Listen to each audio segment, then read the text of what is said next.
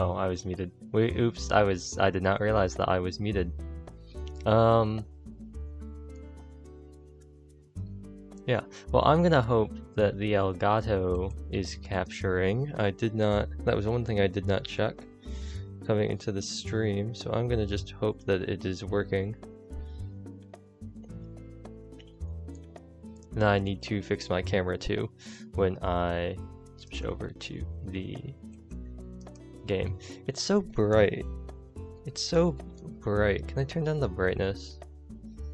Menu.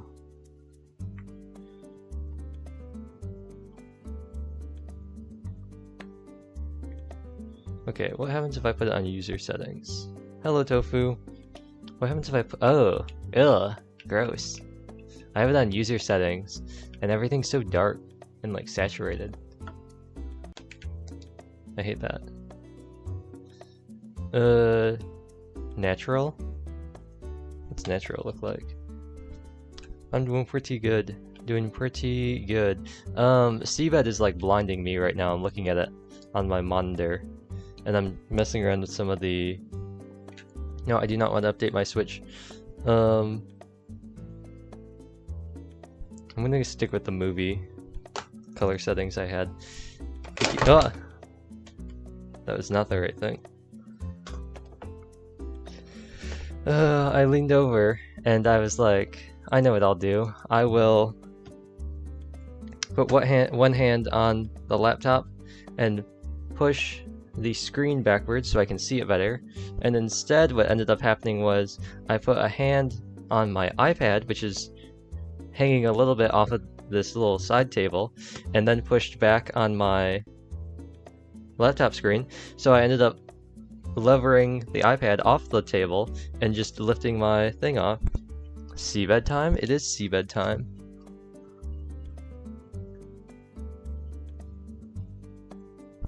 It is SeaBed time. Also, Buster, I do have a question. This is a question unrelated to SeaBed. This is purely for my own amusement.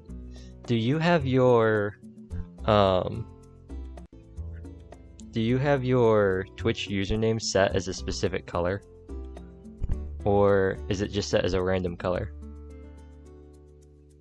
This is something to satisfy my own curiosity, because in OBS it says that your username is orange, but I don't think I've set anything? Okay. Because in OBS it's orange, but in Stream Manager it's green, and looking at the stream on another device, your name is also green. So I was just wondering, because I have mine set. Yeah, I figured you had yours set, Tofu, because yours is always purple. It was just like a thing, like, does that mean that every person has a different color? It's orange for me in chat. I don't know if it's something you can even set. That's really weird. Maybe I've done it once upon a time. That's really weird, because if it says it's orange for you, it says it's orange for me in OBS, but when I look at Twitch, it says it's green. That's wild. That's wild. Can you hear my controller when I do that? Oh, you can... Oh, you definitely can. Okay. I see green in chat? Really? That's weird, because... Okay, so, Tofu, it looks green for you, but for us it looks orange, but on my other thing that I'm looking at, it looks green for me. That's weird.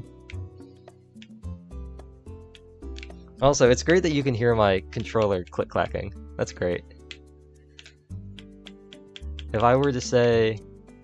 No, start soft mode. If I were to say open up Smash Bros real quick, and actually, you know what? There we go.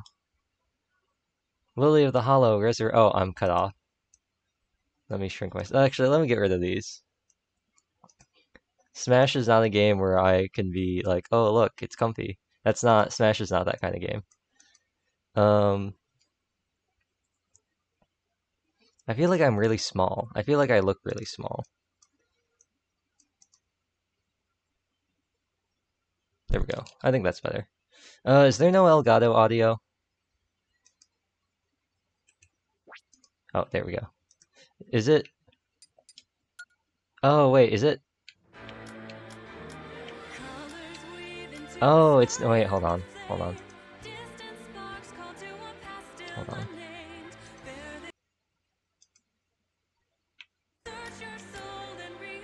Okay. Sometimes my Elgato like has an audio desync, so I have to Smash requires 1000% concentration. No, it doesn't. It doesn't. It really doesn't. Also, I don't know why I'm doing this, because I hate playing Smash with the Hori pad. It feels too weird. Smash doesn't require concentration. Not when you play Smash the way I play Smash. Yeah, not when you play my version of Smash. I think NVIDIA is fine. I don't think the NVIDIA controls are weird. Also, I'm blue, not green, so it's not really NVIDIA. Oh, bruh, I got Banjo. Oh, okay, that... Oh, and lag.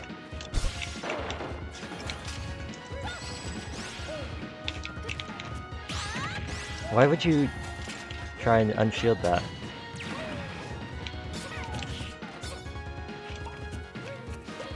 Oh. Oh. 2 can play that game, buddy. Oh. Nice. You're just cracked? No, I'm just playing a dumb character. It's not- I'm not being cracked, I'm just playing a dumb character. Oh, I didn't throw that. I thought I threw that. Okay, no, I do not... Also, I can't see... The other thing I've just noticed now is because I don't normally need to see part of my screen... Oh, thank you. Have we hit the ASMR thing yet? Because I don't normally need to see part of my screen during SeaBed, I've forgotten that I currently can't see half of my monitor because normally I don't need to see it. So, anything that happens on the right side of the stage, I can't see.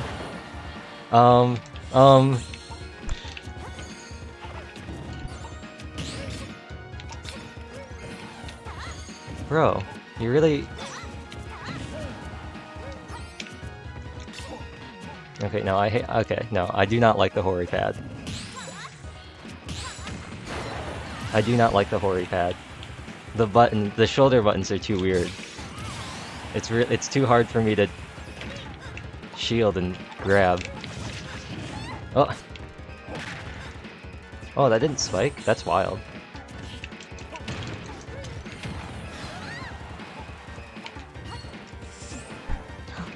Hello, Pokony. Oh, bruh. 490 krill till I...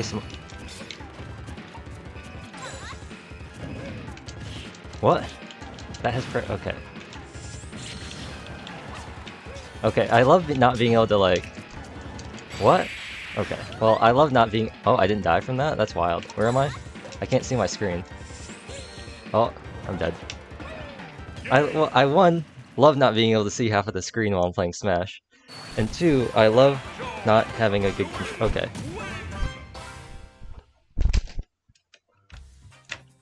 Okay, where's my... That's a keyboard. Here's my Pro Controller. Ah, sorry about that. Okay. This is what's gonna happen. You're gonna connect to my Switch, and there we go. And I'm gonna rematch you, and I'm gonna lose again, and then we'll start SeaBed. And also let me move my webcam so I can actually see the screen. Yeah, I'll rematch Banjo with an actual controller, and then I'll lose again, and I'll mauled, and then we'll continue. Let's be green this time, because NVIDIA is green. Where is Banjo? Oh. Was it normal Banjo? I don't remember. I think it was just plain Banjo. I'm gonna lose because I'm not using Blue Zelda, and that's what I'm gonna blame it on this time. If I lose this time, I'm gonna blame it on the fact that I'm not using Blue Zelda. What?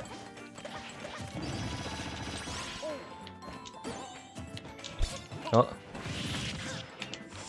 Oh, that is not what I meant to do. I love misinputting my up B. It's my favorite part of Zelda.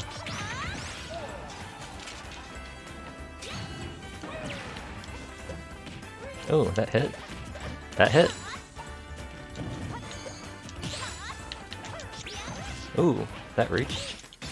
Ooh. Oh. too far.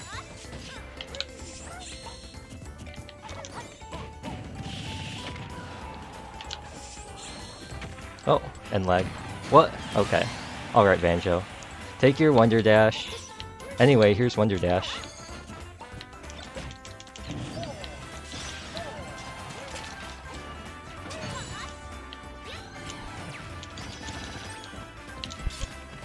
Ooh, command grab?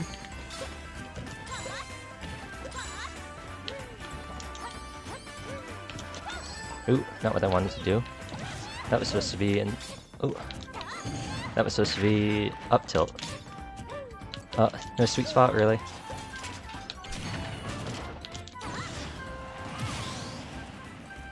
Wow, the Dark Knight really saved me there, huh?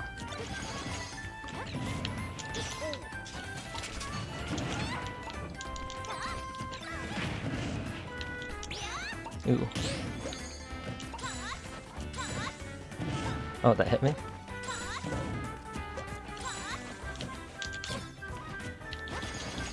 Not what I wanted to do there, but... Ooh.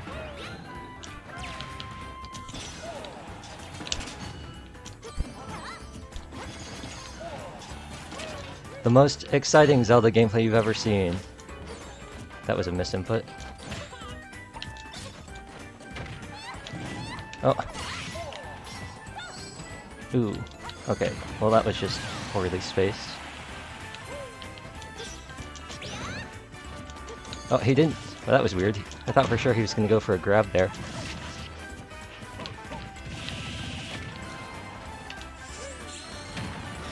Okay, Banjo. I know that Wonder Dash is your whole thing. I know that that's like the whole purpose of your... That's like your gimmick thing. It's getting really old.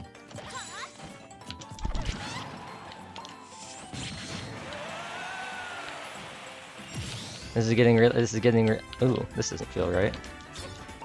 I'm using a wired connection. Hello, controller?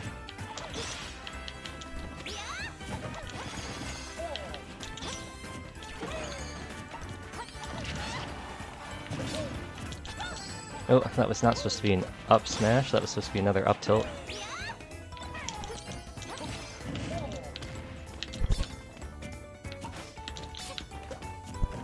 This chapter of SeaBed is interesting? It really is. This is actually the world inside Sachiko's mind. Oh.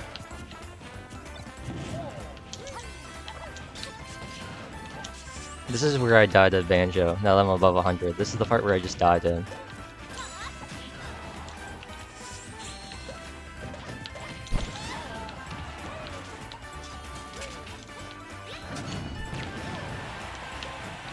Oh! A constant battle with yourself, yes. Okay, well, I beat Banjo. I barely beat Banjo. And that I wasn't satisfied with that, so I'm gonna clown even more. You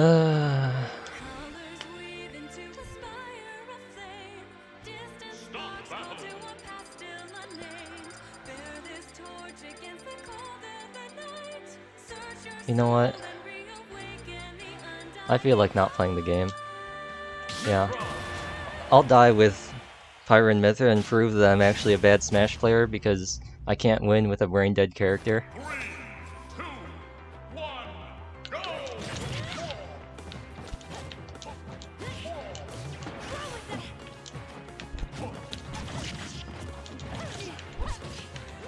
Oh, how does that have more priority over my down air? That's wild.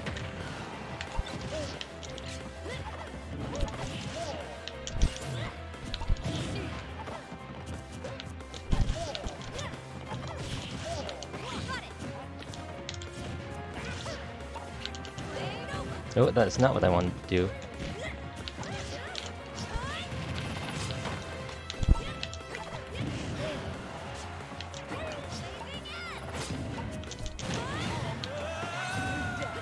Wow, the brain dead character. It's Sheik and Ganondorf combined into one character. Oh, did you think you were gonna get me? Oh, he actually got me. I forgot, it's not Octo Slash. Is that what Sephiroth's side B is called? Is it really called Octo Slash?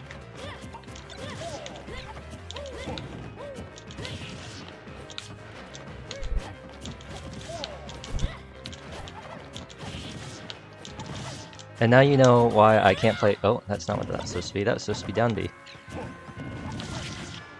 Oh, did that explode midair? That's not fun. Now you know why I can't play Zelda, because I spam aerials like I'm playing a sword character.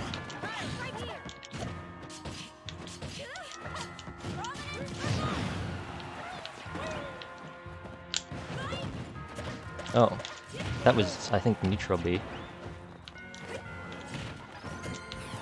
Hot. Get wrecked. Hot. Get wrecked.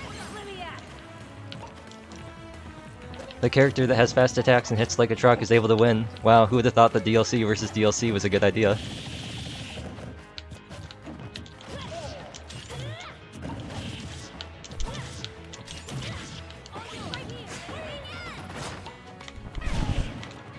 Oh, he got underneath me. That's interesting. Oh, I didn't get the sword back. Not the... what is it called? Is the sword the Aegis? I thought Pyra and Mithra were the Aegis. Is the sword also the Aegis?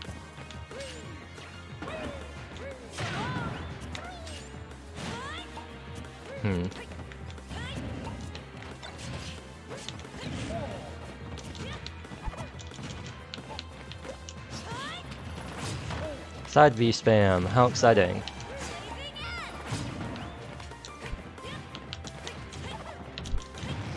Wow.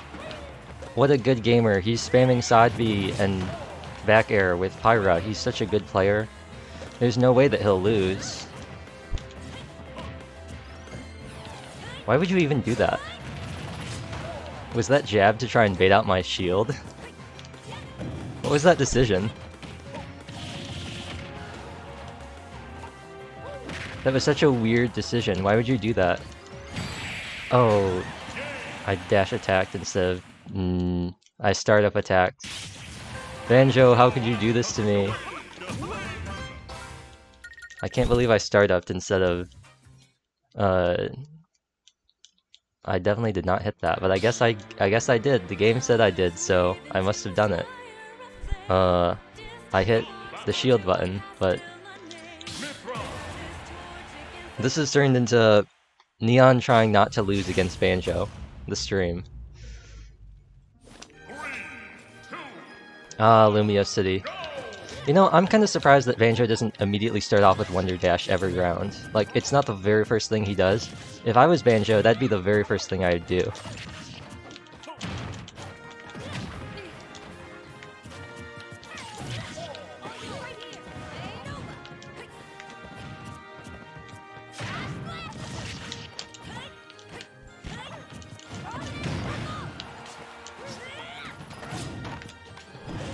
Oh, okay, okay. Oh, okay.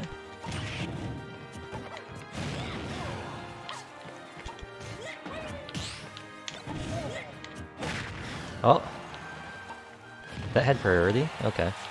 I'm continually surprised with how fast some of the attacks come out when I'm doing my own attacks. Oh, that would have been cool if that landed. Ooh. See, that was good use of Wonder Dash. Oh, he really made that, huh?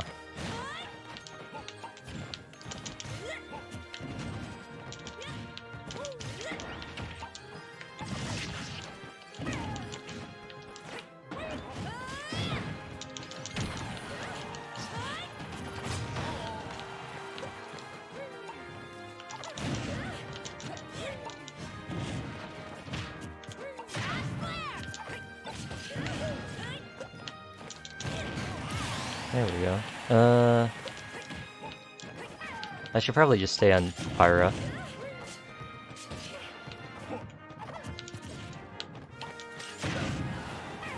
Banjo, this egg spam that you're doing is getting really old.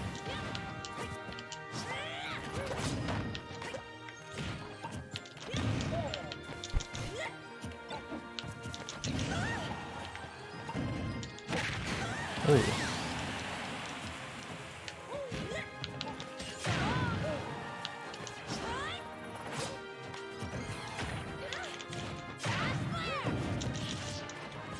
Is Wonder Dash still the highest priority game in the move?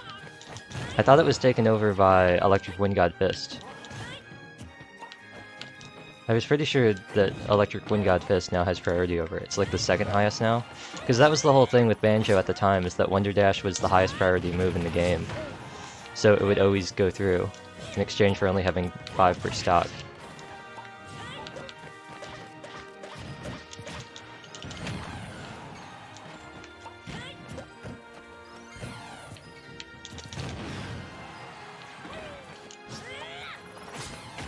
Oh.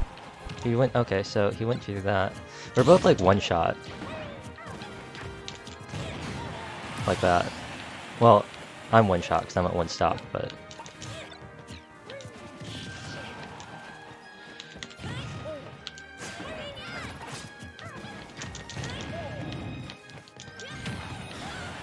He really loves doing that, huh? I feel like I actually chose a really bad character. I feel like I would have had a much better chance if I had chosen Chrom, but I was like...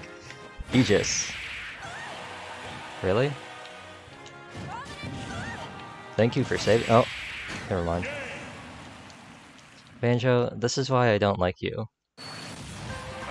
This is why I don't like you. If you didn't spam the egg thing every second, this would be a much more enjoyable experience, but it is what it is, I guess. You're using your kit. Alternatively, I could just like not play on a stage with no platforms. That's the real solution. The real solution is choosing a stage that has platforms, so I can actually do things. But, I'm not gonna do that. I realize your stream category is still SeaBed? Yeah, it is. It is. Oh, I've messed up. I didn't go to Hand and Bow. This is gonna go even worse because the Miis have awful... This is gonna go even worse because the Miis have like awful... Oh right, I forgot I had PK Fire.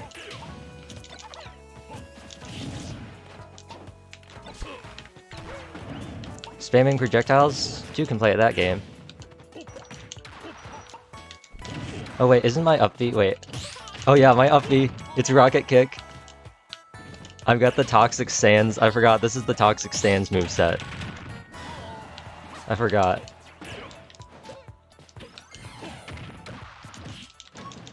I forgot, I have the Toxic Sands moveset.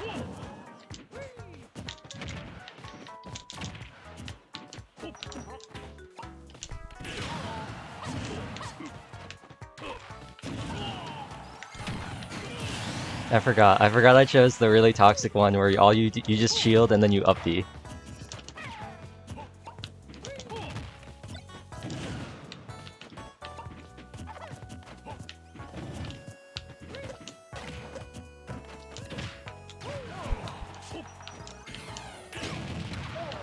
I forgot I chose this. I forgot I chose this. That's great.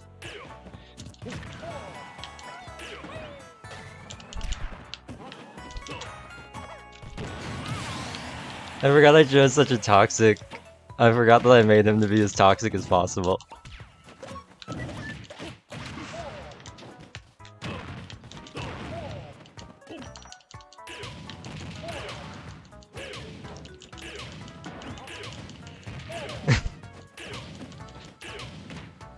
He got smart.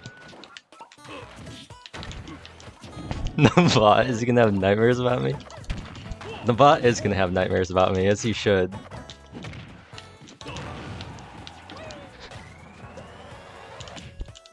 Oh.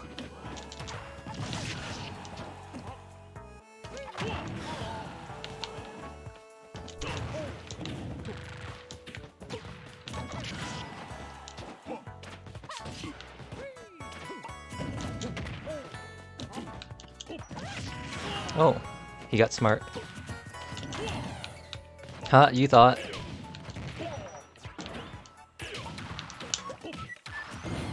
You thought, but actually. I hate how even this is. Proof that sometimes the answer is just to be toxic.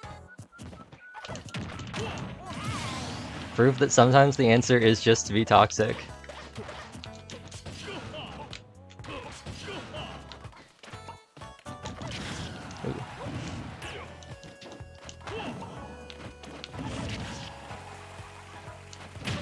Ooh, he got me. Alright, Banjo, you and me, buddy.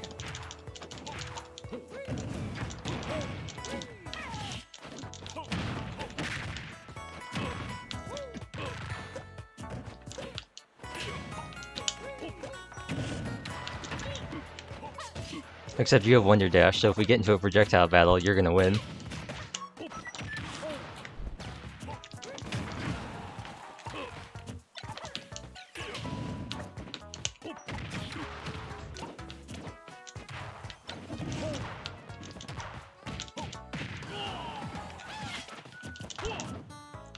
Oh, he got smart. He stopped doing that. Oh, I died. Oh, Sans Undertale is not enough for Banjo. No, but yeah, that's the idea of the Sans. Let me do that correctly. Let me do this the correct way. Okay. The best part about Hannonbow, not only can you choose any of the game songs, the best part about it too is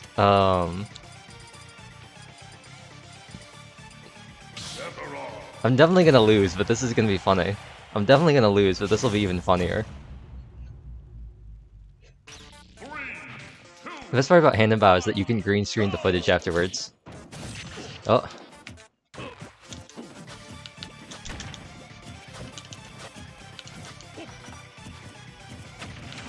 He really just walked into that, huh?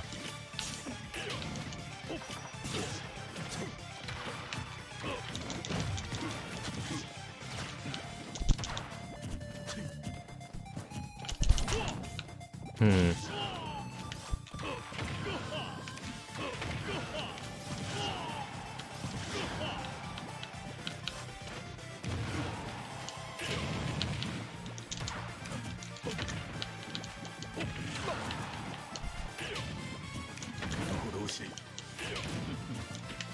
Oh no, he's got the one-winged angel. He's a one-winged angel. No.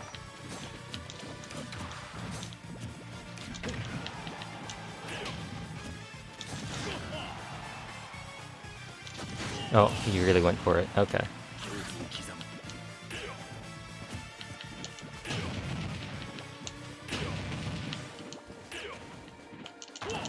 Ooh, he dodged.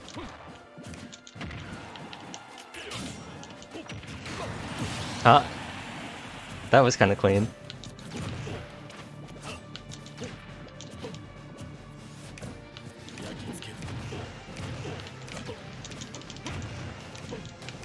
Oh, Sephiroth, could you not?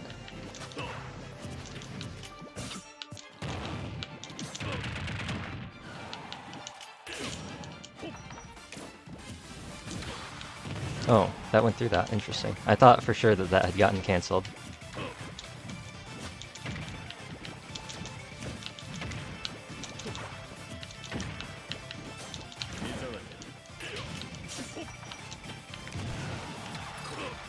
Ooh. It's the first time he's done that. Come on, go for it. You know you wanna. Ooh. You know you wanna. You know you wanna! Get dunked on.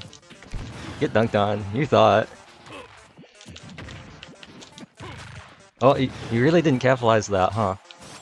Wow, the CPU's so bad, he wasn't able to capitalize on the fact that I whiffed an up smash.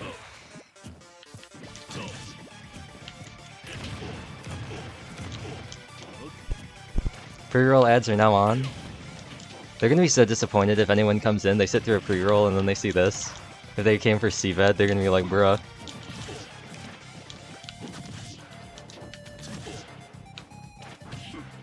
No, Sephiroth, how can you do this to me?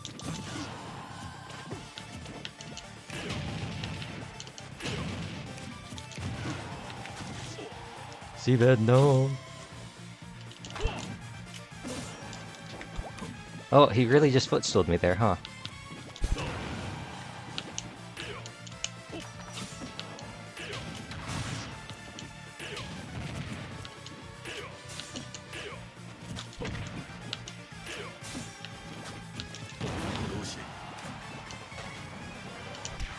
Ooh.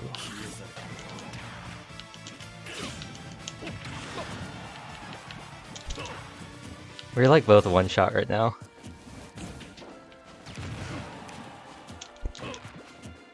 Oh, really? Oh, well.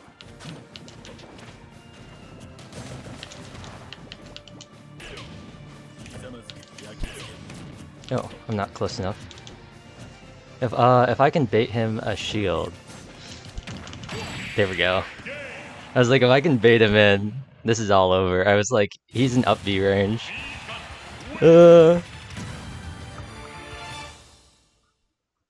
Okay, we'll start SeaBed for real this time.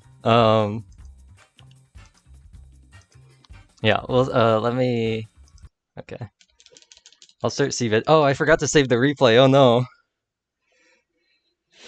Oh, I forgot this. I should have saved the replay for that. Oh well, I have the I have the stream footage. Let me launch SeaBed. Let me start SeaBed. And then bam, bam, bam. There we go. And then hopefully I'm not blocking too much of the stream.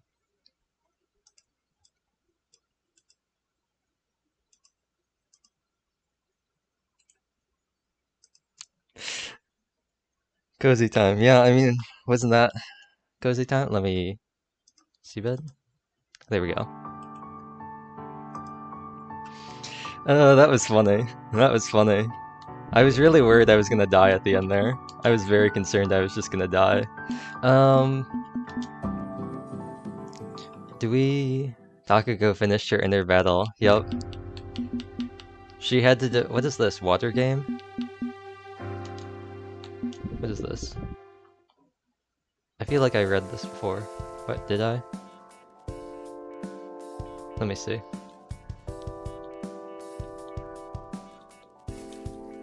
Oh yeah, okay.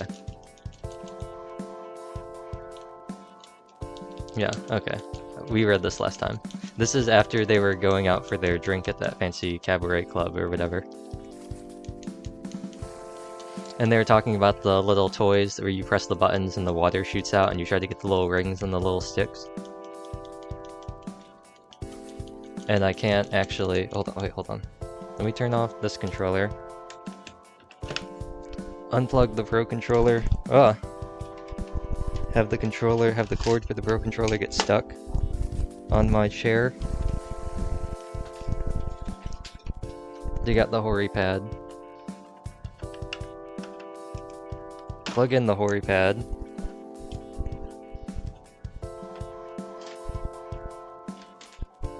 Detangle the Hori pad.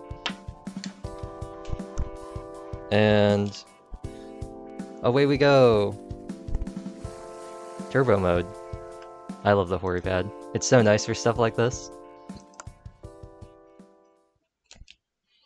Sometimes when I don't want to play...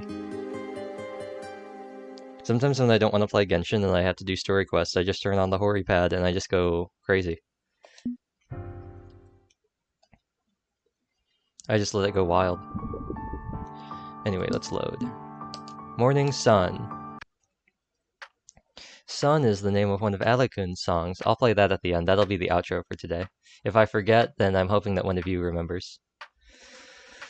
As I rolled around in bed, the sheet slid down my shoulder. I opened my eyes and sat up. The decorative plant with heart-shaped leaves and the sheep figurine sparkled in the morning sun, making me narrow my eyes. Oh, and if any of you kind of forgot what happened last time, Sachiko went into like this weird like coma thing where her consciousness was stuck in her subconsciousness, and she was in this make-her-believe dream world with a little Takako, and then Narasaki showed up and was like, "Hey, Sachiko, you got to get out of here and go back to the real world."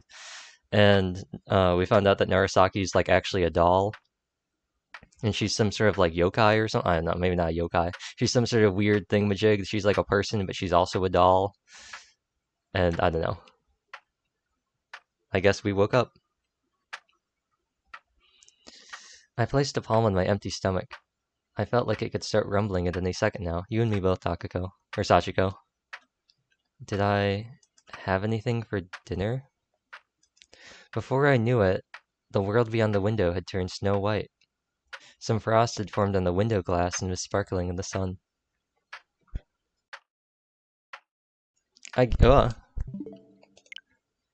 No, I do not want to start an update.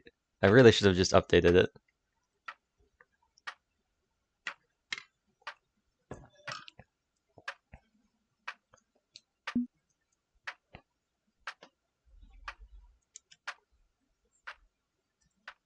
I gazed at it for a few minutes, then climbed out of bed. I'm pretty sure I read that, but just in case. The sweet aroma of coffee had filled the cafeteria when I stepped inside. I spotted Nana sleeping at her seat by the window, with her head resting on the windowsill. There was a plate with a piece of toast on the table, right next to a half-empty cup of coffee. I began reaching out toward Nanai's shoulder, but stopped midway. Oh no, are you embarrassed about the fact that she, confessed to you? And... Is this the awkward, day after? Is this the awkward next day? Good morning. Oh, good morning. Nanai addressed me while I was stirring the frying pan. She does not look happy. Good morning. I'm sorry for using the kitchen without permission. Don't worry about it. It's my fault anyway. You should have woken me up. You looked like you were deep in thought. Did I? Nanai sounded a laugh.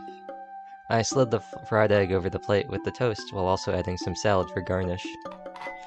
I then left the counter with said plate in hand and placed it on the table Nanai was sitting at.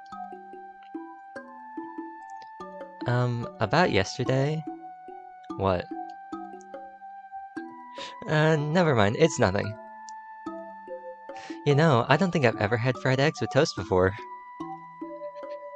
She's just like, okay, we're just gonna move on for that and just pretend like that never happened. She considered the contents of my plate. It's just an old habit. I keep pressing the wrong button. My housemate loved fried eggs. I see. If there wasn't at least one thing she liked on the plate, she wouldn't ever shut up about it. Oh, is Takako her housemate now? Or is she talking about somebody else? Can I have a taste? Go ahead. Nanai held up her piece of toast with 3 fingers and extended it toward me. After I placed a slice of fried egg on it, she took a bite. It's both salty and sweet. Pretty good, actually. Thanks. Can I have some more? Sure. Nanai thanked me and picked up another piece of toast. I put some fried eggs on it again. Oh yeah, I heard you took a liking to our library. Auntie said she often sees you there. Yeah. The silence helps me relax. That place is full of ancient books and not much else. I doubt you'd find anything useful. Perhaps you're right. Well, does that mean that potentially Narasaki, the stuff we've been seeing with Narasaki and the library has been Sachiko, actually? I don't know. There's a particular shelf behind the stairs I tend to frequent. It has some more modern novels, along with magazines about cooking and fashion. I see you like keeping your things organized. Depends on the thing. Do you not like that library? Oh, I'm so confused at who's talking. It's not like that. The place is just too silent for me, though. When I look high up at the ceiling, it makes me feel like I'm a dead fish that sank to the bottom of the sea.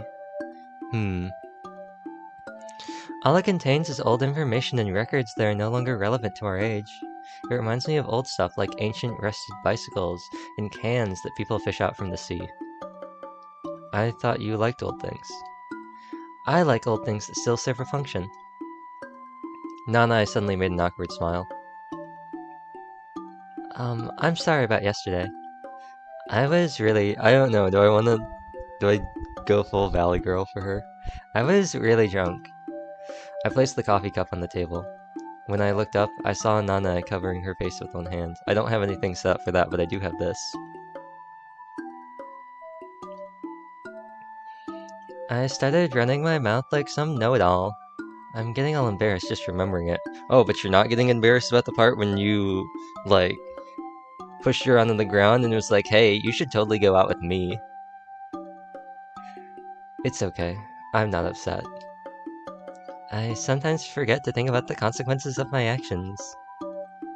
Everyone does that sometimes. Yeah, everybody. Hold on. Everybody. Everyone forgets about the consequences of their actions, you know? Sometimes you just... Yeah, okay, here we go. Yeah. Sometimes you just... And what can you do about it? Sometimes this just happens. Sometimes you just get drunk in a bathhouse and confess to somebody that you met like 2 weeks ago. It happens.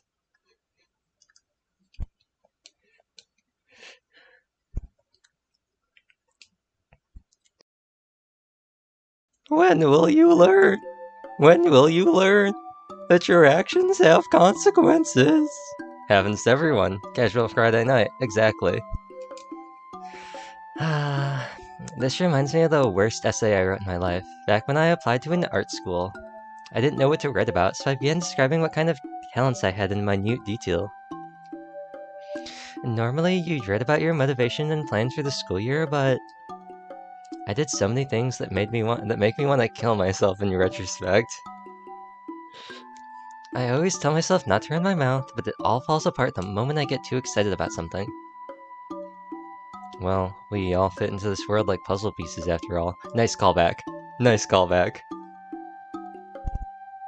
I don't know if you're trying to help, but I'd really appreciate it if you didn't bring that up again. Way to rub salt in the wound, Sachiko. Really? Well, I'll interpret it in a positive way this time. Nana made a faint smile. I ended up unable to contain a smile myself. We continued cheerfully chatting for a while. What? Oh, she's washing? I was like, that's a loud dishwasher. No, that's just her washing them in the sink. After we had finished, Nana picked up our empty plates from the table, walked behind the counter, and began washing them in the sink.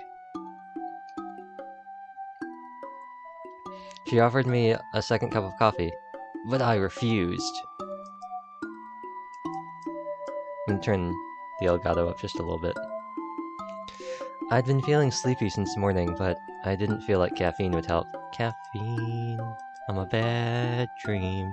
I'm a tad mean, but I'm not afraid to take you out. With my head still feeling somewhat heavy, I looked around the cafeteria while sipping what remained of my coffee. Ever since coming here, I'd only ever been in... What? I'd been the only guest to use this huge room. Words are hard. When I thought about it that way, it all felt really extravagant. For a while, I gazed at the lavish stained glass and the decorations on the lamps around it. Eventually, my eyes wandered to the pictures on the wall. The first one I looked at was a group picture with Nana, her mother, and Lily. My gaze traveled further, passing by pictures of Nana when she was little, then a well by the mansion that was no longer here. As I gazed at Nana's childhood pictures, I suddenly felt like something was off. I stopped on one particular picture and hiccuped.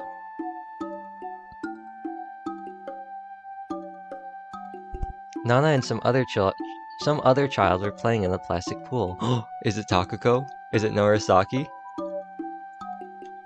Watch it be like Mayako or somebody. The inner yard of the mansion was visible in the background. As I frowned, trying to figure out what was bothering me, I suddenly saw something in the corner of my eye. Kingdom Hearts! I glanced at the window and saw Narasaki walking through the inner yard. Dun dun dun! I knew it was going to be Narasaki.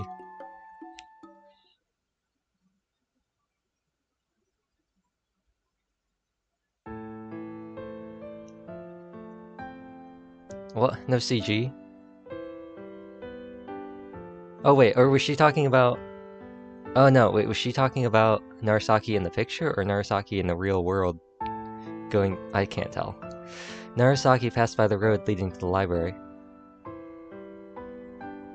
I left the cafeteria. Oh, I guess she was talking about the real world Narasaki. I thought she was talking about like Narasaki inside one of the pictures, and I was gonna go, whoa, that's wild. I left the cafeteria and followed her, eventually finding an incinerator just before the exit to the mountain path. This is how the killer disposed of the evidence in the first Danganronpa game. Narasaki stood in front of it with her back turned to me. Spoilers for a game that's like 12 years old now. I took a slow step forward, trying not to alert her. However, I ended up stepping on a dry tree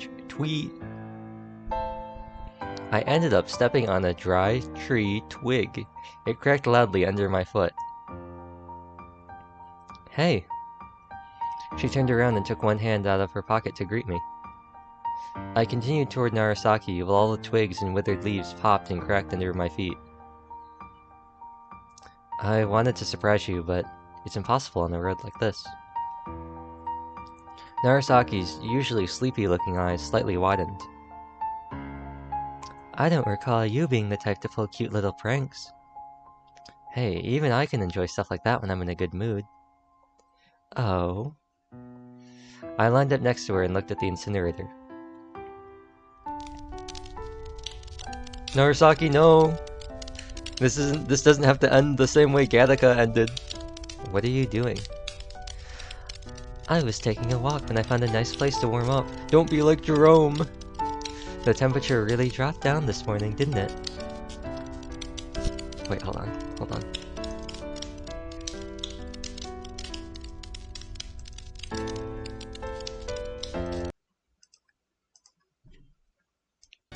Indeed!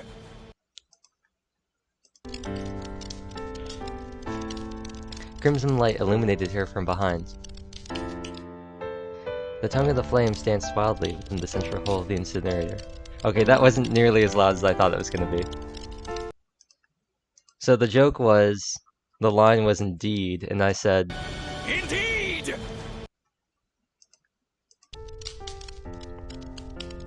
Narasaki's red locks, swaying in the hot wind, looked almost like they were on fire. Hot Girl Winter? I was reading the bird encyclopedia and felt like trying to find some specimens out in the wild. So I went into the forest. You wouldn't believe how cold it was. Still, the fog covering the area lent the scenery an alluring, otherworldly quality. Did you find your birds in the end? I heard all sorts of chirping, but I could only spot a few through the fog. The best one was a scaly thrush sitting on the stem of a wintersweet. It's a scaly? That was quite a charming sight. That sounds nice. I'd love to see that too. Better wear a thicker coat then. The forest freezing in the cold morning. Noted. Narasaki was right. I could already feel the cold wind robbing me of heat. I took a step forward, gazing at the dancing flames in the incinerator's mouth. I glanced at Narasaki, spotting a stain of soot, or perhaps dirt on her face. Upon taking a closer look, I realized that the sleeves of her white coat were covered in dirt too. How far did you go? I got up pretty early, so I must have wandered quite far into the woods. After I pointed out the stain on her face, she brushed it off with her hand. The doll had stains on her face too. I suppose you never were one to show restraint. I got a sudden job request, so I'm leaving in the evening.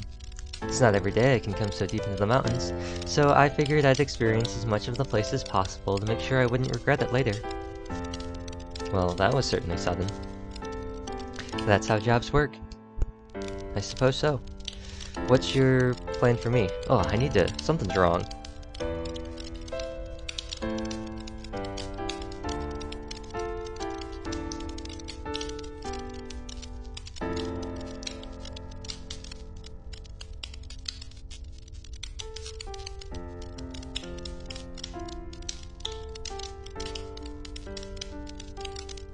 Something's happened. My throat feels all... burny. Yeah. Everything tastes like pennies.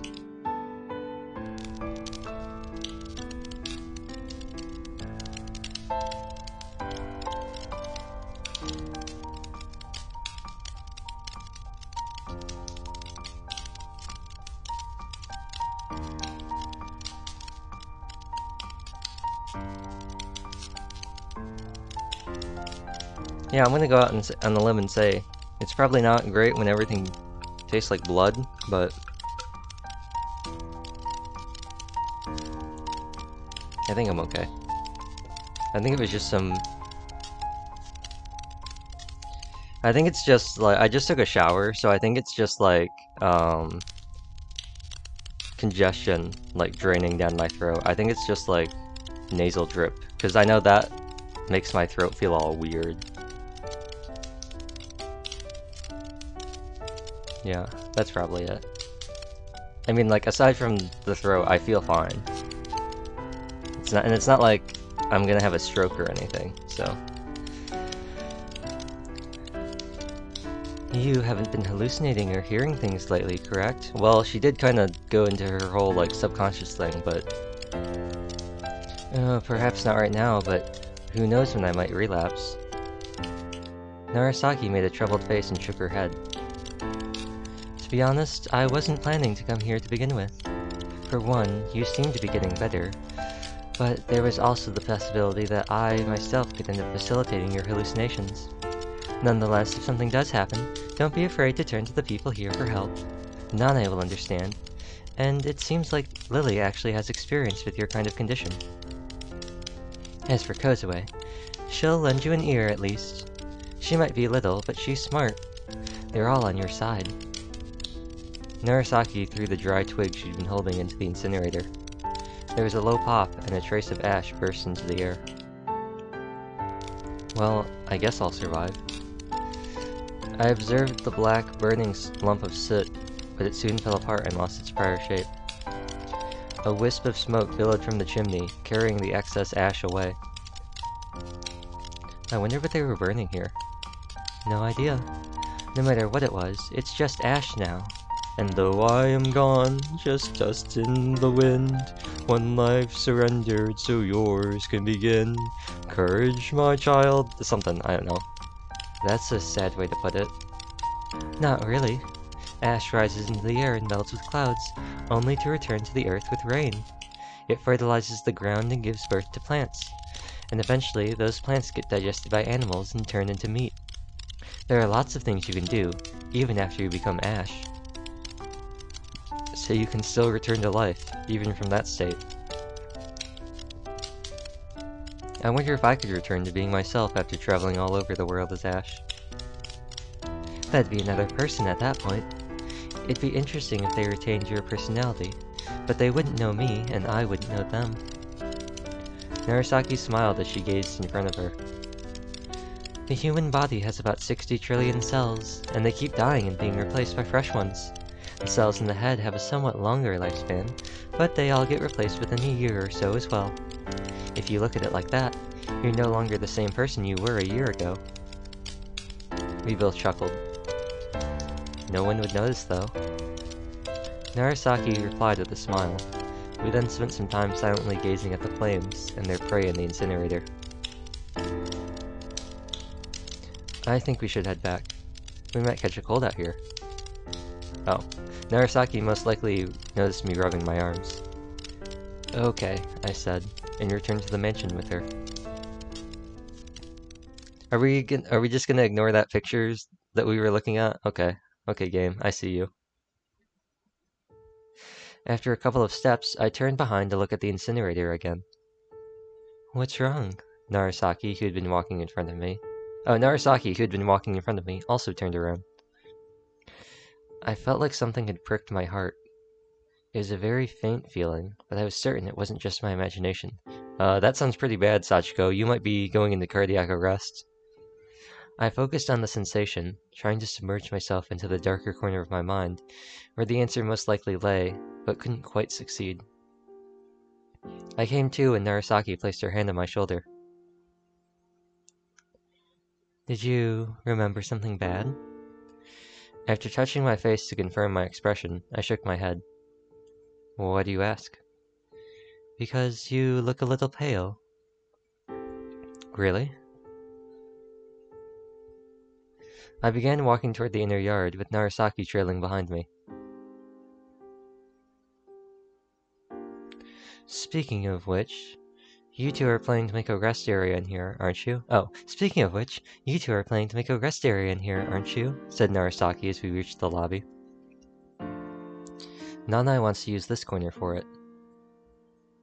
Hello, Luigi. You sure there's enough space? It's not like that many people come here, at least according to Nanai. Besides, the place is more atmospheric when it's a bit cramped. Really? Well, I'm not really an expert on artistic things, so I wouldn't know. As I scanned my memory for the layout we decided on with Nanai, my heart began beating faster as I realized that the incinerator and the smoke billowing from its chimney earlier reminded me of a funeral. Oh no! But that was all. I kept telling myself there was nothing more to it. If you've got no other plans, I'd recommend going to sleep early tonight. All I've done recently was sleep, I said, while recalling all my napping spots across the mansion. You came here to take a break from work, didn't you? If you feel sleepy, then sleep to your heart's content while you have the chance. No one's gonna drag you out of bed here. Who cares if you mess up your circadian rhythm? Now that Narasaki mentioned it, I did indeed feel somewhat drowsy. I felt like I'd fall asleep as soon as I hit the bed. I suppose you have a point. It wasn't like anything important to do here, so I listened to my doctor and went straight to my room.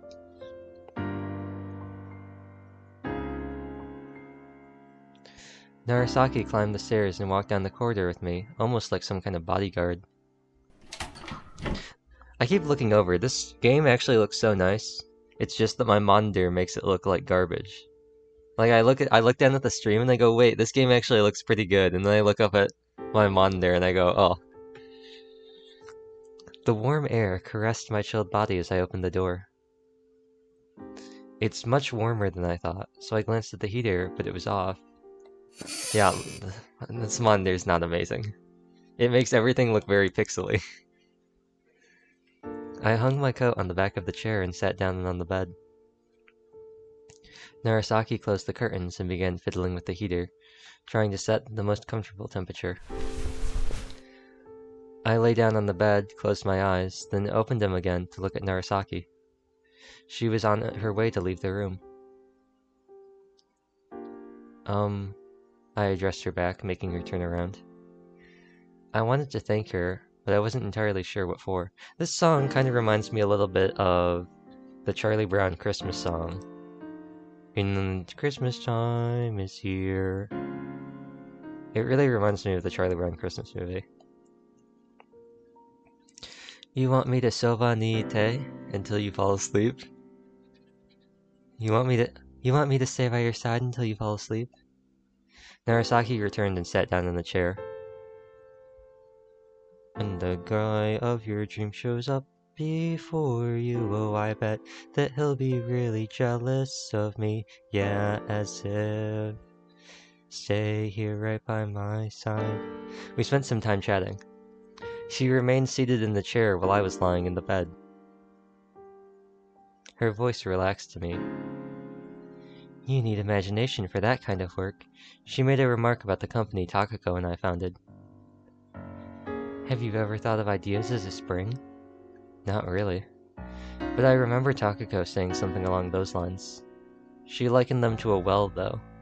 I think she said that every person had their own well inside of them, and that all the feelings they had felt up until that point were stored there. And to convey them to other people, you have to scoop them out of your well and carry them to theirs. But not much can fit in the palm of your hands, and you can't avoid spilling some along the way. So, only a fraction gets conveyed in the end. That's why you've got to work for it. You've got to make yourself a bucket. Words, music, and pictures are all manifestations of it in the real world. People eventually discover different vessels for their soul. That's an interesting metaphor. Takako must have done a good job if you really think that. I see. Indeed, there was something in her well, and you were truly in love with her. Where did that come from? You always cheer up when you start talking about her. Really? Well, isn't that sweet? I was asleep before I realized it, and likely due to how often I'd slept during the day, I had yet another dream. I, as a little child, was in a small, round room. Wait, hold on, I have just the thing for this.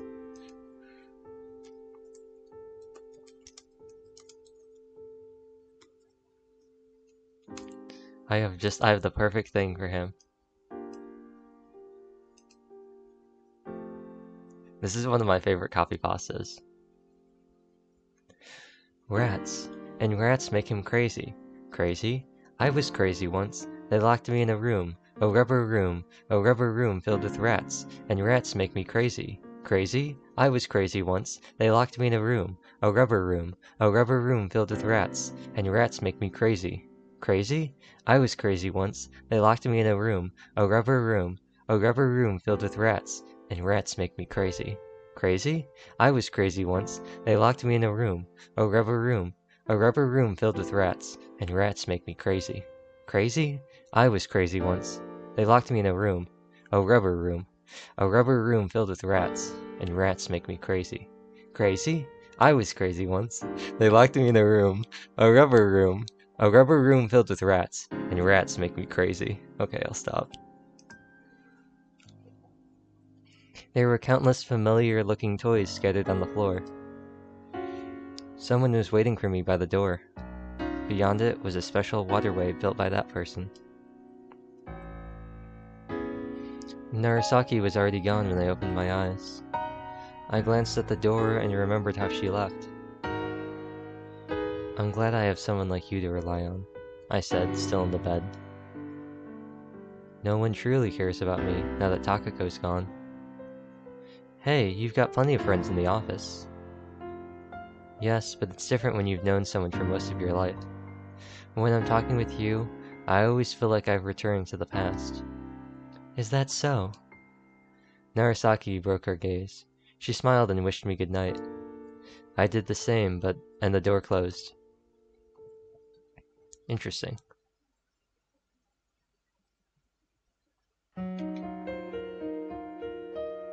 Ooh, green and blue this time. It wasn't just blue. We're still playing as Sachiko. I woke up at the same time as usual. I would usually wake up at the same time, regardless of my schedule. I wouldn't run late for work, but that also meant even if I stayed late on the weekend, I would still end up waking up early the next day. This skill earned me a supplementary prize for attendance in high school, but sometimes it felt more like a curse. It hadn't been working quite as well lately, probably due to how severely exhausted I was, but this morning everything suddenly went back to normal, and I was already up and about at 7 a.m. It'd been a while since my last dream, too. I couldn't remember when I went to sleep yesterday, so I decided to read the book I left by the bed to kill some time. But I wasn't feeling sleepy, even after 30 minutes of reading.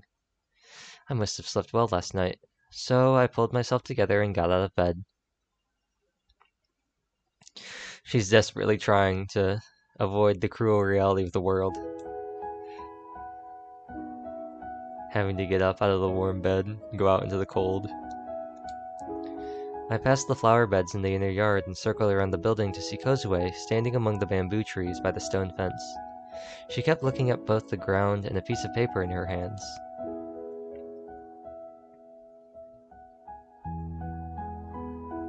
What are you doing? I came closer and she showed me the black and white picture she had. It depicted a stone well. I was looking for an old well. There stood an ancient-looking, moss-covered well in front of us. I peeked down into it, seeing only muddy water. Looks like you found it. Yeah. You know how old that picture is? It was taken 6 years ago. I found it in the pamphlet you can get at the station. The well looked a lot nicer in the picture. The stone it was made of had now cracked, with a variety of vegetation growing all over it. The planks covering it seemed to be rotting away too. I didn't realize it deteriorated so fast when not used. Kozue returned the picture to the file and put it in her bag. Why were you looking for an abandoned well anyway? I thought I could find a ghost here. She does look older now, I will say. I don't know if it's just this particular CG, but she looks older than she's looked in the past. The area was surrounded by buildings and woods, keeping it perpetually shaded. She looks taller. Gonna watch this in the background while I get some work done. Got it, Tofu. I could almost believe one would meet a ghost or two here. I heard the cry of a bird from the direction of the inner yard.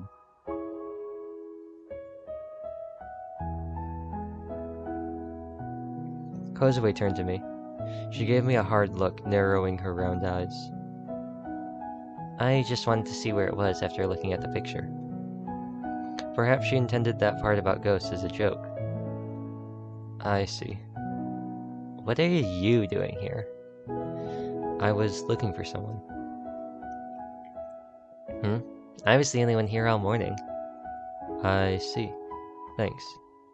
I thanked her and shifted my gaze to the well.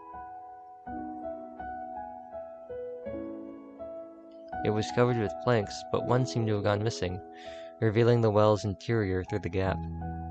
Kozo and I both peered into the darkness of the well, and from the deep dark depths we saw two eyes. I tried looking for the penguin toy we talked about the other day, but couldn't find it in the end, said Kozue, her eyes not leaving the well. All I found was this. It was in a vase in our living room. She pulled something out of her pocket and held out her hand in front of me.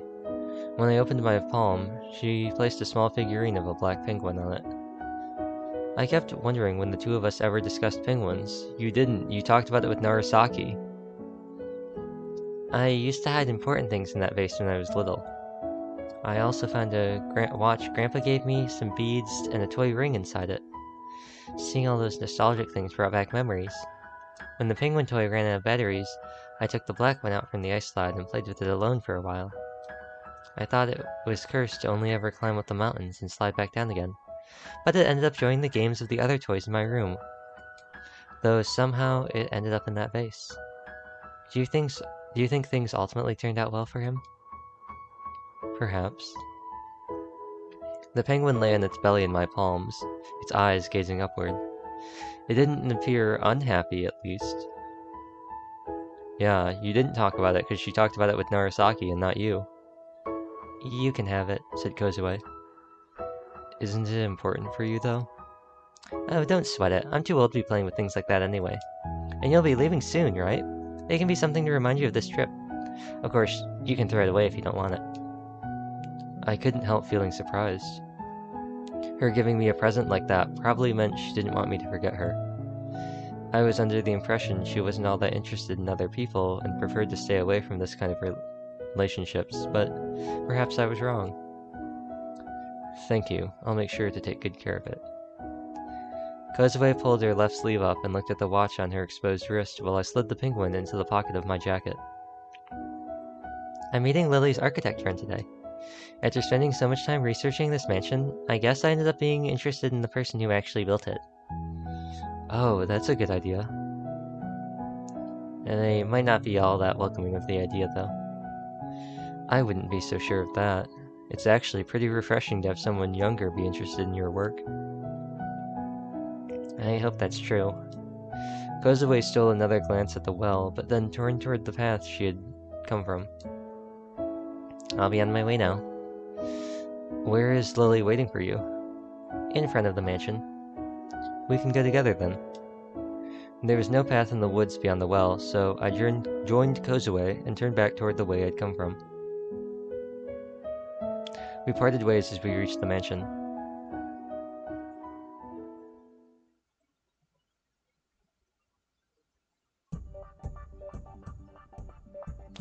I circled around the mansion, emerging at its front entrance.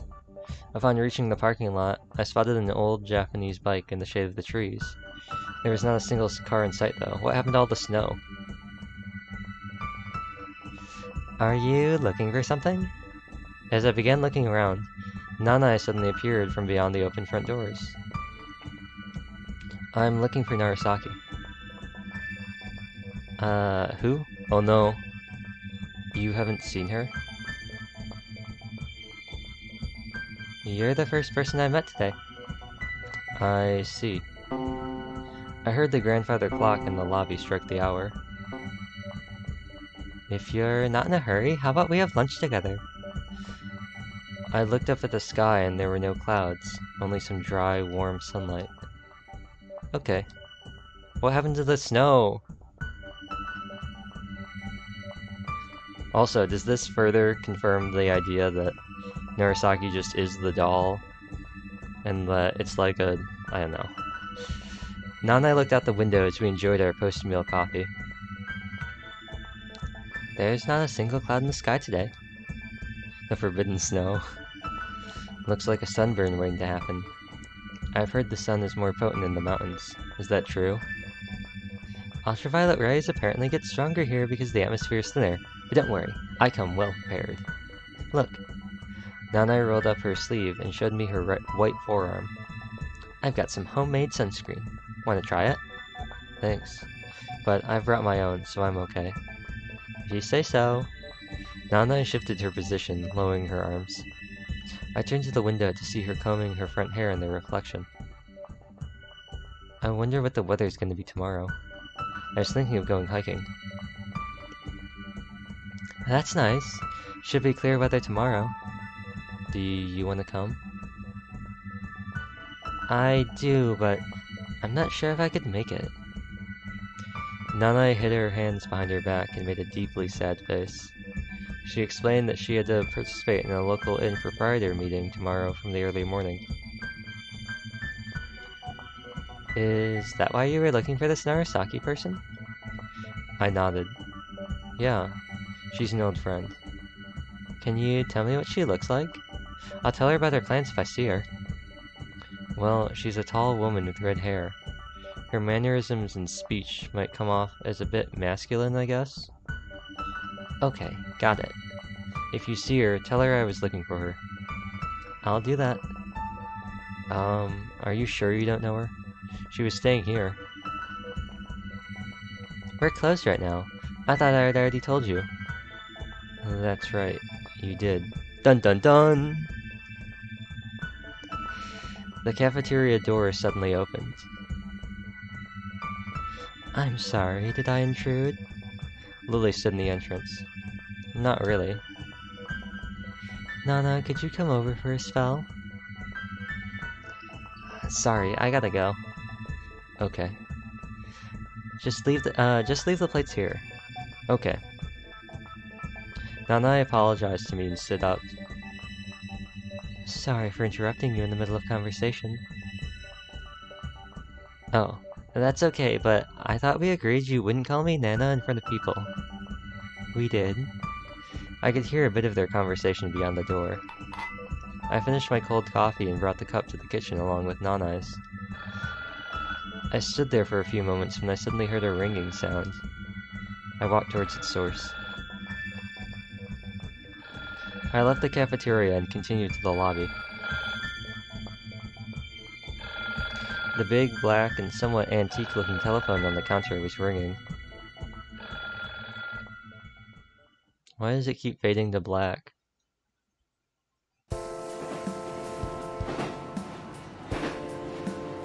Oh. I looked out at the sea beyond the window. The rays of the setting sun painted the interior of the train in orange.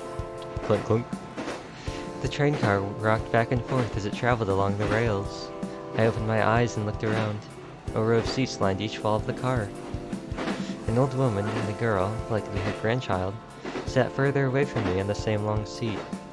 The child was kneeling on the seat, looking out the window. The old woman looked at the same scenery from the corner of her eye. Her thin hand resting on her knees had a golden watch on its wrist. In front of me sat a middle-aged man in a suit, reading a black notebook. A little bit further away, a high school girl in her uniform had nodded off. It's good. I heard brief fragments of the conversation two clerks were having nearby. You've chosen the right woman. She's smart and works hard. The other man nodded. I'll admit, her being a beaut played a role when I chose her, but I was mostly attracted to her smarts. I still sometimes feel like a child around her. The other man nodded again. Well, the most important thing is that you're happy. The well-built clerk that had his sleeves rolled up emphasized the word happy. The tall, handsome man nodded. We can certainly agree on that point. There was an advertisement above them, showcasing a hot springs establishment. The words, once-in-a-lifetime prices, were floating above the steam-covered scenery of Beppu Bay. An electronic voice burst out from the speakers, announcing the next stop. Soon after, the train began to slow down with a metallic shrill. The door opened, and a young woman in a white shirt stepped into the car. Her hair had been let down on one side, and she held a book with the words, How to Live, printed on it. She sat down in the seat diagonally from me and opened the book to read. The middle-aged man in a suit left the car at the next station. After 2 more stops, I was the only one left in the car. The electronic voice announced the next stop would be the last. I stood up and got out of the train car. I stepped out onto the stone platform. It smelled like dried leaves. Cool, humid sea breeze blew up the mountain slope. I heard the rustling of the grass. The station was deserted, so I walked around for a bit. I managed to make out the name of the station from the rusted, ancient, iron-looking plate. But whatever was written on the backrest of the faded plastic bench, which probably used to be blue, was completely illegible. There was no one at the wooden ticket gate either. Interesting. This looks like the Fortnite, season 5? Chapter 1, season 5, I think? The one that had, Calamity. I'm sorry, could I borrow a phone? I received no reply. The area behind the ticket window was completely empty. I passed the gate and walked toward the ivory public telephone I spotted further away.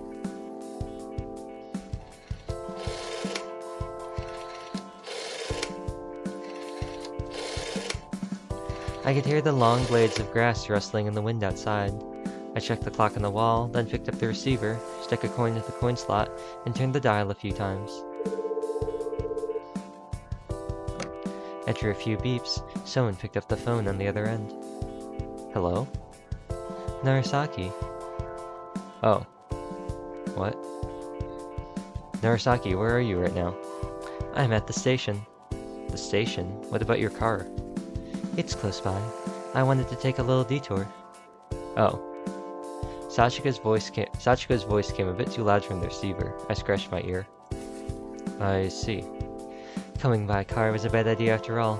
Driving through mountain roads can completely wreck your hips. When did you leave? You didn't say a word, so I was worried. I left early in the morning. I didn't want to needlessly wake you, which is why I'm calling now. I wouldn't have minded. Being all ceremonious like that only makes it harder to say goodbye. You say so. But just so you know, I spent the entire day looking for you. Oh, I'm sorry about that. But why? I didn't see you anywhere, so I got worried. It might sound weird, but I almost felt like you vanished into thin air or something. I let out a laugh, imagining her indignant face on the other end of the line. I asked Nanai about you, and she said she'd never met you. I was worried that maybe there was something wrong happening with me again, and didn't pursue the conversation, but... You were staying at the mansion, right? Did you check in with Lily or something? That's right. If you don't believe me, you can ask her yourself. No, it's okay. No, Sachiko, you need to verify this. Oh yeah, there was one thing I wanted to tell you. What? You might start forgetting things a lot for a while now. Bruh. Is that related to my symptoms?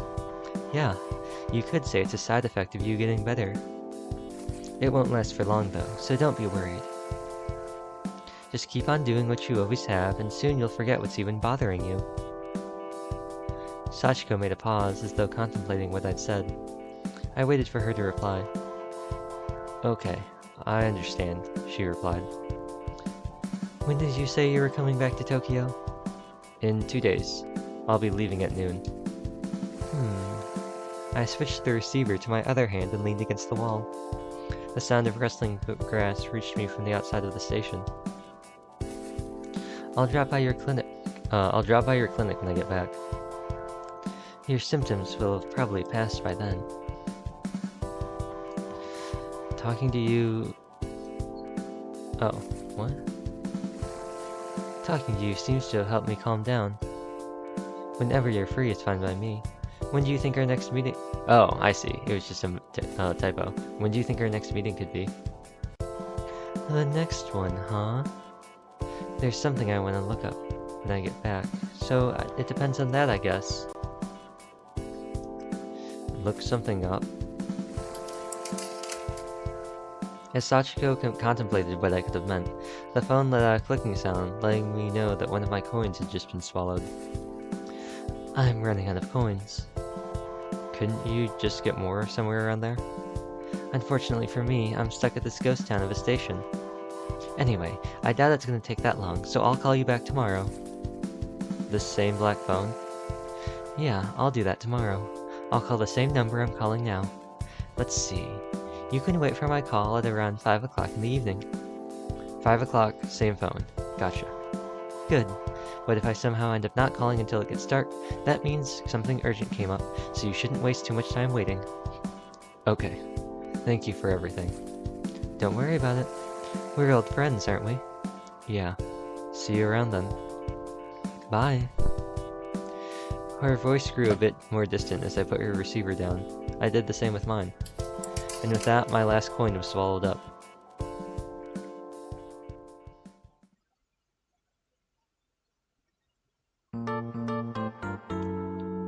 You know what that reminded me of? The whole ceremony thing? You know what that reminded me of? It reminded me of one of the other... Oh, chapter 7. Labyrinth. It reminds me of another quote that I like pulling out of nowhere. In addition to the indeeds and memory is the key and all the other stuff. Ooh, Takako.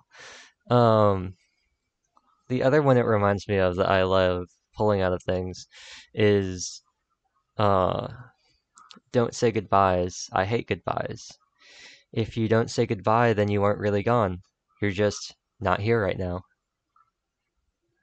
From Allison Church in Red vs. Blue.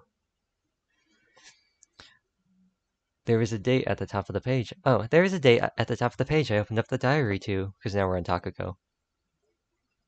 Before reading the entry, I flipped a few pages forward. The text ended after 2 pages. All I could see were the empty ruled lines, no matter how far I went. I returned to the page with the date. There were no other dates on the following 2 pages, which made this the final entry. I wonder what it'll be.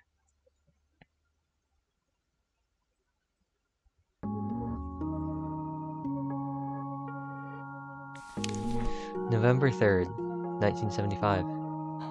We were playing in the park behind Takako's apartment when she found the carcass of a turtle. She said it was a turtle that used to be hers. She got it during one of the town fairs and kept it in a big styrofoam box. I did recall there being a box like that on her balcony. Oh! What was that? Was it always supposed to... Wait, what? Was it always supposed to look like this? What? What happened to the text? It stood slightly tilted out to the side to create different areas. One with water, another with sand. The area with water was covered in green moss, and I occasionally spotted a goldfish swimming there too. Apparently the turtle used to live there as well, but kept escaping the box all the time. Although it always returned to it in the end. However, it had been 6 months since its last disappearance, and Takako seemed to have forgotten all about it until now. We dug a hole under the side and buried the withered carcass in it, using an ice cream stick as a grave marker. What do you mean looking like this? The text, it's all like Comic Sans-y and like italicized. Every other time I've read a diary entry, it's been Times New Roman, like all the normal dialogue. The dialogue's never been like curvy like this. It looks like this in all the diary sections. I don't think it's ever looked like this before for me. It's never looked like this for any of the ones for me until now. Like if you go back on the stream, If you go back on the stream, you'll see it changes. It was Times New Roman and then it switched to this. This is the first time it's ever looked like this. It's always been a serifed font like Times New Roman. It's never looked like this before. It could just be my game being all wonky. Using an ice cream stick as a grave marker. X for doubt? Okay. Here's what we're gonna do.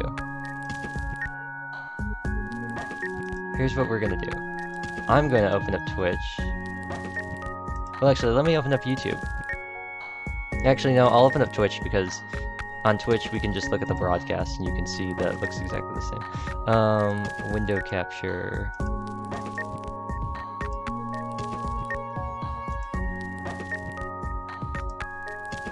Can I get this to capture this?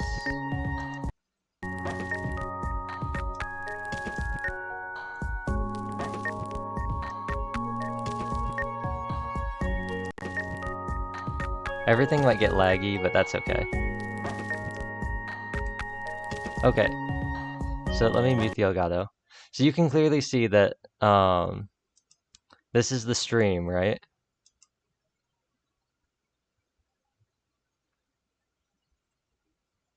Even if it's laggy.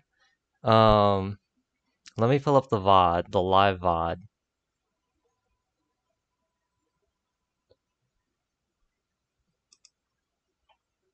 And let me change this from like not 140 or 160. Chapter 7.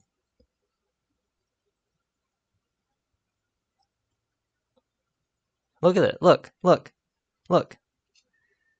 This is Times New Roman. This is Times New Roman font. And then right in the middle of it, when I press the advance, it changes. It says, I recall there being a box like that on her balcony, and then when I press it, it changes. It changes. It goes to the italicized thing, and everything changes. The margins change, the font changes, the size changes, everything about it changes. The line spacing changes, the whole thing changes. It's all different.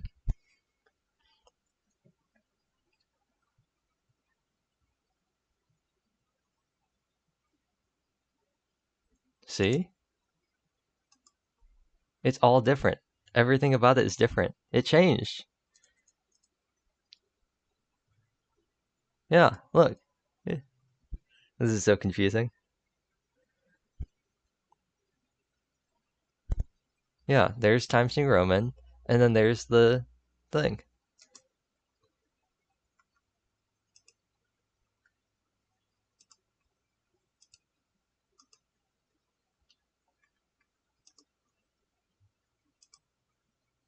It's never looked like this before. It has always looked like Times New Roman.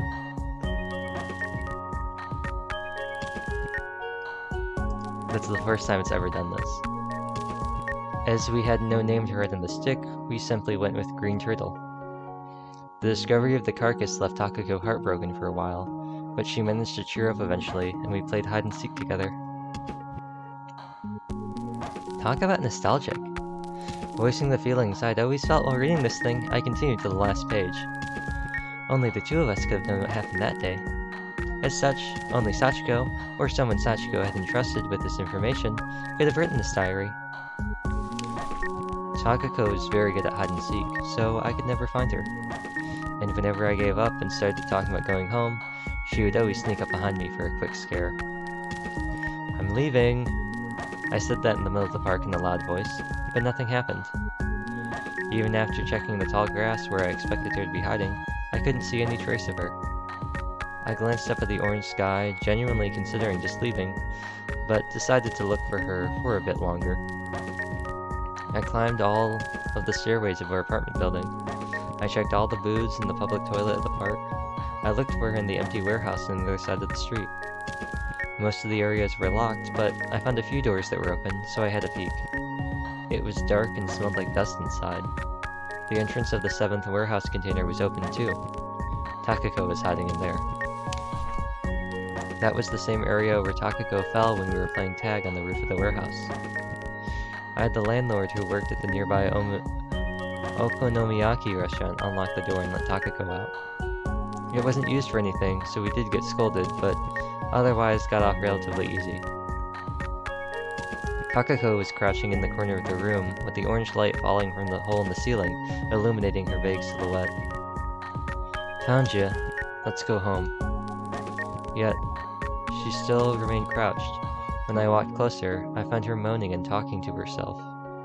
As I touched her shoulder, she let out a loud scream. The timbre was so odd, I initially couldn't even make out her words. But then I realized she was asking me not to make a sound. I figured I'd ask her if she wanted me to call her parents, but changed my mind. I stooped down in front of her, careful not to make a sound. Takako was sitting on the ground, hugging her knees. Her eyes were narrowly open, but had been fixed on nothing. Oh, it's probably the thing that she kept having. Her mouth trembled as she kept mumbling something. I reached out and covered her ears.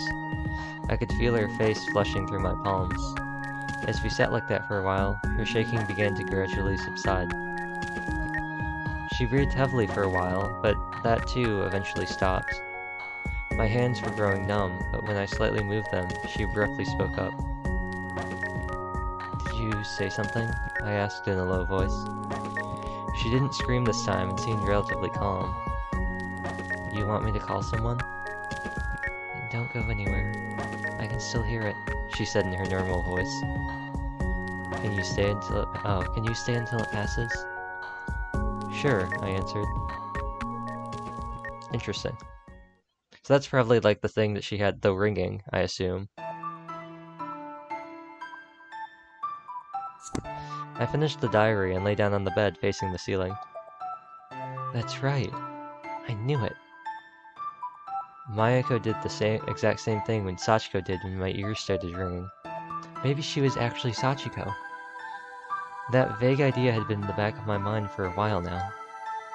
If she was the one who wrote that diary, then it made perfect sense that the parcel that had come with it had no return address.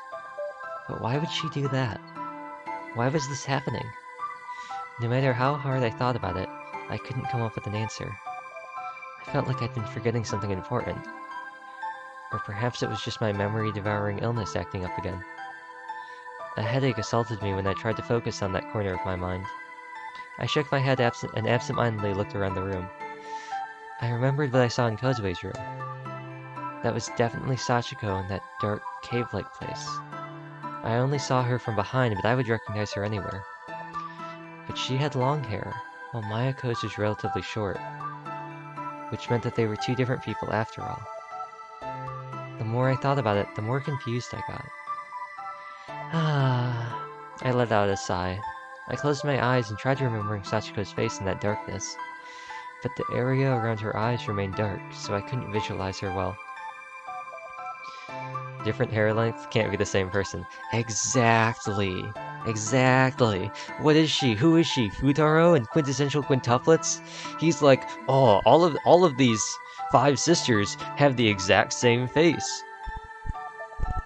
There's no possible way for me to tell them apart. Not the fact that they all have different hairstyles, and they all have different speaking mannerisms, and they all wear different clothes, and they all have different interests. There's no way for me to tell who it is.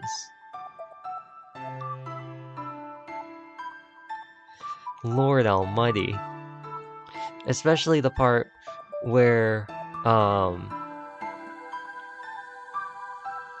what was it? Is it the second time, or is it the first time that he runs into Nino, I think it is? When she's taking her shower or whatever. And he's like, who could it be? Who could it be? And I was like, bruh. You can already rule out 2 of the Quints because they have shoulder-length hair. You can already rule out Ichika and Yotsuba because Ichika has short hair and Yotsuba has shoulder-length hair. So it obviously can only be Miku Itsuki or Nino.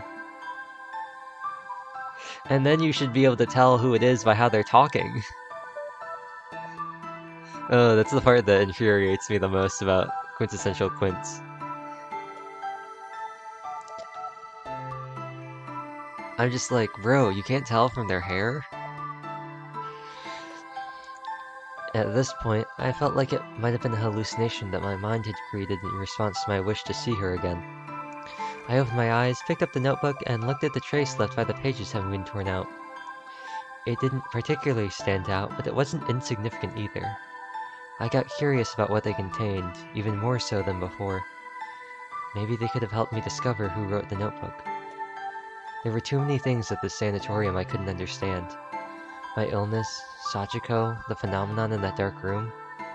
I hoped the notebook would provide some answers, but all it did was leave me with more questions. I gave up on thinking and shoved all these thoughts into a mental drawer. I began flipping through the notebook's pages again, looking at the dates. Some I had forgotten, while others were completely unfamiliar to me.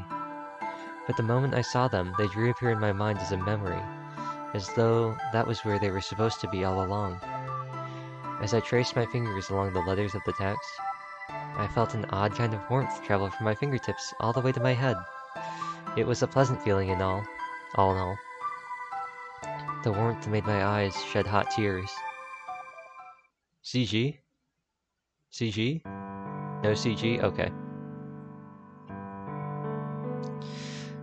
After I calmed down a bit, I sat up and felt pain in my shoulders.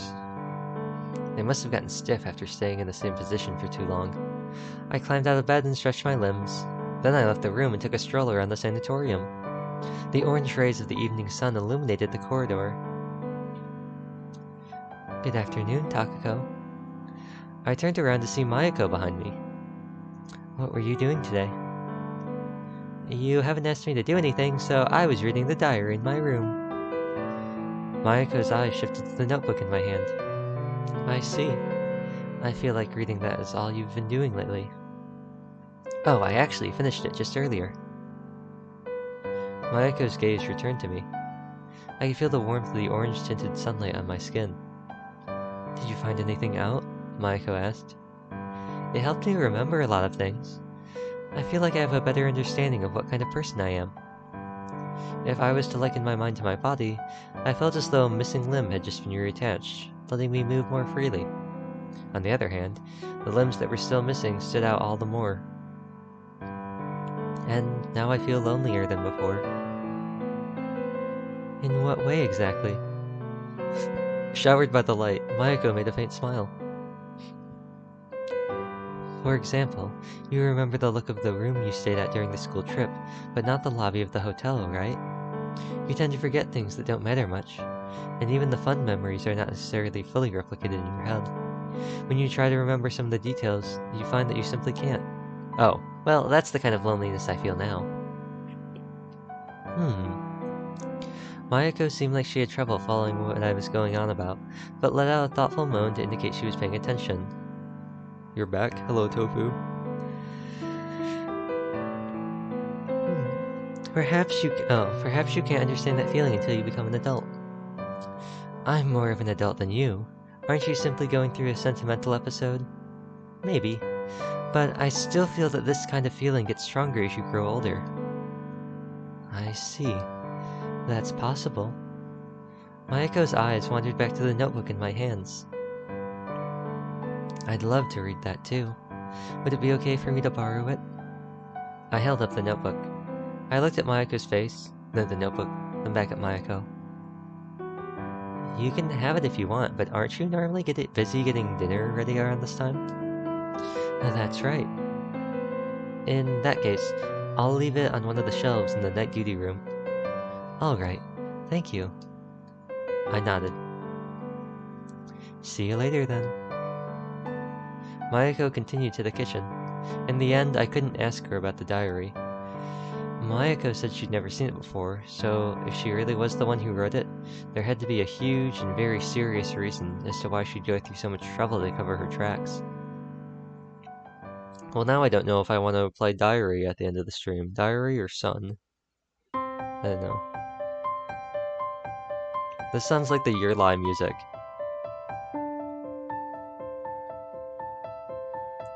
I walked down the moonlit corridor, looking at the dim red glow of the emergency lights. I could hear the metal plate strike the wooden pole outside. Light escaped through the gaps of Sanae's door. I gave it a light knock and received a quiet response. Stepping inside, I saw Sanae reading a book in the table lamp's light. Not going to sleep yet? I wasn't feeling sleepy, so I decided to read. What about you? Same here, except I was out taking a walk. Here's an interesting one. Now that Takako has brought up the whole idea of Mayako and Sachiko being the same person, another thing I guess I will bring up at this point is... Can I hide this? No. As I sat down in the cane chair by the bed, I heard a weird, high-pitched sound coming from outside that reminded me of a flute. Now that we're addressing the fact that Mayako and Sachiko look similar, and Takako has brought up the idea that maybe they're the same person, regardless of whether or not that has any merit, can we take a moment to look at Sanae right here? And looking at, oh, I'm probably blocking this, aren't I? Looking at Sachiko and their hair. And the fact that their eyes are a lot closer to looking the same, and that I believe Sachiko also has glasses that she wears. Not at the same time though, but sometimes. And the fact that they both like reading books.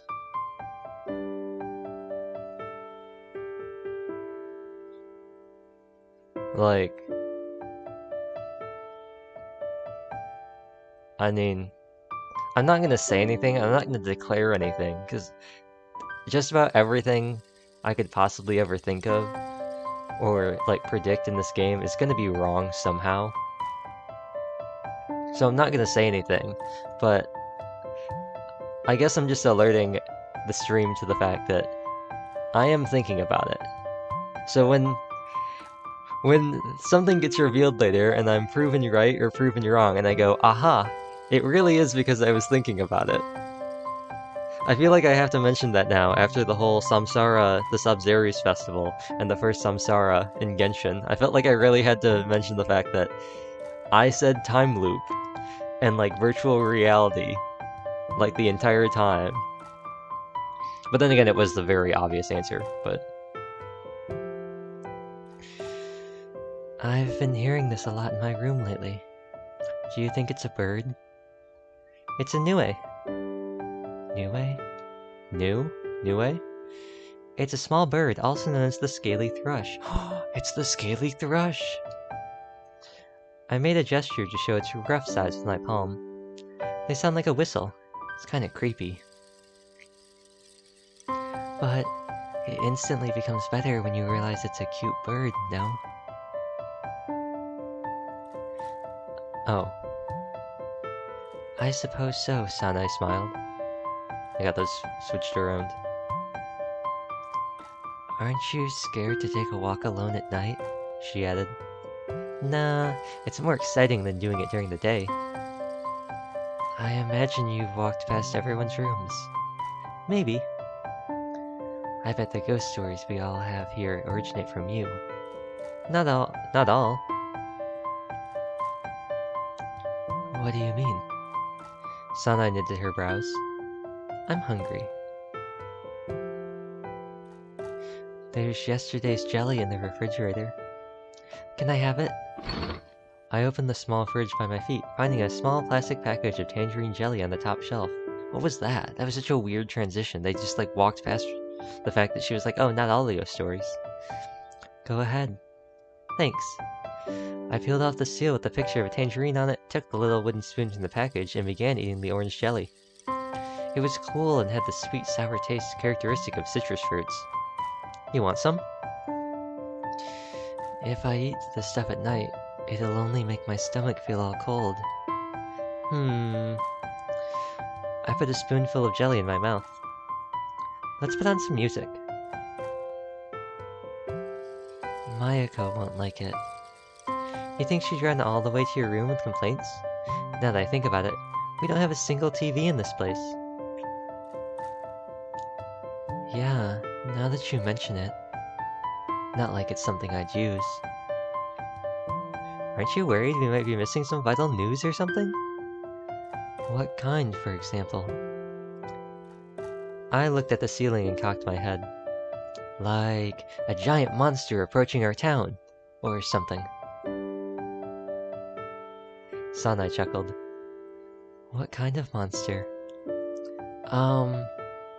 A humanoid 15-meter tall anteater that uses its snout to suck people straight into its belly through the windows of their houses.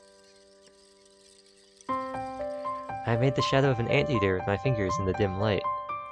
How do you do an anteater shadow puppet? And now I'm going to be too afraid to go to sleep. We might be in severe danger if we missed an announcement on TV telling us to keep the lights off and not make a sound. Sounds gross. You think an anteater going whook, whook, whook, whook, whook, whook, and sucking people out of their windows? I don't want to be stuck to an anteater tongue. Stop, please.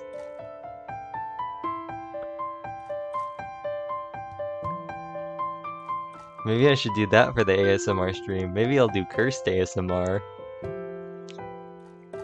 This will be the last one, I promise.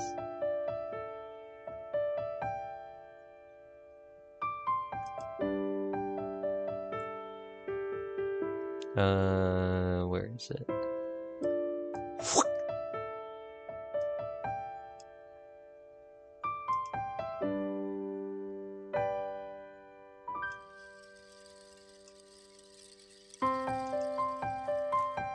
Yeah. I wanted to do one where I had the mic audio only on the left side, so it was just in one of your ears. Sanai glanced at the window. These kind of things always just appear in front of the window without warning. Then you've got to run and barricade yourself in the bathroom. Trapping yourself in a confined space in horror movies is basically suicide. I don't think I've ever seen anyone survive that. The moment the character begins praying, you know you're dead. There was this one movie with worms that traumatized me. The one where they travel through the pipes? That's the one. There's another movie where they had a sudden close-up of a freaky alien's face out of nowhere. I almost had a heart attack. That's the one about the alien that can split into particles and reform, right? Yeah, I'm surprised you know that. I used to watch a lot of movies. Is there anything else that scared you?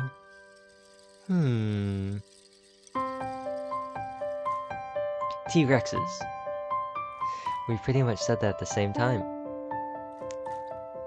I get why he decided to take shelter in there, but why did he just keep sitting without doing anything? I guess the writers figured it'd be more fun that way? I suppose so.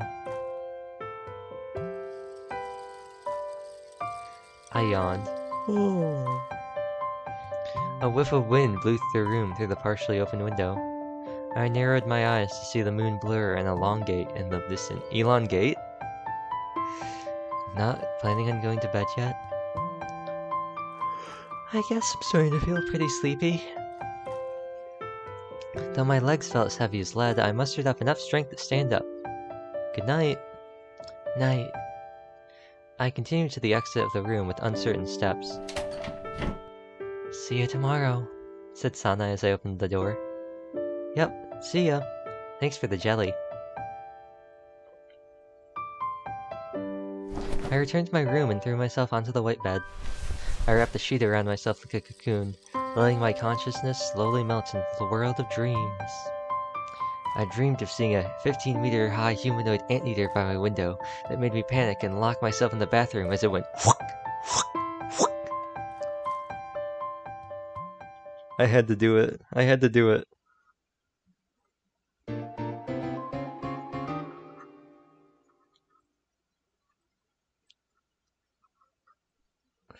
Du-du-du-du-du. This reminds me of the music video for, I think it's Katao Moi. I think it's Katao Moi. It's either Katao Moi. Yeah, Katao Moi. The music video.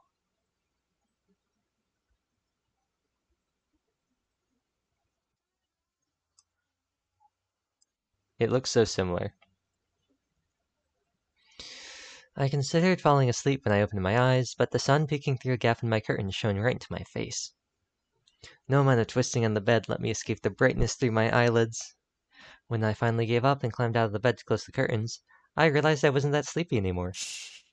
I parted the curtains instead. A snow-laden mountain loomed beyond the window.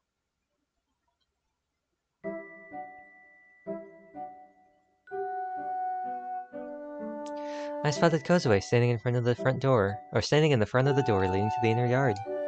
What's up? I can't leave. Kozue turned the doorknob, but the door didn't budge. I'm starting to lean into Narasaki. What are you doing here? I came to see the snow. Well, too bad, the door doesn't open. I rolled up my sleeves. Just give me a moment with them. Kozue took a step back as I seized the doorknob. Ha! Is she gonna be like Kirito? Say! A loud crack reverberated in the room. You've broken it. It's not broken. I have to tell Mayako about this. Hey, wait, don't do that. Through the window, I could see a pile of snow that would reach to my knees right outside the door. Well, right outside the door wasn't particularly accurate, as it covered the entire inner yard. Only the big camphor tree still towered high above it all, boasting an elegant white layer of snow on top. I guess I'll try the window. I undid the latch and opened the window, only to be momentarily blinded by the brightness of the snow. Stepping on the windowsill, I jumped outside. My legs sank into the snow below. Takako, I hope you put, like, actual clothes on. Whoa, I'm sinking here. Takako, I really hope you put on actual clothes. I was about to jump back inside, but Kozue walked in front of the window before I knew it, blocking my way. Open the door, Hal. I can't do that for you, Kozue. I'd need a shovel to clear this much snow away. You have your hands, don't you? Are you kidding me? Look, my legs are already freezing, okay? Mayako appeared behind Kozue in the corridor. What are you two doing? We're playing with the snow. Good. Mayako handed me a shovel through the window. I was looking for you to help me with shoveling the snow. And I just so happened to be looking for a shovel, too. I stuck the shovel into the snow. Say! I lifted up a shovelful of snow and placed it into the cart behind me. Kozue appeared as well, pushing an empty cart toward me. She stopped the empty cart next to me, moved to the snow-filled one, and pushed it away. I continued to shovel snow until Kozue returned with the next cart. Seeing that my cart was still only partially filled with snow, she rattled her own. Jeez, give me a break. I have some business in the library. Go on ahead then, I can shovel the snow by myself. How on earth am I supposed to go? Kozue made an indignant expression. Her legs were shorter than mine by at least one hand's length. I cleared half the way already. It won't take that long. If you start taking breaks, it'll take until noon. Kozue rattled her cart again. Geez, don't you trust me at all? I trust you about as much as I trust the paper used for goldfish scooping. Have I done anything to you? Where are you bringing that snow anyway? Over there, where Mayako told me. Mayako appeared on the cleared up road as we talked. I brought you some coffee. Thanks. And some hot milk for you, Kozue. Kozue took the paper cup from Mayako. Where's Sanae? She seems to have woken up with a bit of a fever this morning. She's resting in her room right now. It was freezing this morning. She okay? It didn't look like anything serious. I finished my coffee and handed the paper cup back to Mayako. Oh yeah, just listen to this, Mayako. Kozue said she only trusted me as much as the paper used for goldfish scooping. I once caught 5 goldfish with a single one. There was actually this one time I almost caught 20. 20? That sounds far too fishy. Is it really true? I'm not lying. Anyway, that's not what I was trying to say. Can you hurry up and shovel the snow already? Kozue egged me on after handing her cup back to Mayako. With 2 cups in hand, Mayako turned around and continued to the entrance. I found some ice on the roof, so I'll go and try to shatter it for now. Let's take a bath together after you finish with the snow. Sounds great. As I resumed work, I suddenly realized something and turned to Kozue. You can use the connecting corridor to go to the library, right? Borrowing the keys is too much of a pain. Seriously?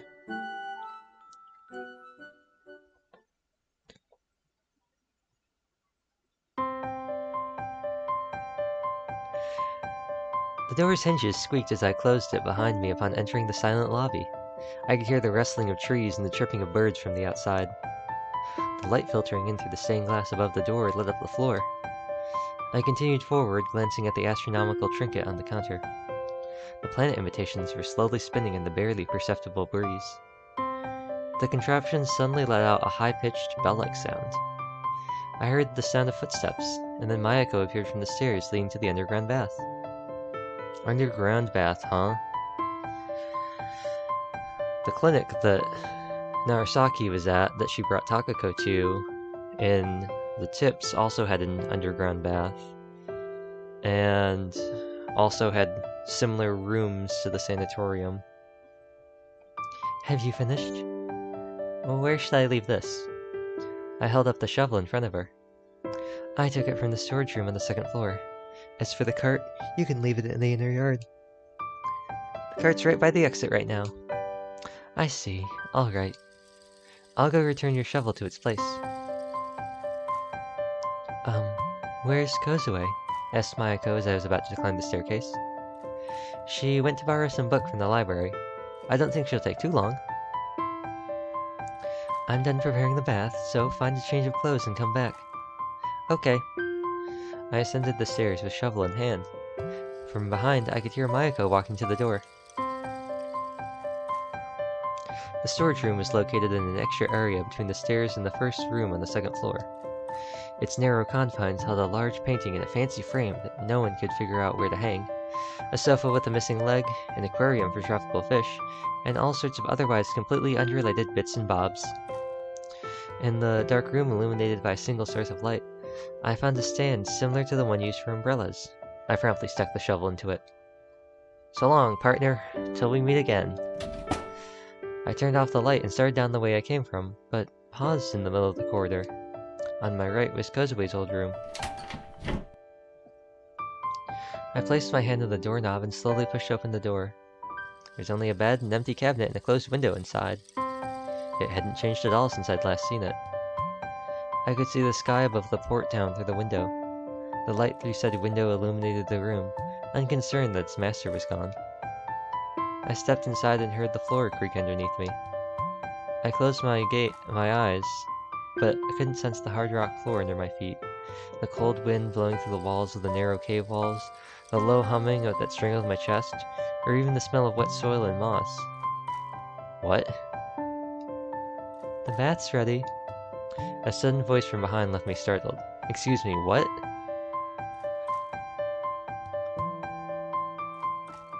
I turned around to see Mayako with a puzzled expression on her face. What are you doing in a place like this? Nothing. Mayako let out a sigh. Let's go take that bath. I passed by Mayako. She followed behind me. Cave, huh? A cave, you say?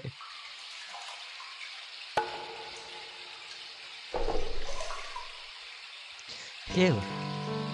I submerged myself in the hot water while resting my head on the edge of the tub. I could hear the sounds of Mayako washing her hair. I grasped the Pokemon toy floating in the tub, submerged it in the water, then let go while watching the ripples it created as it shot up. Kozue regarded me in silence. Once I began feeling warmer, I climbed out of the bath and sat on its edge. As I counted the number of Pokemon floating in the tub, Mayako finished washing her hair and placed her basket on the ground with a thud. I want to be in the soup. I could hear her wet footsteps as she walked toward the bath. The round, yellow Pokemon sluggishly swayed in the calm water. Mayako submerged herself up to her shoulders and shifted her gaze to me. I was gonna say, I don't think we've seen Mayako's before. We've seen Kozue's sprite for this. I don't think we've seen Mayako's. It was getting too hot. I slid down from the edge, leaving the cool air for the hot water. My skin warmed up instantly. I could feel the heat traveling through my neck to my head. If you cool yourself off at proper intervals, every time you return to the bath will feel as good as your first time, and you never get too hot either. Really? I closed my eyes as my cheeks warmed up. You warm yourself in the bath, then you cool down sitting on the edge. Rinse and repeat. You manage the temperature of the outer layer of your skin, heating and cooling it as though you were making a millefeuille out of yourself. It's the elegant way of enjoying a bath. You're gonna catch a cold like that. I don't think you need to worry about that, said Kozue. She stood up. Alternating hot and cold baths is so good. In and out, in and out. It reminds me of an episode of Yuru Camp where Reen stops by a hot spring on, I think, the way back from one of her trips, and she cycles through the sauna, the outdoor bath, the indoor bath, and then the sauna, and then the outdoor bath, or something like that. She cycles through all three of them, and she does it 3 times, and she's like,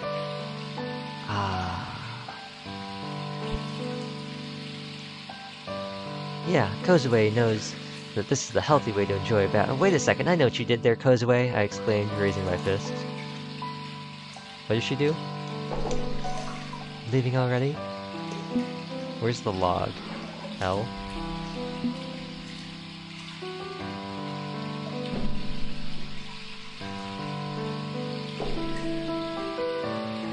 Kozue nodded at Mayako's question and left the room.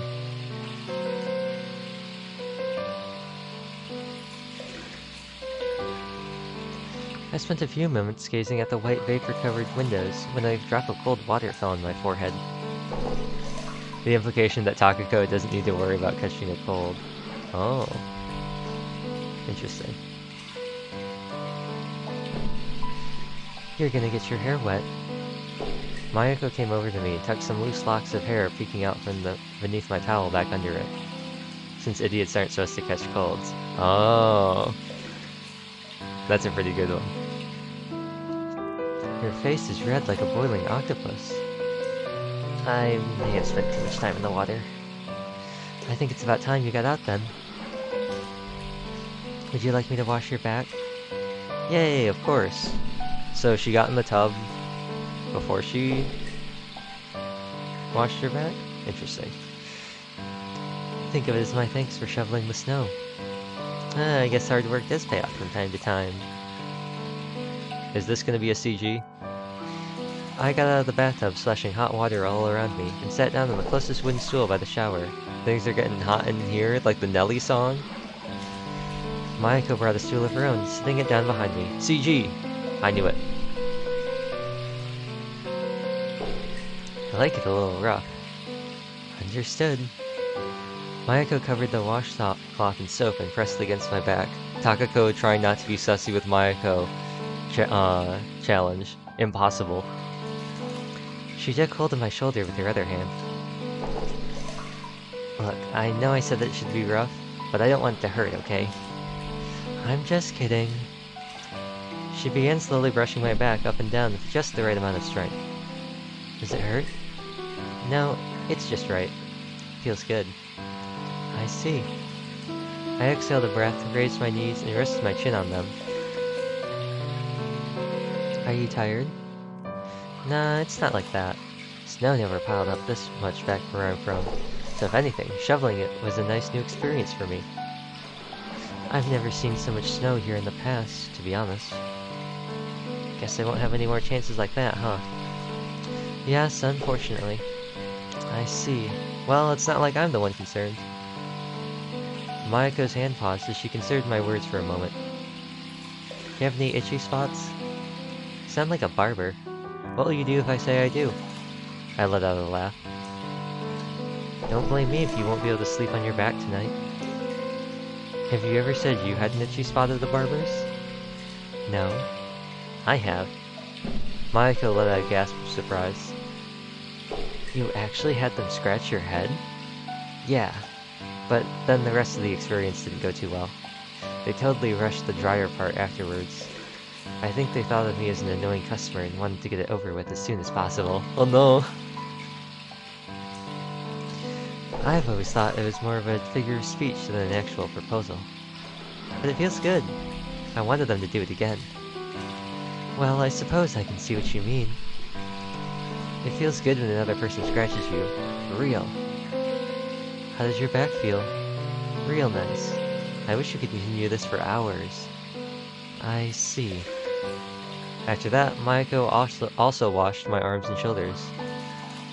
You're being awfully nice today, Mayako. I've been nice since before I was born. I couldn't help but chuckle. Really?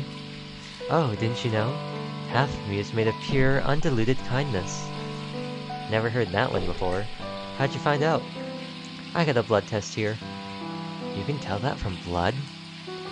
Leukocytes, erythrocytes, hemoglobin, protein, and kindness. And in your case, kindness takes up half of the whole? Yep. What's the average for a person? Unfortunately, I'm far above the average. I guess I'm lucky to have a nurse like you then. We both chuckled. Our laughs reverberated across the bathroom walls. Cold air enveloped my body as I opened the door to the dressing room. I glanced at the weighted scales by the floor.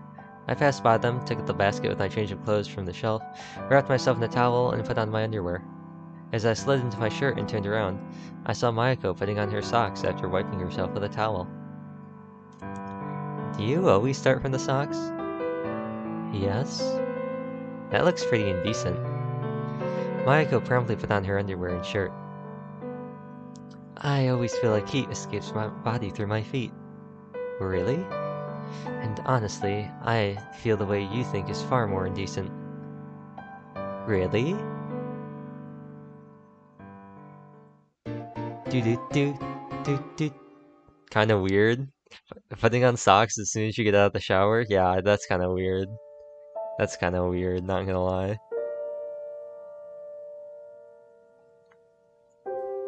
I think it's time.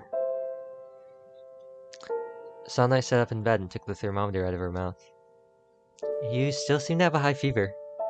Sanai, her cheeks flushed, regarded me with an empty gaze. I want to read a book. No way. You need to get some sleep.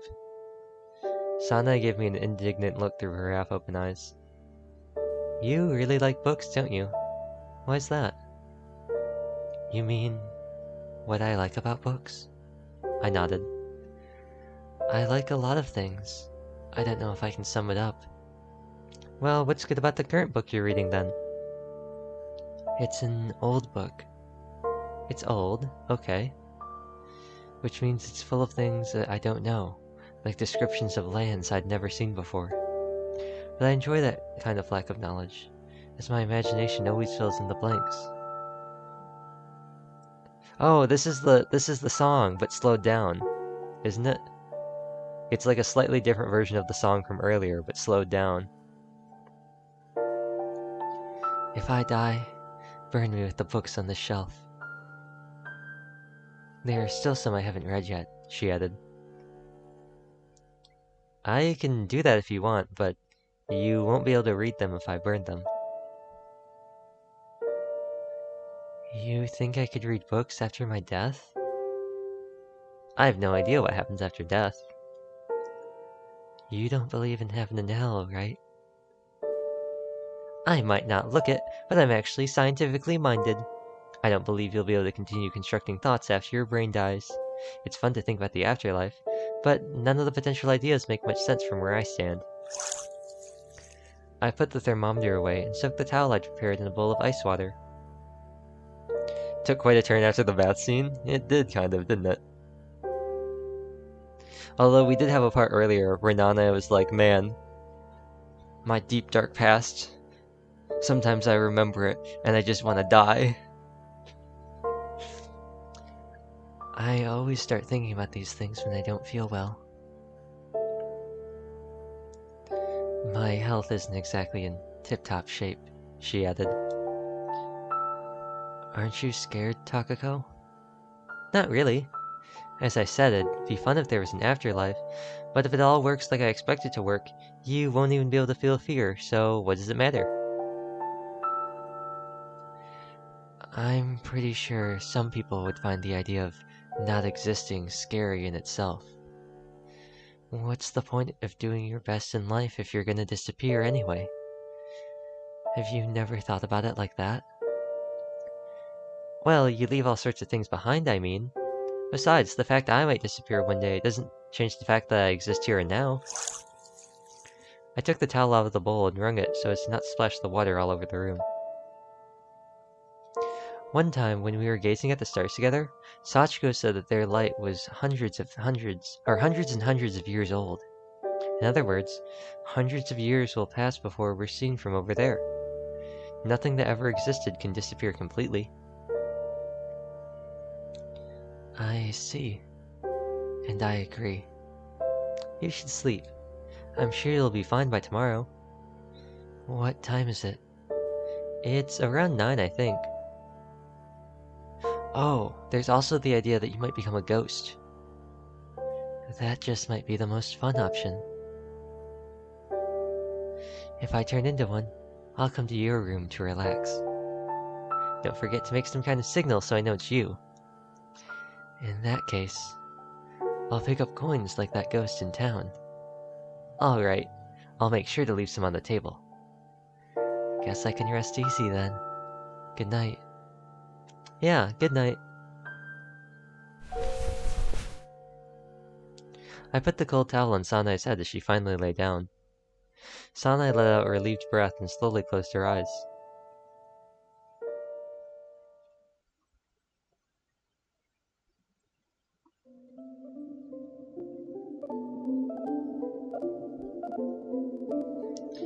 I opened my eyes to realize I was lying on a bed. As I sat up, a sudden and sharp pain ran through the core of my skull. With its empty shelves, a bed covered in blinding white sheets, and a window that opened to the vast sky above the port town, the room felt as lifeless as ever. The sky that was orange before I had closed my eyes had turned dark blue.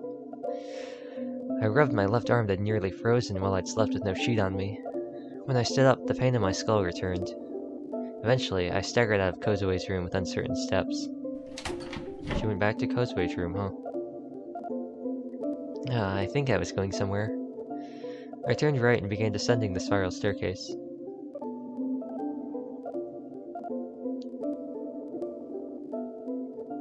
The lights started blinking as I continued down the lobby. I changed them just the other day. I took one step after the other while leaning against the wall with my right arm. I passed by a few small pictures on the wall to reach the blinking light. It didn't seem like it had dimmed, at least. As I looked away, my vision suddenly grew completely dark.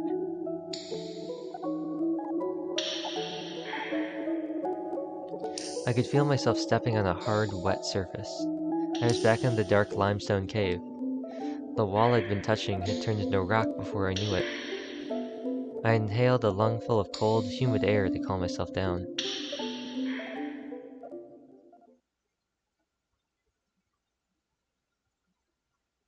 I slowly closed my eyes and opened them again. I was back in the spiral staircase. The light I'd changed the other day and the familiar picture of a lake hung right next to me on the wall. I leaned against the wall with my back and stared at the light for a few moments when I saw Mayako descending the stairs above me. Ah! I caught her hand before she tumbled down the stairs. What are you doing there? Mayako said, pressing a hand against her chest. I thought there was something wrong with the light over here again, but it seems like it was just my imagination. I see. Mayako straightened herself, so I let go of her hand. It's almost lights out time. Is it already that late? Well, check the clock in the lobby if you don't believe me. I shook my head. In that case, good night. Mayako passed by me. Mayako turned around to face me as I addressed her. Can I sleep with you tonight? She's cold. I gulped down the remainder of my cold tea and put the empty cup on the tray. I want to lay down the futon, so I'd appreciate it if you got out of the way. I stood up and continued to the kitchen with tray in hand. Meanwhile, Mayako folded the table and prepared 2 futons behind me. After I lay down on the freshly laid futon, Mayako tossed a sheet on me. Turning off the lights. Okay. Sure you won't need to go to the toilet? How old do you think I am? I partially peeked out from under the sheet to glare at her. Mayako made a low chuckle. I'm just kidding. Anyway, I'm turning off the lights. Okay. The room momentarily turned orange and was followed by the darkness as she pulled the cord. The night duty room's futons were kept in the closet, so they had a different smell compared to my bed. My brain had irrevocably connected that smell to Mayako by now. I yawned and considered the cord dangling from the ceiling. It looked like it was swaying, but when I looked at it in relation to the ceiling, I understood that wasn't the case. I had a lot in my mind, so I didn't feel sleepy at all.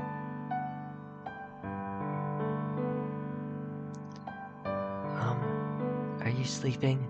I asked in a barely audible voice. I'm not, Mayako gave in after a long pause. What would you do if I disappeared? I rolled over to face her. Are you planning to leave? She asked, slightly raising her upper body. No, I'm just speaking hypothetically, as in you found my room empty once you went looking for me in the morning, and I wasn't anywhere else in the sanatorium. What would you do then? With no word from you? With no word from me, yes. I'd look for you. I'd contact the police and we'd scour the mountains, I suppose. Then you'd get a piece of my mind once we found you. I see. Why ask me something like that, though? I just felt like it. Mayako let out a sigh. Okay, well, no more of these questions, please. They're only gonna make me depressed. Okay, I'll make sure to leave a message if I go anywhere. Please do. At times, however, you can't be the master of your own fate. Are you sure you can make that promise so easily? Well, fine. I'll do it as long as it's within my power. Thank you. But I'm not sure if I'll be strong enough. Would you please make up your mind? It's like you said, sometimes you just don't have a choice. I suppose so. I rolled on my back and closed my eyes. The light clouds beyond the window looked like smoke in the moonlight. I remember staying over at my grandma's this one time. My grandparents and I all slept together in the same room. I rubbed my eyes in the middle of the night and got an eyelash stuck in it. I had to use the mirror above my head to try and get it out. Glancing at Mayako, I saw her looking at me through drowsy, half-open eyes. It was the kind of mirror you could turn in various angles, but it was set up to face the closet for some reason. Anyway, I turned it toward myself, and then my grandma woke up and got really angry at me for doing that. Why was she angry? I don't know. You didn't ask? I was too scared to. I see. What do you think? Was that a scary story? I wouldn't say it was particularly scary. Really? It's true though. Look, I got goosebumps just from remembering it. Maybe you had to have been there to understand. Didn't you think that there might have been something weird reflected in that mirror, or that led to some other dimension and you wouldn't be able to return? That's a popular story about mirrors, yes. Hey, don't just brush it off like that. The whole thing traumatized me for life. I'm not sure I can help you with that one. The grandfather clock in the lobby struck the hour. It stopped after 11 beats. It's late. We should go to sleep. Good night. Good night. I stole a glance at Mayaka's face before closing my eyes. I then continued thinking about things in the darkness of my closed eyelids. It was a bad habit that would occasionally interfere with my sleep schedule.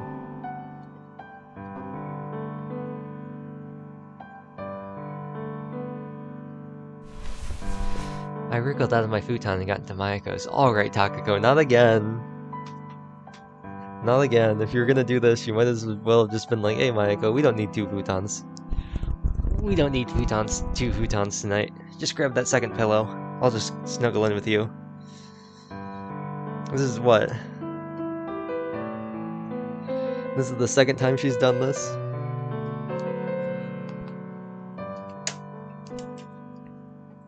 She's using an outdated form of sharing body heat. She's like, quick, Mayako. I heard that the Americans did this during World War II, or not World War II, during the Civil War. The Union soldiers would all get up in the tent, and they would all spoon each other to keep themselves warm at the night. And then, at regular intervals, their CO would order them all to roll over, and it'd all switch over so that the 2 people on the end wouldn't have their backs cold. It's not gay if you wear socks. And as we all know, Mayako actually puts her socks on first after she gets out of the shower.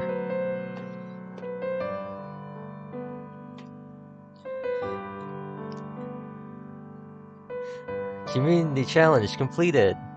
Thank you for giving me that alert, Twitch.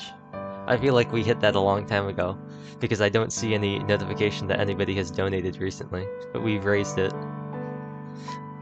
As for the socks thing, Dawn, I guess we could say that I was gonna say before I was interrupted by Twitch that Mayako is aggressively heterosexual.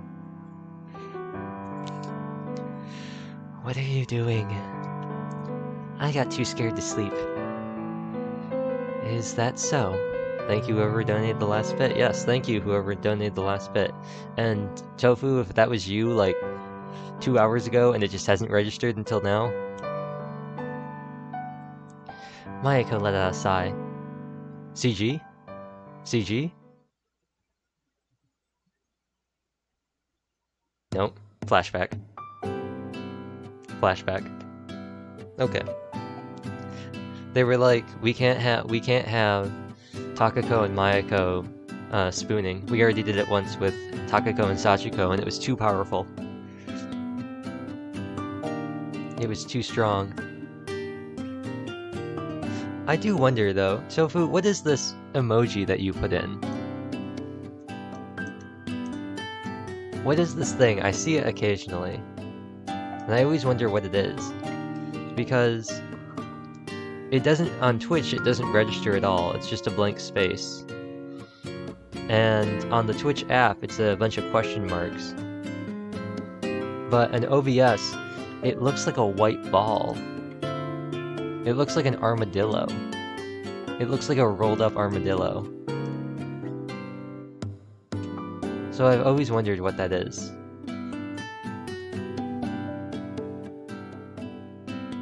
And if I paste it into my browser, it shows up as just clear boxes.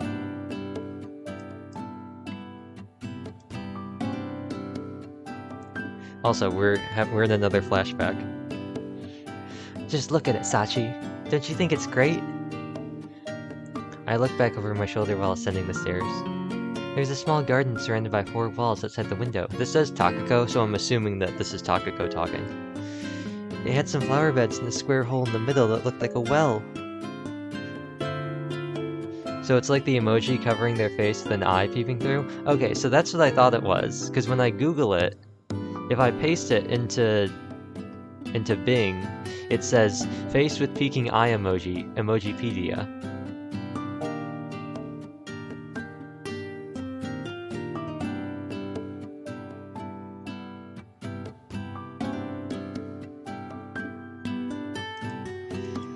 but it doesn't register on any of my things. It doesn't register on any of the things I use to monitor chat.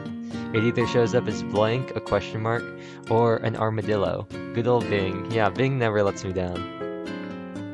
I know if nobody else got me, Bing got me. For real, for real. How do you even enter that? Sachiko asked. I think I can see the doors in that wall. It looks quite tranquil. I like it.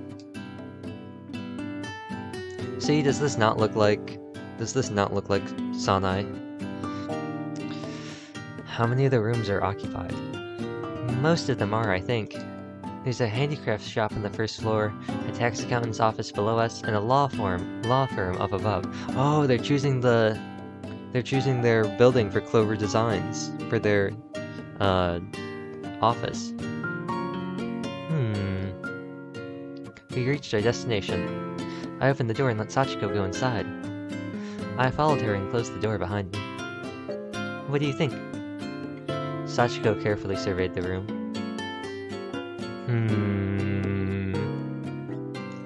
We can put the employee desks here, and you can have a private desk there by the window since you're the boss and everything. Sachiko walked to the window and looked outside. It's too bright here. Too much reflection to read papers. And it feels kind of hot. Good thing it's not facing south at least, she added. You can put up blinds or something. I pointed at the left side of the room. There's a kitchen over there so we could have coffee whenever we wanted. And this other room would be perfect for meeting clients. Sachiko turned away from the window and peeked inside the kitchen, then continued to the meeting room.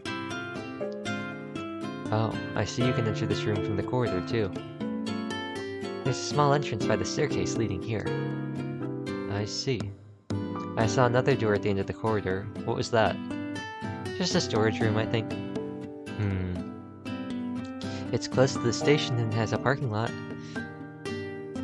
With the shopping street close by, we can even eat out for lunch. Oh yeah, and I think I found a cafe you'd like. That's the cafe she met Narasaki at. What do you think? I'd say this is the best one out of all the ones we checked today. How much is it? It's pretty cheap.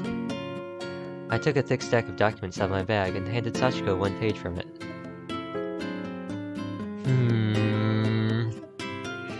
What do you think? Are you sure there hasn't been a murder in this building or something like that? It's just old! Well, I imagine all sorts of things must have happened here over the years, but does that really matter to us? Sachiko continued silently pacing back and forth between the empty rooms. She tried knocking at some of the walls, listening to the resulting echo. After checking the storage room, we looked around to see what kind of establishments occupied the other floors. It was in the middle of the weekday though, so everyone was busy working inside. If you want to learn more about the others, I have a file here. I think we can check your papers in that cafe you mentioned. That's a good idea. We went to the cafe. Once there, we looked over the rest of the papers we had. Sachiko paid most attention to the building's design, both exterior and interior, as well as its expenses. I was more swayed by the ease of transport in the nearby stores. We looked over a couple other places after that, but didn't find anything better. It wasn't perfect, but it met all of our primary requirements. That is the cafe she met Narasaki at. It was dark by the time we returned home. We had dinner downtown on our way back, so I went to take a bath right away. As I returned, I spotted Sachiko having a conversation on the phone in the living room. I sat down on the sofa and picked up the remote control. However, I saw Sachiko shaking her head from the corner of my eye. I placed the remote control back and instead picked up the travel pamphlet from the table. Eventually, Sachiko finished her phone call and came over to me. She looked down at me, sitting in the middle of the two-seater sofa. I returned her look and patted my knees. That does not look like... this obviously is not the sofa that is pictured, because that's much more than 2 seats. Her eyes narrowed. Feast your eyes upon the ultra-deluxe Takako sofa. Wait, hold on. I've got something for this too. I've got the perfect thing for this. I've got the perfect thing for this.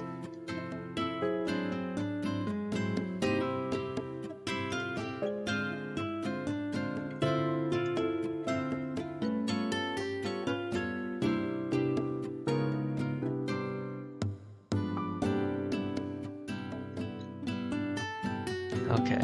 Well, it looks like 2x2 seats. If you want to watch TV, there's 2 seats facing it. Yeah, and then one in the middle. Okay.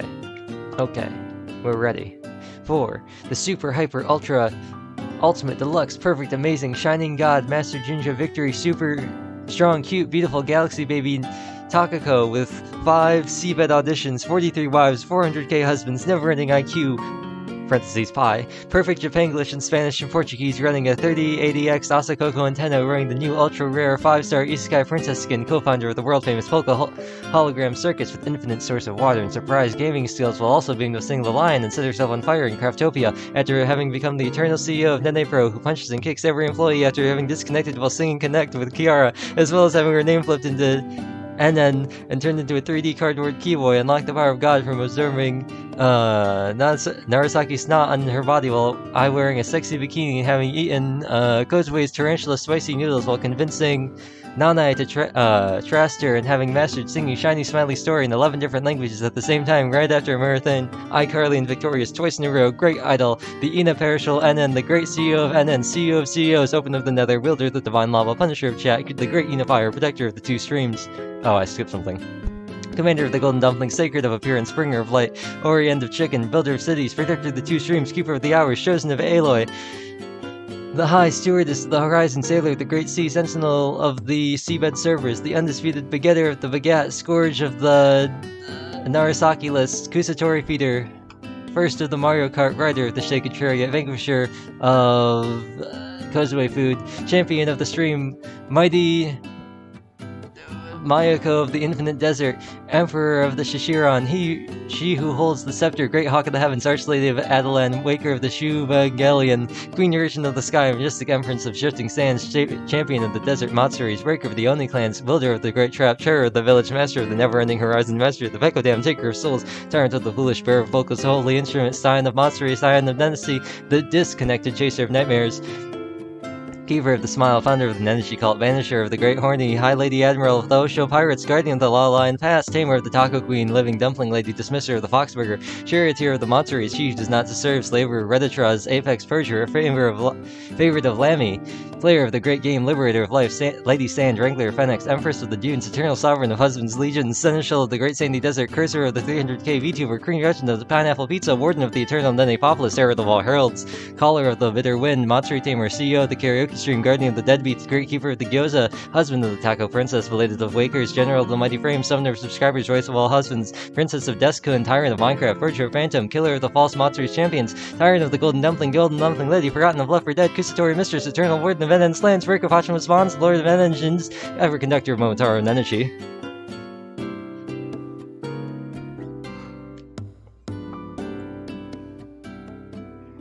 I love that manhwa. Hit LN, sold over 50k copies, continues to make money this day. I heard the author retired after only 1 work. You know what Heaven's official blessing is? I do, but I haven't read it. Are you a fan? This is longer than what the actual clip can be. Are you sure? I think the longest a clip can be is 60 seconds. If I try really hard, I might be able to do it in under 60 seconds. Neon, please hydrate yourself.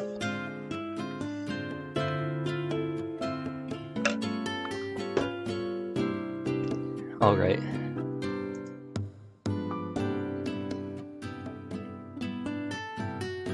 Rapper Neon Arc, it sounds so nice. Which scene is it? Okay. I don't think I can. It's definitely too long for me to paste into chat too, so I can't paste it in chat. Okay, okay. Let's get ready. Super Ultra Ultimate Deluxe Perfect Amazing Shining God Master Ginger Victory Strong Cute Beautiful Galaxy Baby Neneshi with 5 Hololive editions, 43 wives, 400k husbands, never ending IQ Pi, perfect Japanglish, Spanish, and Portuguese, running in a 3880X Osakoko antenna, wearing the new Ultra Rare 5-star Isekai Princess skin, co-founder of the world famous Poco hologram circuits with infinite source of water and surprising gaming skills while being the sun on the line and set herself on fire in Craftopia. After having become the eternal CEO of Nene Pro, who punches and kicks every employee after having disconnected while singing Connect with Kiara, as well as having her name flipped at N and turned into a 3D cardboard decoy, unlock the power of God from absorbing Matsuri snot into her body while avoiding a 60 bikini, and having eaten Hachima's tarantula spicy noodles while convincing Ame to trust her, and having a mastered singing Shiny Smile story in 11 different languages at the same time, right after marathoning iCarly and Victorious twice in a row.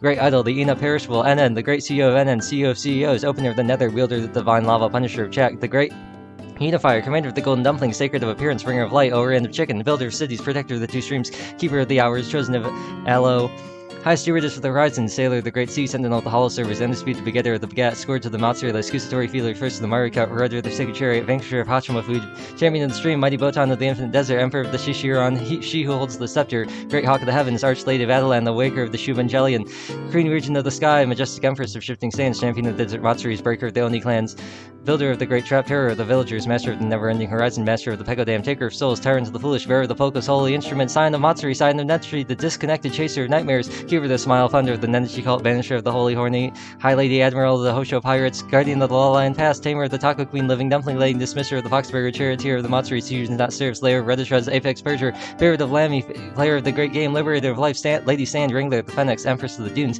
Eternal Sovereign of Husbands, Legions, Seneschal of the Great Sandy Desert, Cursor of the 300k VTuber, Queen Regent of the Pineapple Pizza, Warden of the Eternal Nenefopolis, Herald of all Heralds, Scholar of the Bitter Wind, Matsuri Tamer, CEO of the Karaoke Stream, Guardian of the Deadbeats, Great Keeper of the Gyoza, Husband of the Taco Princess, Belated of Wakers, General of the Mighty Frame, Summoner of Subscribers, Wife of all Husbands, Princess of Desko, and Tyrant of Minecraft, Purger of Phantom Killer, Purger of the Phantom Killer, the False Matsuri Champion, Tyrant of the Golden Dumpling Lady, having forgotten love for dead, Kusatori Mistress, Eternal Warden of Eden's Lands, Work of Hachama's Bonds, Lord of the Nen Engine, ever conductor of the Momotaro Neneshi.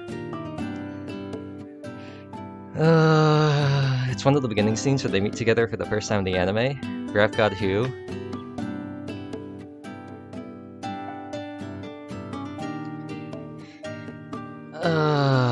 That is actually, I'll be completely honest, that is the second time, oh no, that's the third time I've ever actually read the entire copy pasta.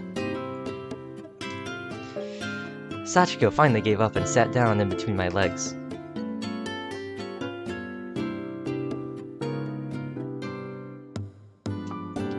What was that phone call about? It was the head of the sales department from our old place. He called to tell me about our retirement bonus. Will it include paid vacation time? It won't. Darn. And I've worked so hard too. Thanks to that, we won't be running out of money anytime soon. But we've got taxes next year, right? I wonder if it's gonna be okay. I've already calculated that. It's gonna be okay. Are they filing their joint taxes together? Well, if you'd worked a little harder, we'd have more leeway though. Hey now, any more in that engineering department would have killed me. But the blame lies with sales, not engineering, right? Their manager accepted projects with no regard for the already packed schedules of the staff. That sucked too, but the worst part was how our manager decided we didn't need weekends anymore, and made insane overtime part of the daily routine on top of that. 3 neon over M&M, let's see what this is. Got the first minute. Oh, is it more than a minute?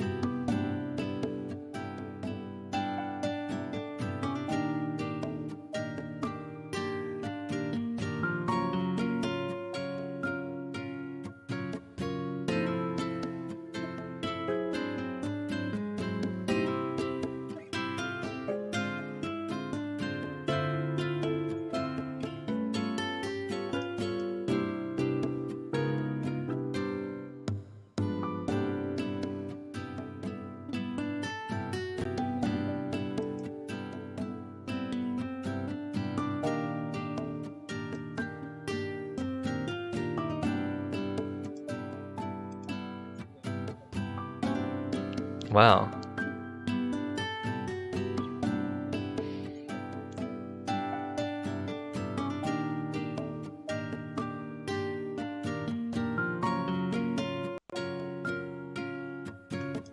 No, it's only like the first half of it.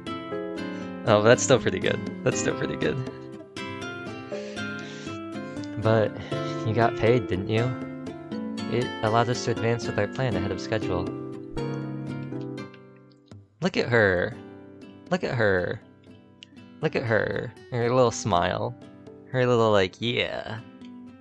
Or maybe it's more of a grimace. Maybe it's like a, alright. I guess I am your little pog champ. I'll come here. It was just like she said. Our goals were to go independent and travel around the world. As we managed to achieve both a few years, They're missing a word in this sentence. And we managed to achieve both a few years earlier than expected. Oh, I see. And we managed to achieve both. I see. With the future looking bright, our past hurdles felt like a pleasant memory.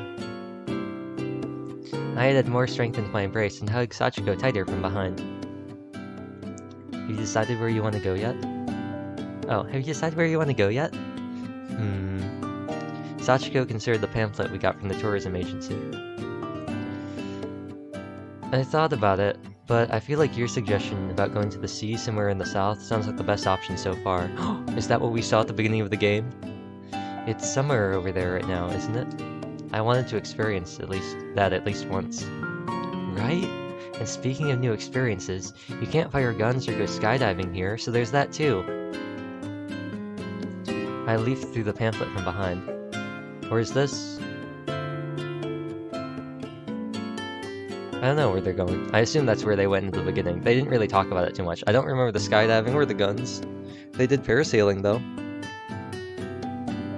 Maybe it's another memory that we have yet to see. Osmanthus wine tastes the same as I remember. That doesn't sound too bad. We spent some time talking about travel, imagining skies and seas that we'd never be able to see from our native land. Sachiko turned on the TV after we finished. She flipped through a few channels until we were on the evening news. They were on the evening news? Wow. The announcer was talking about the economy or something. Looks like our economy is doing well. Yeah, that definitely sounds like it. Some businessmen were being interviewed on the screen right now. What kind of office do you want to run? Sachiko asked. A place where we can all talk about the future. Are they going to illuminate a brighter future for humanity? That doesn't sound too bad, Sachiko said after a brief pause. Illuminate a brighter future for humanity. Bye-bye. I realized it was a dream as soon as I opened my eyes. I glanced at the clock in the dimly lit room. It was 6 o'clock in the morning. Mayako was sleeping next to me in silence. I was thinking with my eyes closed before falling asleep, so I wasn't sure how long I'd been out for. I still felt kind of sleepy. It was too early to wake up. I closed my eyes again. The contents of my dream naturally flashed through my mind's eye again. I realized what I had lost after finishing reading that diary. The past me never worried about things like this. I was able to deal with everything a lot better than I could now. I knew that Sachiko had my back, even if I screwed up. It never felt like that big of a deal for me to leave my hometown, and it didn't bother me to give up my job. Similarly, I didn't worry too much about the feasibility of us establishing our new office. I just drew what I wanted to, and Sachiko would color it for me. It was all so easy. A lot of things become easy when you share them with someone you trust. I thought about Maiko, who was now on the other side of my eyelids. I had no words to express just how much happier my life would have been if Sachiko hadn't vanished from it. If only Mayako was Sachiko. But I loved Mayako for who she was too. If I was her, I wouldn't want someone to love me just because I looked like someone else. It was either Mayako or Sachiko lying beside me, and there was no in between. I considered if I had any tools to confirm it. I couldn't find anything, no matter how many times I read through the notebook. All I had was that image of Sachiko in the dark cave. I felt like that place held all the answers. I had to go to that room one more time. Just the thought of it made my blood run cold, and I had no guarantees I'd be able to make it back this time. Which is a funny thing that they mentioned. I noticed there are a lot of parallels between the two sides. But that's especially funny because Sachiko kept thinking about how much Nanai reminded her of Takako, especially when she put her hair up. Chapter 8, The Sea and the Old Anchored Ship.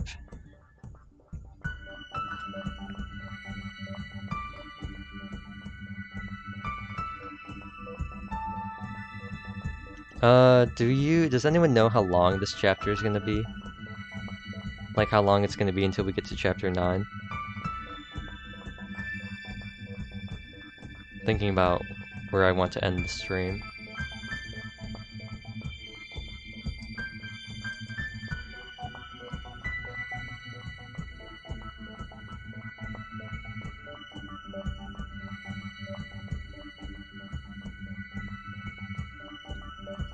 I'd go for longer. Checking? Yeah, I mean, normally I just power through, but we started like an hour and a half late today, so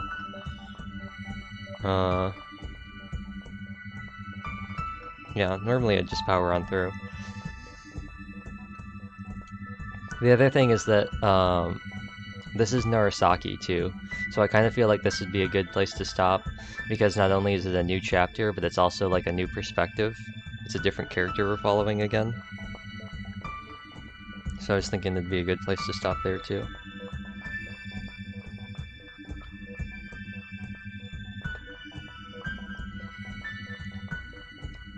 But if it was Sachiko, it's about the same length as the previous chapter.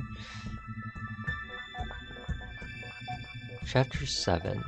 Chapter 7 wasn't that long. Okay. So what I'll do is I'm gonna go get like a granola bar or something.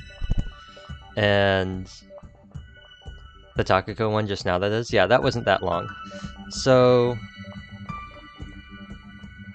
I'm gonna go get a granola bar and then I will be right back. And I don't think I can check. I'm gonna see if I have the new transition.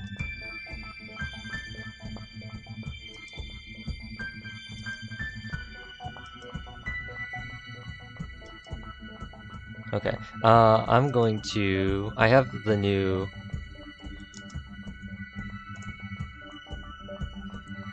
I think I have my new not new, but like some new transitions. Watch Neon stream for 30 more hours, it's just saying not that long.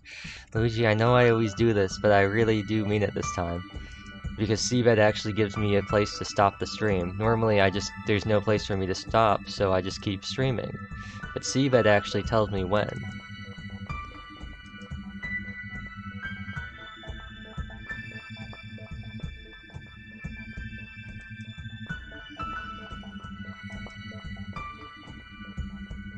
Oh, these aren't MPEG files, these are MK2s. That's weird, or M2Vs. Okay.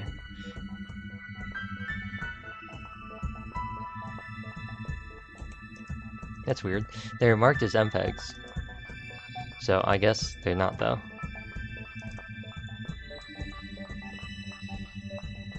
Settings.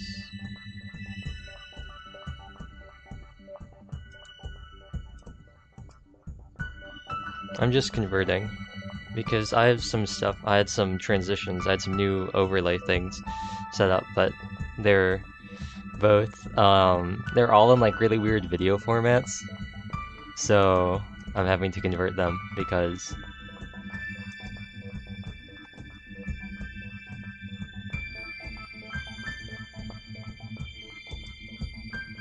did I actually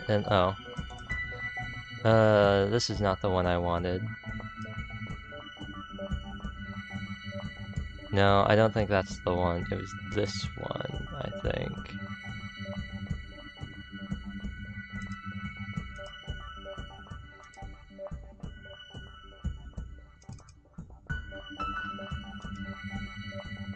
MP4, where are you? MP4? Hello? M4A? There we go. SMP? I can convert this file to the Dream SMP? That's pretty impressive.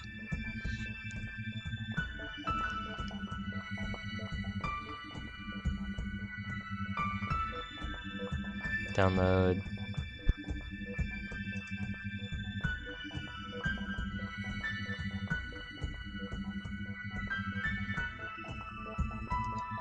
Yeah, I think this is the one that I wanted to do. So you'll see this. This is live.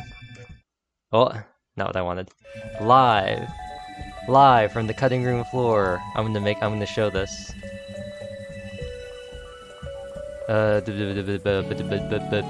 it is.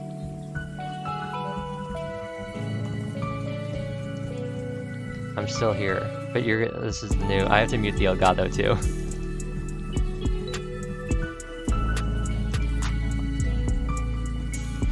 I have to mute the Elgato as well.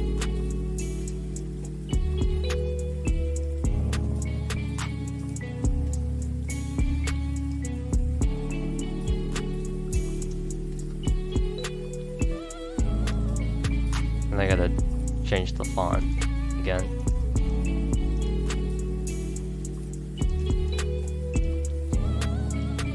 Actually, hold on. There's a easier way for me to do this.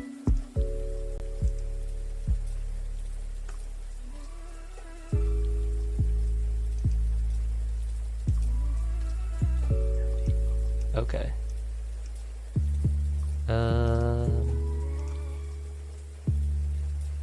It's too bad I can't search for fonts. I have to scroll down.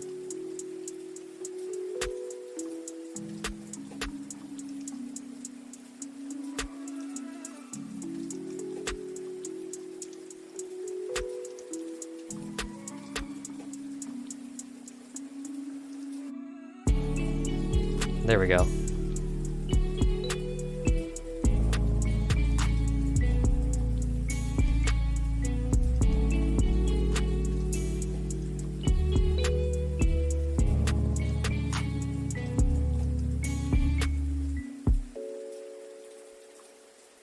Yeah, isn't this lovely? But for real though. I'm gonna go grab the stuff.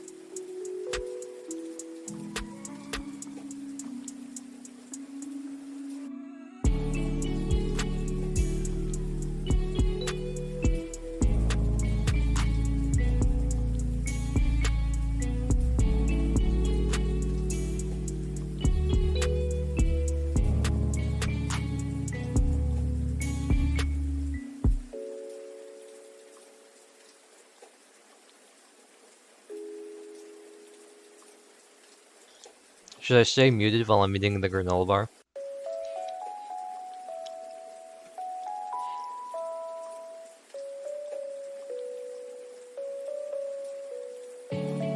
No? Okay. You actually might not be able to hear it that much. I don't know. I'm not sure how well it's gonna pick up.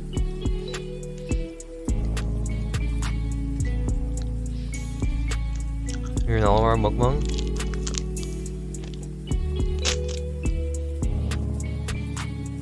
I can be a granola bar reviewer. Like a food reviewer, but only for granola bars.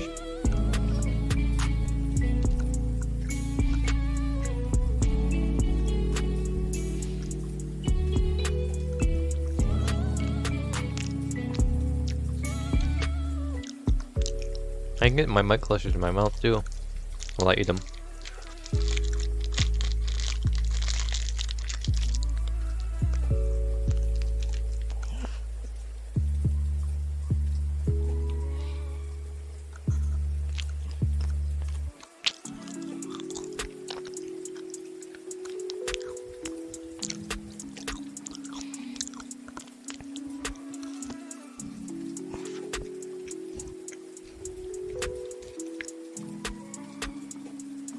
Also, the two of you are fine with me eating food in my mic, but you don't like it when I make the anteater sound? What's up with that?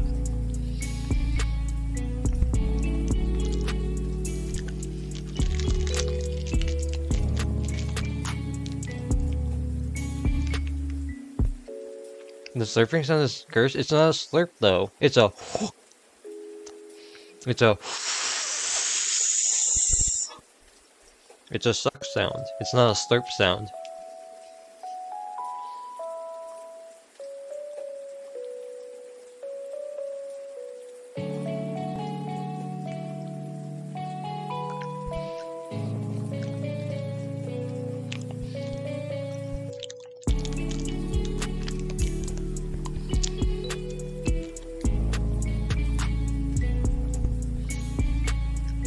Anyway, I'm almost done with the second one.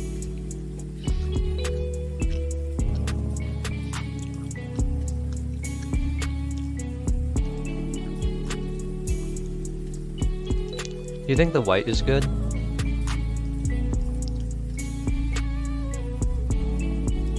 Or should it be like a different color? Like...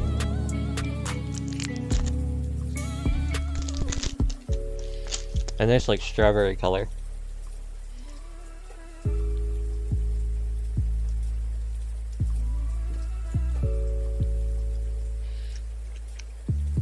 Or maybe a pale green.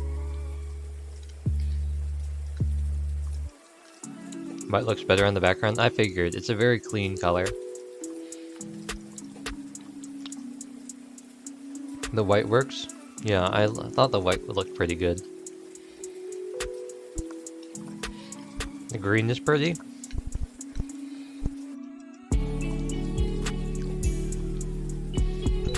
I think the white definitely works for this part when it's like over above the rocks, but I think the white definitely looks better in the sky.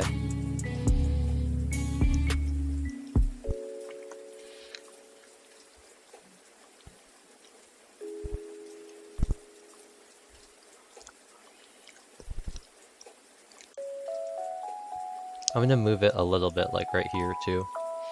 It looks a little bit too close on the edge of the screen. I think that looks better. I know, I really like pastel colors. No, that's the back. It can't be a blue. A blue's not gonna work because of the sky. Yeah, blues and purples aren't gonna do anything.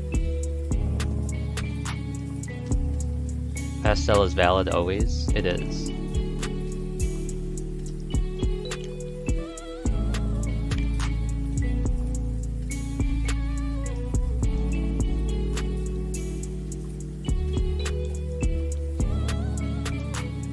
This one isn't that different than the green though.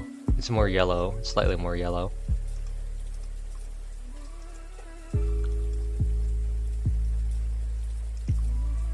I'll stick with white for now. Well no, the problem with that is that it looks too plain.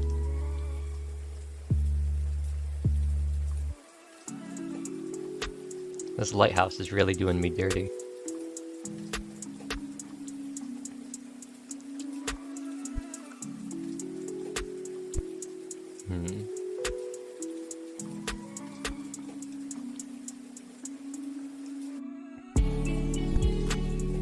And then what I see in OBS looks a little bit different than what it looks like on the stream, so I'm trying to match that too. I'll just leave it like this. Anyway. Back to SeaBed. I found a gravel roundabout outside the station. At its corner, there was a parking lot with a three-door car parked under a big tree with broad leaves. Three-door car, huh?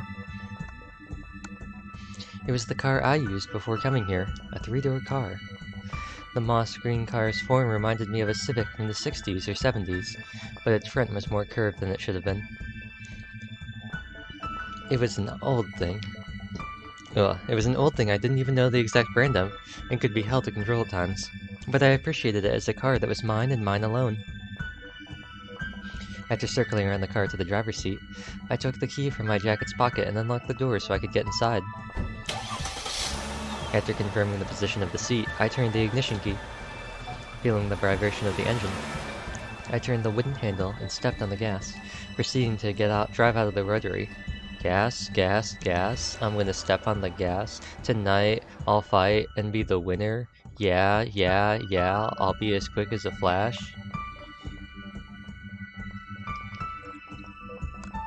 The sunlight from the blue sky fell directly on my face as I changed directions. I grabbed a pair of sunglasses from the passenger compartment and put them on. I changed gears, then flipped the radio switch a few times as I reached a wooded mountain path. I still couldn't hear anything through the rattling of the car, so I turned up the volume. You know, clock out now though? Gotta get up in a few hours. Enjoy the second half of SeaBed. Take care, everyone. Yo, you too, Tofu. Hopefully you sleep as well as Takako and Sachiko have been sleeping, but hopefully you don't have all sorts of weird dreams and, like, who knows what else that they've been having. Hopefully you don't wake up and go, is this real life or just fantasy? I continued down the road along the sea after reaching the town at the foot of the mountain. The scenery slowly changed from the suburbs with impressive western mansions to more urban restaurants and cafes as I drove closer to the center of the town.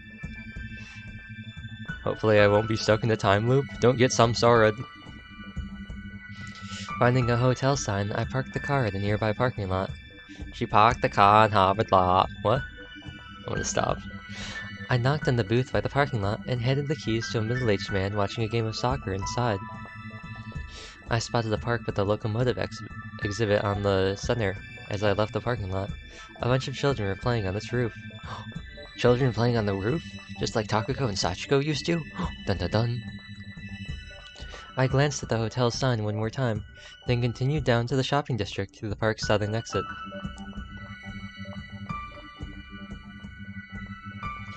I passed by a loud pachinko parlor that reeked of tobacco smoke, and turned the corner by a closed store to find 3 cheap hotels lined up next to each other.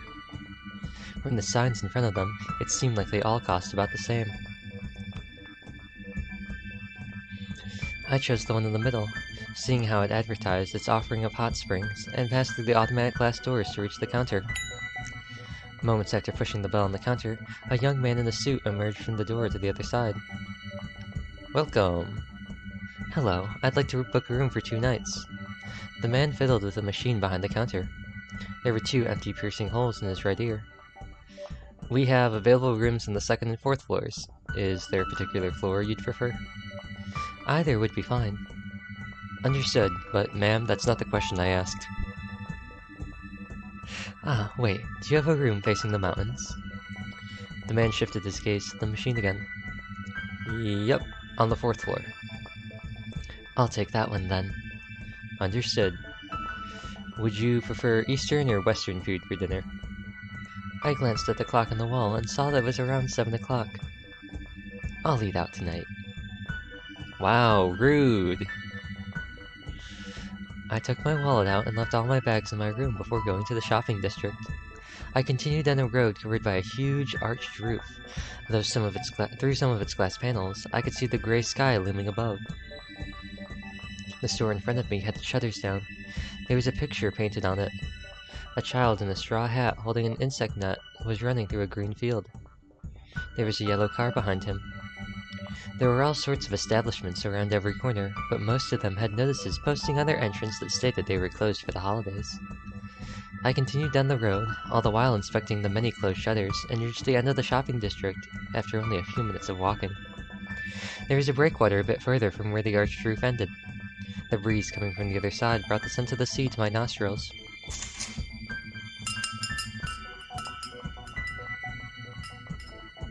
I looked around and entered the cafe at the edge of the shopping district. A lone old man with his white hair combed back from the forehead stood in the empty establishment. He wore a well-ironed white shirt and a black apron. "What'll you be ordering?" the old man asked. While I was hesitating, he picked up a menu and handed it to me. You can choose from original, American, espresso, Viennese, and ice. Coffee? Do you call ice Recco in these parts? The younger generation no longer does. I see. Would you like to order ice? One original, please. Bruh. I once saw a waiter making coffee from an instant pack when I ordered ice at the cafe. That was the last time I ever ordered it. Bruh. This establishment might have kept proper blends for ice orders, but there was no way of telling them without asking them, or telling without asking. I could have inquired about the difference between preparing ice and original blends, but that would have made it awkward if I decided to order something else. Most of my acquaintances might have considered me a person who voiced whatever was on her mind without reservation, but I actually took deliberate care to think things through before speaking up, unlike Nanai. One original. Understood, the old man mumbled, almost as if he was talking to himself. Do you have any newspapers here? We do. It's behind that pot. He pointed at the potted plant on the side of the counter. I circled around it to find a well-hidden newspaper stand. It had several newspapers of various dates, with the newest one being on top. I randomly picked one up and returned to the counter. The bubbly sound of coffee being siphoned reached my ears as I opened the newspaper. I checked the column located on the corner of the last page. It was a piece complaining about what some politicians said or did. I flipped over to the economics section and read the article with a large picture attached. Then I skimmed through a few more pages and... Here you are, the blend you've ordered. Thanks. I pushed the newspaper aside to let the old man place my coffee cup on the counter. I picked up the cup with one hand, took a sip, and placed it back on the saucer. A plastic sheet covered the counter. There was a black and white picture of a steamboat on the other side of it. I also spotted a model of Titanic further beyond the counter. I rolled up the newspaper. Is the port nearby? It's right outside the shopping district. I see. Thanks. Are you one of them tourists? Yeah, something like that, I guess. I came here to visit my friend, I added. Last I heard, a big ship could be heading this way soon. You can see countless ships in the port. Talking about a really huge thing, like this model you've got here. Who's talking? She's talking. I pointed at the Titanic behind the counter. The old man closed one of his eyes. Want to see a ship like that? Yeah, sure. An unusual wish coming from a young girl like you. Really? We got planes these days. Only my old geezer friends ever talk about ships anymore. Hey, it's not like I'm an actual ship enthusiast or anything either. The old man stepped out of the counter and picked up a thin hardcover book from the rack where I got that newspaper earlier. He placed it on the counter and opened up a color picture depicting a ship. There are many types of ships as there are birds. The book had different ship models on each page, with articles on their history. A long boat with countless paddles sticking out of its walls like legs of a caterpillar, and then a ship with a thick mast and a huge sail casting a shadow on its deck. A ship with a chimney on top, which was smoke rising from it toward the sky. The old man's wrinkled hands turned one page after the other. Ships have evolved with the time, much like everything else, always striving for the most effective way to travel over water. Paddling eventually evolved into sails and wind power, which in turn paved the way for steam engines, and eventually propellers. The model over there is a steamship, right? Yep. You don't see them much anymore. Really? Most of the passenger ships have diesel engines these days. Steamships went out of fashion over half a century ago. This 5-story floating hotel cruise is a diesel ship, for example. He pointed at one of the pictures in the book. It looks like a whole city floating on the water. We might not have castles in the skies just yet, but I guess we do have some water. Howl's floating castle? Crossing the ocean on water became impractical with the development of the jet engine and the oil crisis following the war. Most of the passenger ships these days are cruises, where being on a ship is the main attraction rather than reaching your destination. They have restaurants, bars, even movie theaters on board. I think I saw one of those on TV. This one, with the chimney sticking out, is a steamship. Like Titanic? That's the most famous steamship, I suppose. It comes from the period right before the war, the very pinnacle of steamship history. Back in those days, they still made them with the intent to cross the ocean. Is this one with wheels also a steamship? I pointed at a picture of a ship with huge funny-looking wheels. This one's called a paddled steamer, one of the earlier steamships. Perry's flagship, which came to Japan during the Perry expedition, was just like it. Perry. There were also some paddle steamers that have turbines in their back, like this one. He flipped the page. So ships with sails went out of fashion even before those?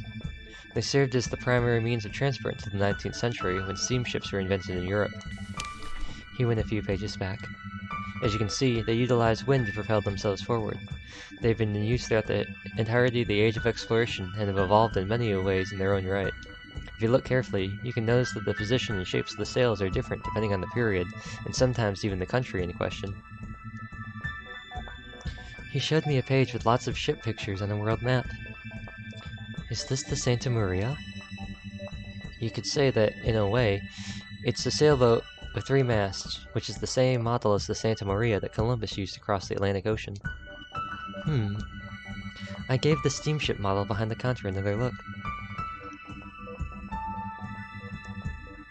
After finishing my light meal, I took some change out from my pocket I took some change from the pocket of my jacket that I hanged on the backrest of the chair. Thank you. Oh, thank you. It was my pleasure. You going to the port now? I don't know. I guess I'll think about it after I see how cold it is outside, I answered while sliding my hands into the sleeves of my jacket. Thanks for all the information, by the way. I had fun. I should be the one thanking you. I don't get many opportunities to talk to young women in this place at my age. Don't hesitate to pay our establishment another visit if you feel like it. I'll think about it. And away we go. With that, I left the place and stepped out into the poorly lit shopping district. There were even more closed shutters now compared to when I had entered the cafe. I thought about visiting the port, but then changed my mind and went straight to the hotel instead.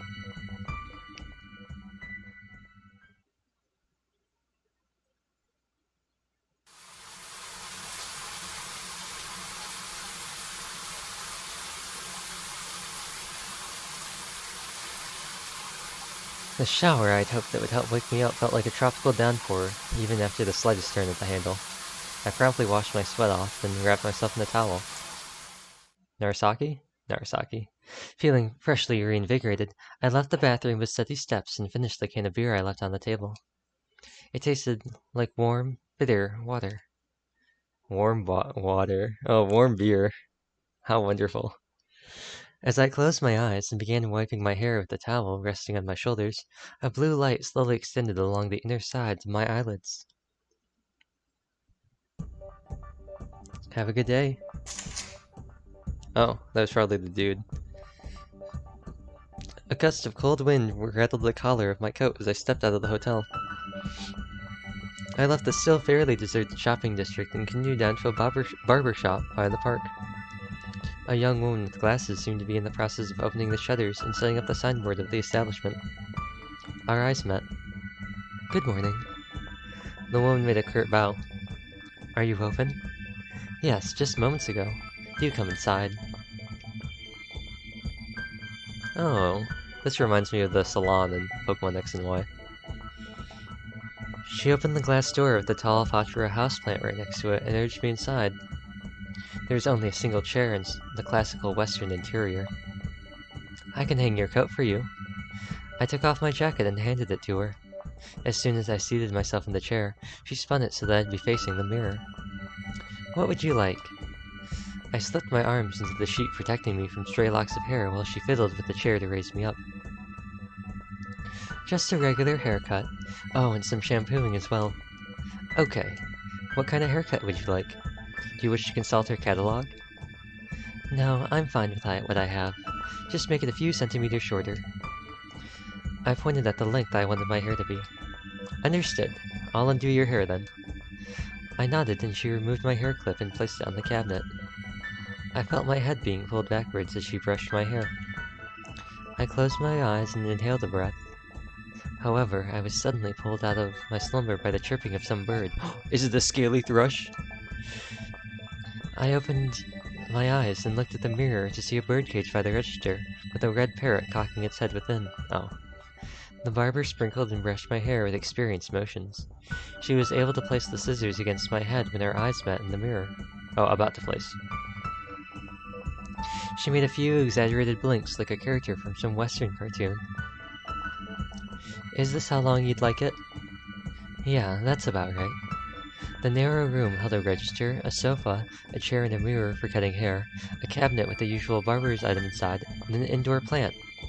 Why does that sound like Timothy Mouse? Glancing around, I also spotted a small old TV to my right near the ceiling. I could see the reflection of my face on its dark screen. Could you please not move your head? Oh, sorry. Would you like me to turn on the TV? As you can see, it's pretty old, so I can't vouch for the quality of the screen.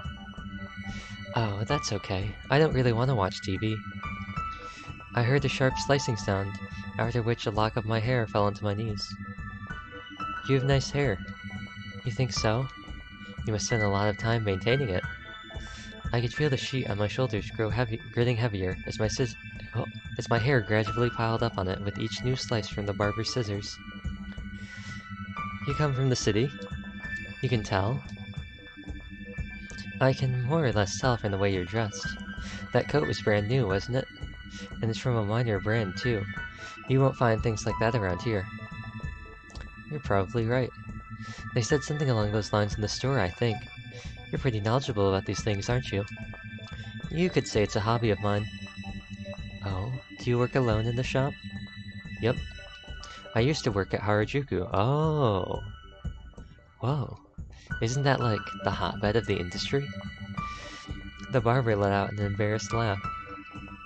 Well, things have changed. At one point, we had a barber boom of sorts and accepted lots of jobs. But most people these days seem to prefer cheaper options located closer to their homes. As you might imagine, the whole thing kind of faded out over time. And now you're back here in the countryside? Yep. But I'm glad I made that choice. I get customers just because I have a reputation of having worked in a big city. I saved up some money during those days, so I had no problem establishing my own shop over here. Yeah, that sounds pretty nice. Where are you from? I'm from Kyushu, actually. I see. I've never been there myself. My hometown is famous for its hot springs. Oh, that sounds nice. We also had a port, not unlike the one in this town. Who's talking? I can't tell. I assume the barber lady was from Kyushu. Oh? A rare...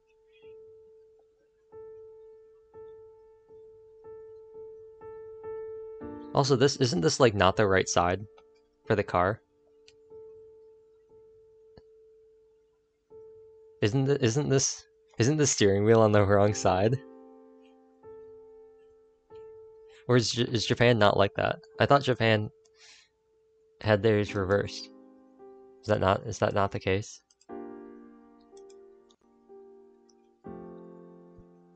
Is that not a thing? I could have sworn, because that's how it is in World-End Syndrome. Yeah, reverse? Yeah, because, Ryuzaki, when she picks up Tenkose-kun and is driving him around, she's always pictured as being on the right side of the car, and you're looking at her. But, well then again, Narasaki did say this was an old car. Maybe it's an import. Maybe she's got an old Honda Civic.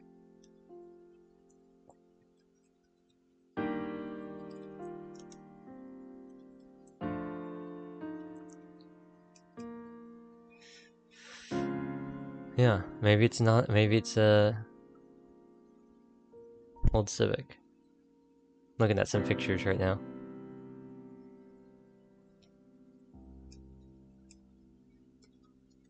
I'm gonna look, what does this mean? I'm gonna look up a 3-door car. I don't know what that means. What does that mean? I don't. 2 front doors and only 1 back door? Like, what does that mean? I don't know what that means. Or are they including, like, what's the 3rd door? Are they including the trunk as a door? Like, I don't car.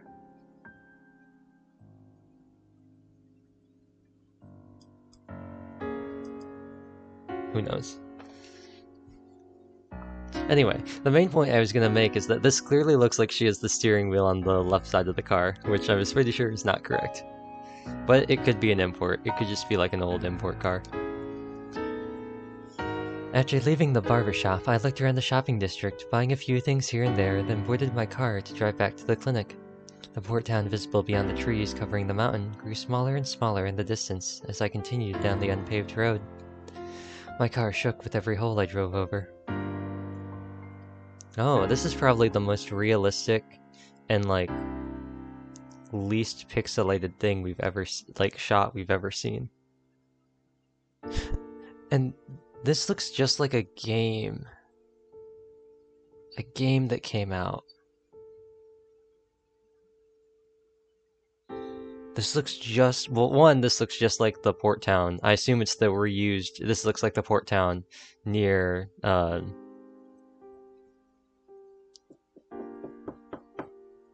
the hotel. I'm pretty sure it's the same town. Maybe it's a different town. I don't know. But aside from that, it looks like a town from a game. It was an interactive game where you're a reporter.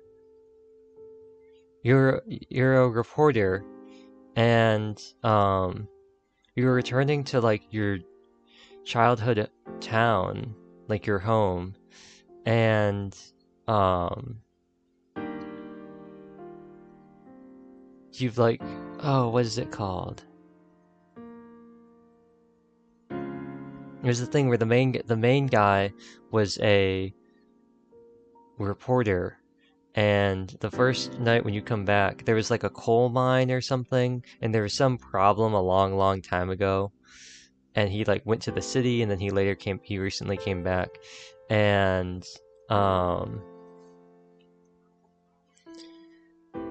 there's, like, a big welcoming party at a bar, and then there's, like, the next day the bar is all busted up and you're, like, investigating it or whatever.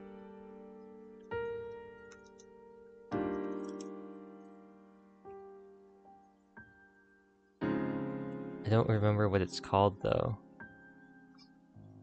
It came out pretty recently, relatively recently.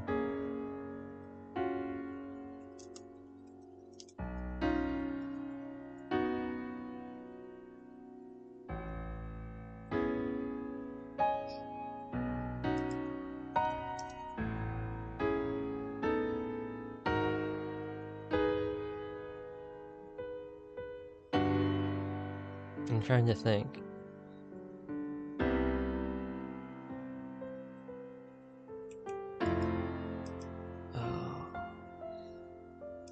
Let's see. I might be able to find it.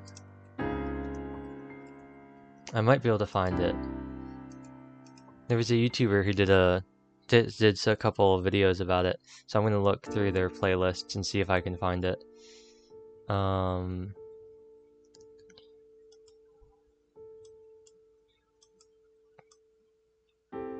Wasn't Sherlock Holmes. Wasn't Alan Wake. Not Cyberpunk. Wasn't Ghost of Tsushima. Wasn't Mafia. Was it Twin Mirror? It might have been Twin Mirror.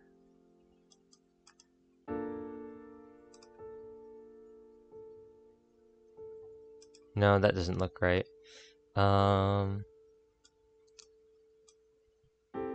Wasn't Outer Worlds, wasn't Blair Witch. Plague Tale Innocence? I don't think it was Plague Tale. Don't think it was Remnant either.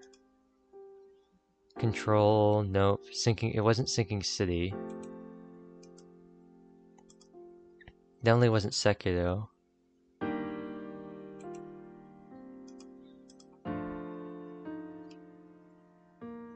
No, definitely not Plague Tale. Don't think it was Remnant either. No, not Sinking City. Not Far Cry. Wasn't State of Decay. Wasn't Vampire. No. No.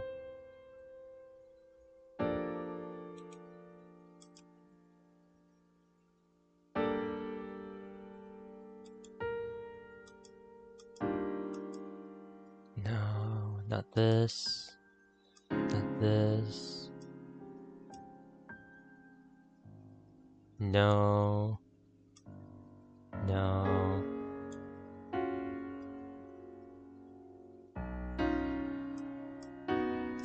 This is gonna bug me. This is really gonna bug me.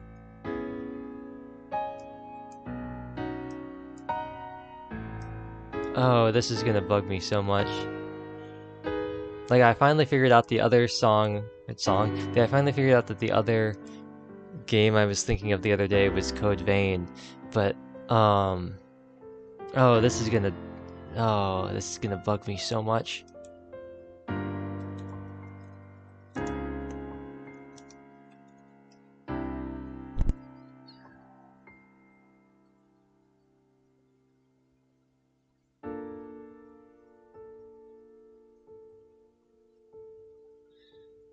Oh, this is gonna be so annoying.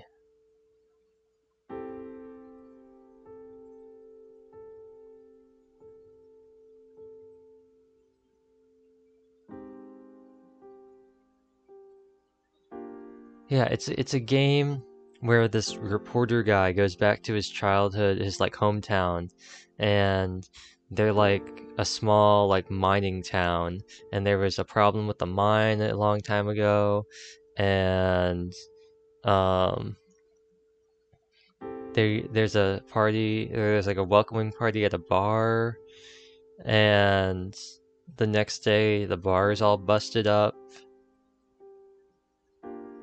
Oh. What is it? What is it? I'm notoriously bad at remembering games. Like, notoriously bad.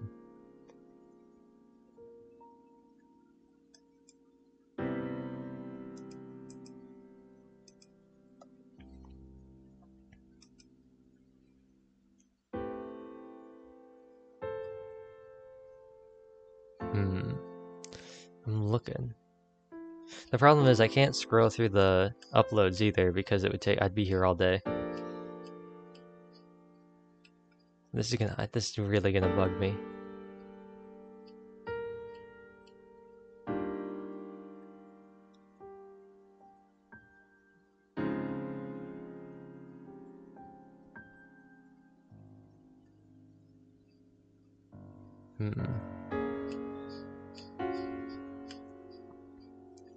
I'm scrolling, even though I know I'm not gonna find it. I'm scrolling until... because I'm only 9 months back now. 11 months, The Matrix. Halo Infinite, no, it was before Infinite. Vice City, no.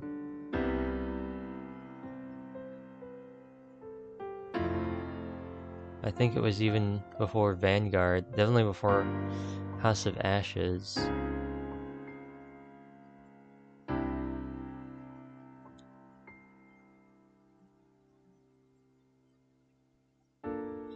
It wasn't Far Cry. It wasn't Deathloop either. It wasn't Kenna.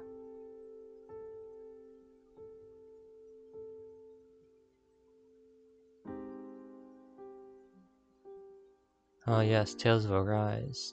That was a game that came out. Wasn't Life is Strange. Wasn't Fireteam Elite. Okay, so there's Valhalla.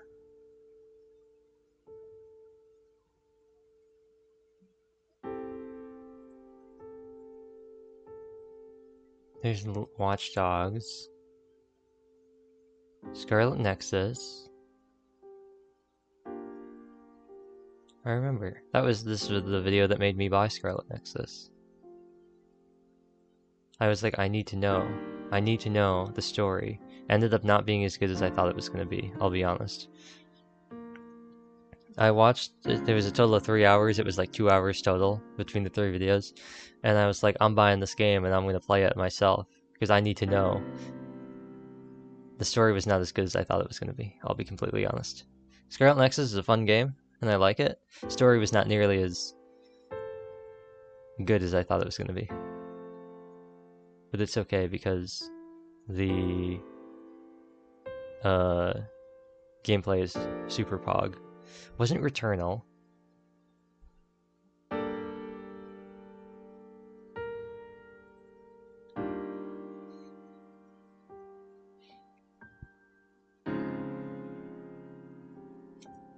Outriders.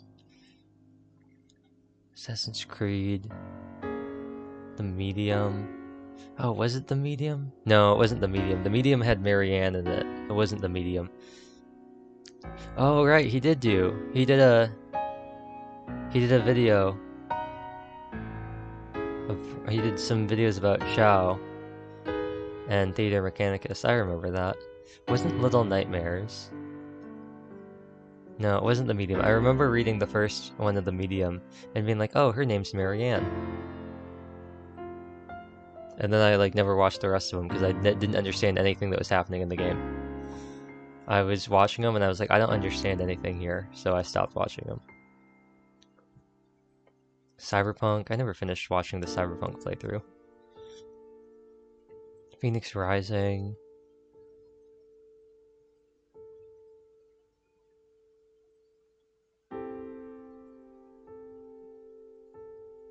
More Valhalla. Valhalla.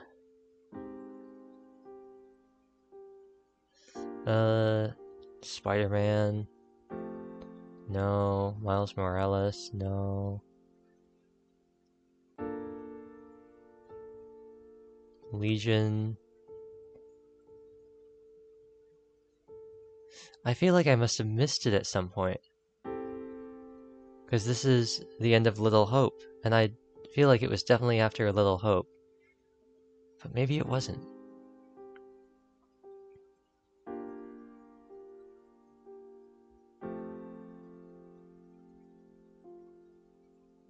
Ghost of Tsushima Legends. Oh, yeah, Legends. Legends was pretty brutal. No. It had to have been before this then, because this is Mafia Definitive Edition, and that was definitely it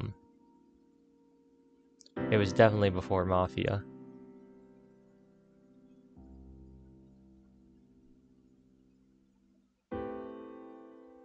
I remember because the first Mafia like demo video came out, and I remember being like, "Oh, I can't wait!" And then the actual one came out. Little Hope.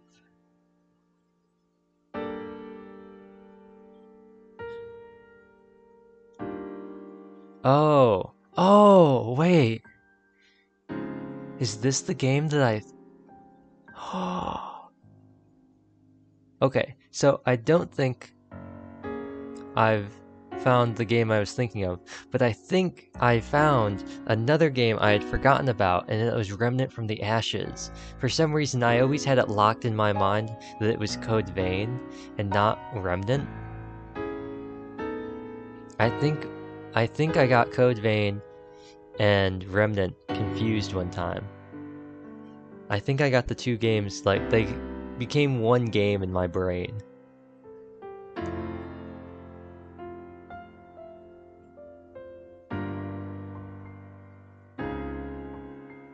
Anyway, I'm not finding this game, so I'm going to continue playing SeaBed. If any of you can figure out what the game is, I'd appreciate it a lot. I guess the clearest, most concise description of it I can give is it's a mystery game, an interactive mystery game, like a Sherlock Holmes kind of thing, or like Arkham Knights, not Arkham Knights, like a, well, Arkham Knight kind of thing, like where you go around and you interact with things. Kind of maybe looks like Life is Strange a little bit. And it's about this reporter dude who has returned to his hometown, and there's all sorts of like mystery, suspicious stuff. Alan Wake?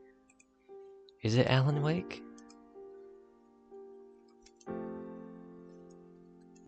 I have no, I'll look this up.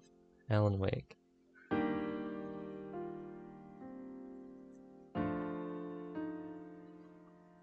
Was Alan, did it get remastered recently? Alan Wake remastered?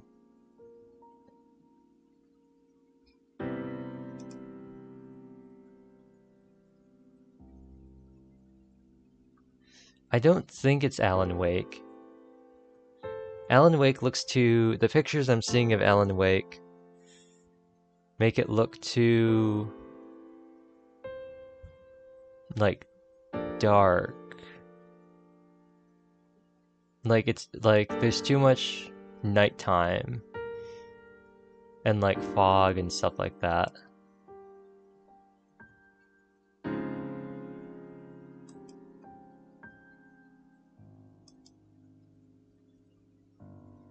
The guy looks too old. The guy looks too old. I haven't played it. It has day and nighttime, but I haven't played it. It could be Alan Wake. Some of it looks familiar, but I don't think he's that old. I don't think is the thing. If I remember correctly, he seemed pretty young. Like he was in his like 20s or 30s. I mean, he could be. He just looks too old.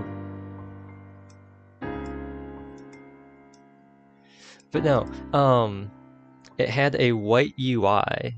The UI, it had like an investigation UI thing, and you start off with a phone call. You're like looking at text messages on like a phone, and the game starts and you're parked at a car at like this kind of scenic vista that you see sometimes on roads where you can pull off and you can take pictures. And he's got text on his phone and he responds to them, and he shows up at like a diner or something like that before coming in, and he eventually goes into the town, and they have like a return kind of celebration party kind of for him at a local bar, and he gets into an argument with a dude at the bar, one of the other like people that he grew up with, and they have a big fight or whatever. And the next day when he goes in, when he like shows up, he goes over to the bar, and like some of the windows are smashed and there's like blood inside, there's tables, they're all knocked over everywhere. And that's like the beginning of the game, and you're like investigating, and you're doing like a Detroit Become Human thing where like you're piecing together the crime scene and everything like that. That's the only thing I remember about it. I took my can of coffee, climbed onto the platform, and took a quick sip after sitting down on the bench there. I could see the entire port town. I took another sip while observing its architecture from the distance. From a distance. I let out a breath and gave the scenery another scrutinizing look. It was made better than I expected. I couldn't spot any disparities between it and the road I took to Fujisaka Mansion. There was not a single detail wrong with the town either. The shopping district's arch and the sudden breakwater just outside it by the ferry boarding platform looked suspiciously like my hometown. A certain phrase popped into my mind as I compared the two sides. A world slowly dying to preserve her life. Sachiko said that Takako's imagination exceeded hers by a wide margin. However, I didn't feel that was true. I didn't know the extent of Takako's world, but I simply couldn't imagine it being even more detailed than this. This world could extend indefinitely, like a sponge, constantly observing all sorts of different values and thoughts without discrimination. and that meant I could finish my job here without worries. I took out a few pieces of paper from my jacket's pocket. The way to the clinic was scrawled on one of them. I wrote that one down before coming here. The others were pages of a diary. Her memories. Memories I had to preserve. I imagined Sachiko sitting on the stool in the library.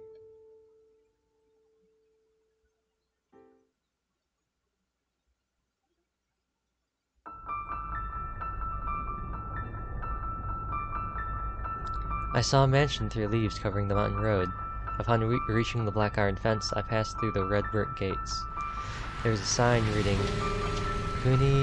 Gunugiara Sanatorium on them. I parked my car by the mansion and turned off the engine.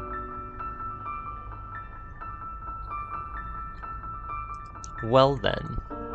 I stepped out of the car and continued toward the entrance. The mansion was built of gray and red brick, its windows and doors boasting sturdy wooden frames. Also, her car looks much newer than I thought it was gonna look.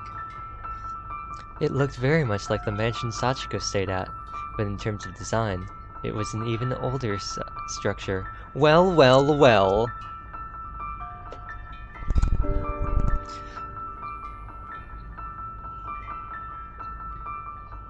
I hate this. I hate this so much. Its front doors were open. I could see the lobby and the counter from outside. I passed the call bell on the counter. A stringent sound reverberated across the lobby, but I received no reply. Is nobody here? Someone glanced at me through the door window on the other end of the lobby. After our eyes met, the person disappeared. I hurried to the door. I opened it to find myself in the inner yard of the building. There's a tall Persea tree in the middle. Oh, wait. I thought they called it a camphor tree in Takako's side of the memories. I thought they called it a camphor tree. Or did they just always say the tree in the courtyard? No, Takako specifically called it a camphor tree. She specifically said camphor tree when she was shoveling snow.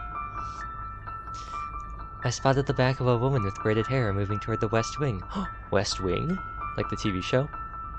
Oh, are you a guest? Hearing a voice from me made me turn around. When I did, I saw a woman in a nurse outfit looking at me through the guardrails of the building's roof. I'm sorry. I rang your bell, but no one came, so... My apologies. I'll be down in a minute. She let go of the guardrail and disappeared, but her head popped up again. You can wait in the lobby. Alright. I returned to the lobby and checked the clock. It seemed to be around noon in winter. The glass panel covering its pendulum reflected my face. Noon in winter. Okay. I fiddled with my bangs for a while. When I straightened my back, I felt a sharp pain in my neck. When I slid my hand underneath my scarf, I found a piece of hair sticking to my neck. Sorry to have kept you waiting. The young woman in the nurse outfit appeared in the lobby. Well, well, well. Hello. Hello. I'm Koma Mayuko. I work here as a nurse. Oh, her name's Koma. Komakura? Komakura, yas queen. I'm Narasaki Hibiki. What brings you here? Also, I like that, with Mayuko's last name, Narasaki continues to be the only person that is ever referred to by her last name. Everybody else is called by their first name, except for her. I came to visit a patient. Just one moment. The nurse, calling herself Mayuko, moved behind the counter and took out a form and a pen from the drawer. Please fill this out. The paper she placed on the counter had columns made for time periods and patient names. I placed the present I bought on my way here on the counter, then took the pen from her and filled out the form with the information she wanted. Mayuko took my form and ran her eyes through it. Are you a friend or family member? No, I was merely asked to check on her by our mutual acquaintance. And this is just a little something I brought. Mutual acquaintance, huh? I lifted the paper bag I placed on the counter. I see. Mayuko returned the form with its drawer and moved out of the counter. Follow me. I'll show you to her room. Interesting. She passed me by and continued up the spiral staircase. The walls along the staircase were lined with small paintings. I peeked through a window in her way and spotted a camphor tree in the inner yard. Okay, I see how it is. Mayako stole a glance at me, probably curious as to why I was looking around so much. You have a pretty scenic place here. I made up something on the spot. It used to be a mansion of a rich family before being turned into a sanatorium. It was almost identical to the Fujisaki mansion Sachiko stayed at. I wonder. Mayako stopped in front of one of the rooms and knocked on the door. A dull wooden sound reverberated in the hallway. Takako, you have a visitor. Mayako then seized the doorknob and opened the door. Wow, rude. It wasn't locked, apparently. I'm coming in. I followed her into the room. The room itself was surprisingly empty. It only had a bed and a single shelf. Takako didn't seem to be around, though. Of course she's not. She forgot to close her window again, Mayako mumbled as she closed the window. Their voices are too similar. It doesn't look like she's around. Yes. Can I wait here? Of course, but we have other patients here, so I would kindly ask you not to wander outside if possible. Don't worry, I'll read a book or something. What if she runs into Kozue? Mayako began walking to the door. I'll tell her you're here if I manage to find her. I nodded. You should be able to find me in the lobby or the inner yard if there's anything you need. The door opposite the entrance leads to it. I'll keep that in mind. I'll be on my way then. Oh, I haven't seen that sprite in a long time. Mayako smiled and left the room. Left alone, I slowly surveyed my surroundings.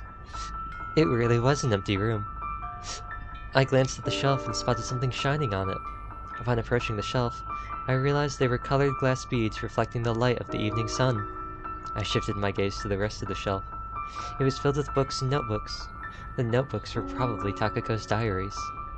I got curious about what they might contain, but considering how awkward it would have been if Takako came back as I was reading one, I decided against touching them for now.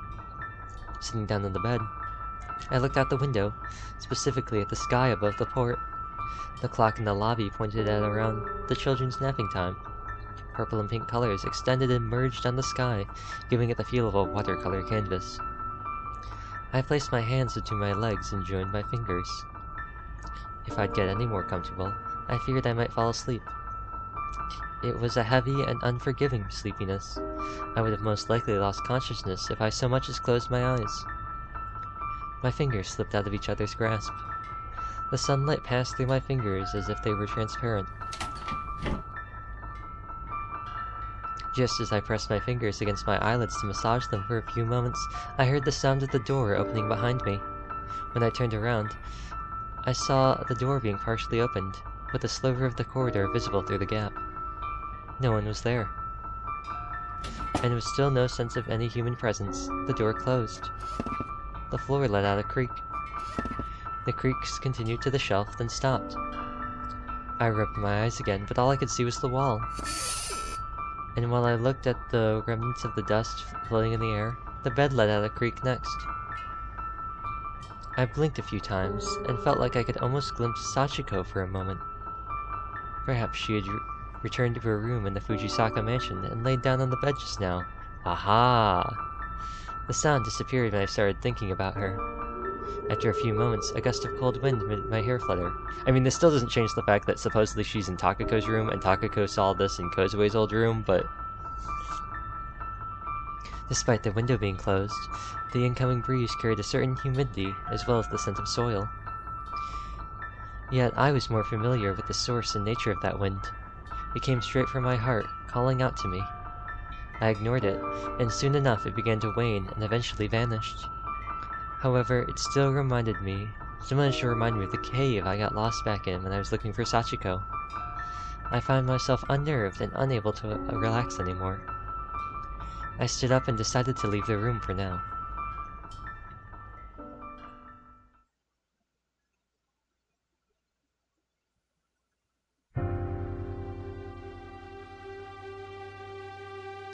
The rays of the setting sun passed through the crown of the large tree in the inner yard, filling the corridor with a dim orange light.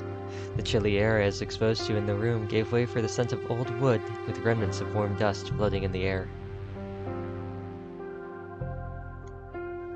I found the rest area right away and sat down in one of the chairs.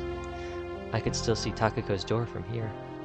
After spending some time reading, I spotted something move from the corner of my eye. Someone was walking down the opposing corridor I could see from the window. That person continued toward my location, their tied-up hair fluttering in the air. I waited for them to come while pretending to read. Eventually, a tall woman appeared on the other end of the corridor. She gave me a suspicious sidelong glance as she carefully tried to pass by me. "Hello," I said in greeting. She had no choice but to stop. "I'm looking for Takako. You wouldn't know her, would you?" As I closed my book, she faced me with a bold look in her eyes. Rather than being wary of a sudden guest, she appeared curious, if anything. She was quite tall for a woman, boasting a height that would easily put her in the same league as professional sportswomen or models. Her facial features had yet to fully mature. I could easily recognize her as the same person I'd seen during my kindergarten days. She was carrying a plastic bag in one hand, no doubt having just returned from buying groceries. See, but here's another interesting thing. This further the whole kindergarten days of Narasaki being a person. But we've never seen her in any of the memories. We've never seen her when they were kids either. They've only ever seen her as the doll. And also the weird way she... Well, I guess she never went to school. They maybe went to kindergarten, but then they didn't go to school afterwards. But it just seems really weird that they all knew each other in kindergarten, but then Sachiko and Takako ended up going through school together, and Narasaki was nowhere to be seen. I don't know. Also, the way that she was like, "Oh, it's an acquaintance of an acquaintance," or it's an acquaintance of mine, a mutual acquaintance, like a friend of a friend. It wasn't like a, "Oh, I am a friend," childhood friend kind of "Oh, I'm best friends with her girlfriend or whatever." And that's me. "I see. My name is Narasaki. Actually, it's not the first time we've met, but I can see you don't remember me." I stood up from the chair. I could immediately tell she didn't recognize me. "Well, it doesn't matter. I came to talk to you about the unusual illness you have." "My illness?" Takako shifted the plastic bag to her other hand and crossed her arms. I heard something akin to stones rustling inside it. "I guess I'm not particularly busy." I nodded. "Ah, that's right. I brought you something from the town. Do you like sweets?" I handed her the paper bag with the confectionery box. "Thanks. Of course I like sweets." "That's good to hear. To tell the truth, Sachiko had once told me Takako was a big fan of sweetmeat paste, especially enclosed in something crisp. You know, like wafers in the case of Monica." "It's been a while since I came here, but it's my first time getting an actual visitor. It feels surprisingly nice." "Is it going to be a long story?" she asked. "That depends." "In that case, let's go somewhere else. I can't even serve you tea here." Takako started down the corridor. I followed her, but we ended up passing by her door and continued down the stairs. "Isn't your room over there?" "My room doesn't have a chair." "I see. Did Mayako show you inside? What was she even thinking, making you wait in a place like that?" she jokingly remarked. "The night duty room is a Japanese-style room, so we can sit on the floor. There's also tea and snacks." Takako's twin tails fluttered in the air in each of her steps. "You seem to be doing all right." "I am. I mean, it's not the kind of illness that affects my physical health, is it? I just wish it didn't mess with my head so I could remember you at least." "Don't worry about it. It's been a long time." "If you say so." "How many patients are in the sanatorium?" "Only 4 people live here, including me. That includes Kozue then, or a new person." "That's fewer than I thought." "Oh, is the braided hair Sanai?" Wait, then who's the braided hair person?" that we saw earlier. Is that Sanai? Her hair has always been, like, let down, though. Hey, isn't that a good thing? I suppose it is. Did you come here by car? Takako changed the subject. Yeah, it wasn't easy to drive up that mountain road. Right? People don't usually come so far out in the mountains. You don't get bored here? It's true I don't get many chances to go outside, but it's not as bad as it sounds. There might be few people here, but there's a lot to do. Mayako makes sure to find an odd job for me every day. Is she strict with you? Not at all.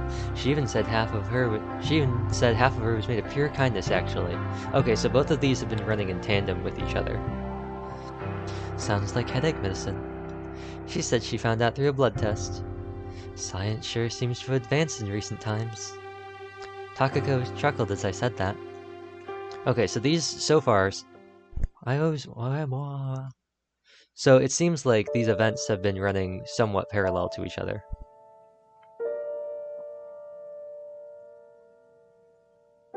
Okay, yeah, I can just, if I stare right at it, am I looking?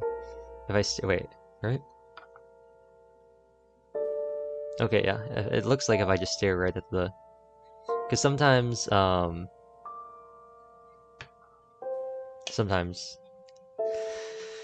I can never tell where the camera is centered. As soon as we entered the night duty room, Takako turned on the heater, picked up 2 pillows lying next to it, and placed them both at the ends of the small dining table. She dropped her bag on the table and promptly disappeared into the kitchen. I sat down on the pillow facing the kitchen and waited for her to make the tea. There was something shining in her bag. I stole a brief glance at its contents, finding a bunch of glass beads. The little translucent stones sparkled in the evening sun. Sorry to have kept you waiting. Takako placed a cup of tea and some snacks in front of me. Thanks. Now we can take our time. What's up with this bag? I pointed at the beads of glass in the bag. Oh, that's sea glass. Didn't you know? The beach is full of them. They're beautiful. Right? I was thinking of decorating my shelf with them. Want to take a look? She cheerfully pulled one glass bead out of the bag and handed it to me. It was pink in color, and had the consistency of a stone. Don't know how much longer I'll be able to find them at the beach, though. I hear they're planning to build a factory there or something. Oh, I heard about that from the people in town. They want to enlarge the port so freighters could access it, right? Takako nodded. The old guy that told me about it belongs to a fishing union. Says he's gonna live off the compensation he'll get for having to quit his business over this. I wonder if a mere compensation would be enough to last him a lifetime. I'd feel it'd be better for him to simply move to other fishing grounds or something. Apparently, another union is using nets to fish for octopuses and prawn, and they don't want to make their area any smaller than it already is. Can't they fish together? He said it's impossible to fish where the nets are already set. There's this thing called a right of demarcated fishery that separates who can fish with whom or whatever. I see. I wonder if there's really nothing he can do.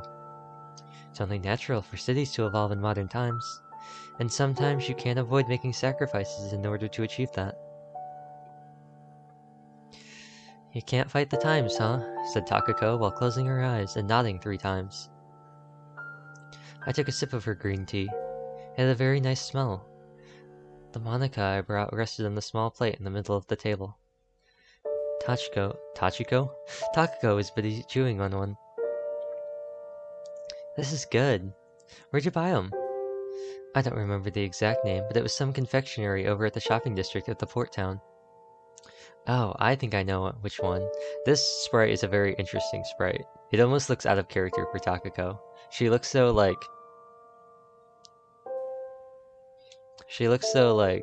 conniving. It's the shopping district that cable cars descend to, right? I think so, yes. Maybe I should ask Mayako to buy me some next time. Takako finished her cup and filled it with another serving of tea right away. You said you had something to tell me about my illness? Are you a doctor, perhaps? More or less. I'm investigating the illness you have. What are you investigating exactly? Everything. from the symptoms to the cause and the treatment. And that's why you came here? Well, there's no other treatment facility for this illness in the country. Takako widened her eyes in surprise. I didn't know. Is that true? I nodded. Your system for managing the symptoms is currently functioning very well, so I imagine the staff here find no reason to explain the details to the patients. Takako seemed to freeze up in thought, but I continued talking. It's a very unusual disease. How much do you know about it? I lost a part of my memories after my ears start ringing. Oh, I lose a part of my memories after my ears start ringing. That's all I know. Takako gave me an anxious look as I considered where I should start from. You're right about the relationship of those two symptoms. However, you seem to have the order backwards. Your ears start ringing after you lose your memories. It's an automatic panic response to a traumatic event, which, in this case, is memory loss. Or autonomic. Do you know anything else about the other symptoms? No. Is there anything else? It's unusual for it to happen, but there are cases where symptoms suddenly start to advance at a rapid pace. In your case, you only forget short episodes of your life, and it doesn't happen so often. So if you're smart about it, you can use notes and such to refresh your memory. But during a rapid memory loss episode, you lose your memories too fast to keep up. What happens when you lose everything? The patient forgets who she or he was completely. Takako knitted her brows.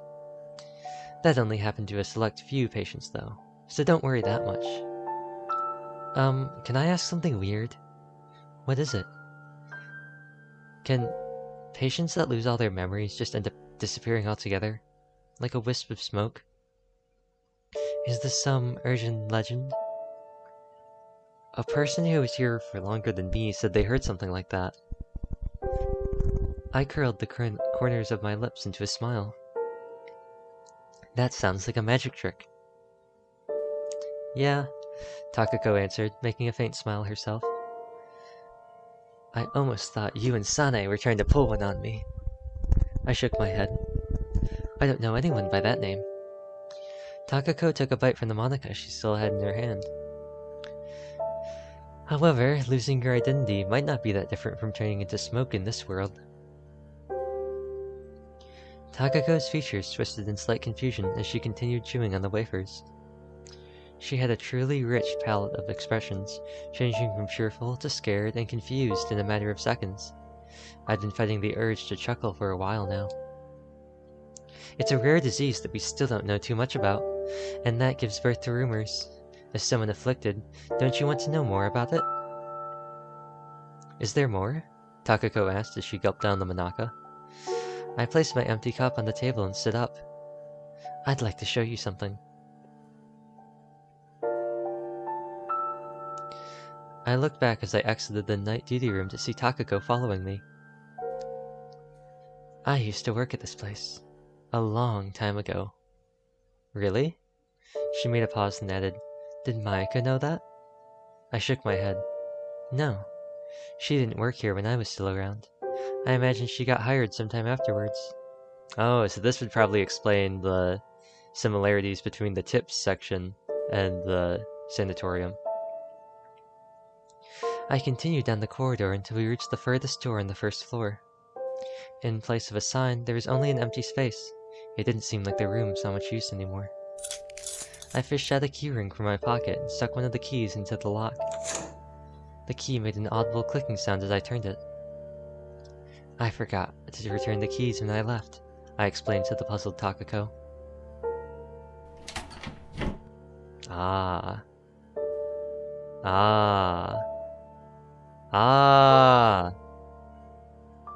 Huh? What? Wait, what? I stepped through the door and into the familiar consultation room. I was a little worried, considering all the changes the building underwent over the years, but it looks like my room remained more or less unchanged. Everything from my desk and bed to the chairs had been left untouched, even the cup of coffee I left behind. Even my favorite coffee cup was still there. Oh! Wow. I couldn't spot any dust covering anything. All the records were still there, lying on the desk as I left them.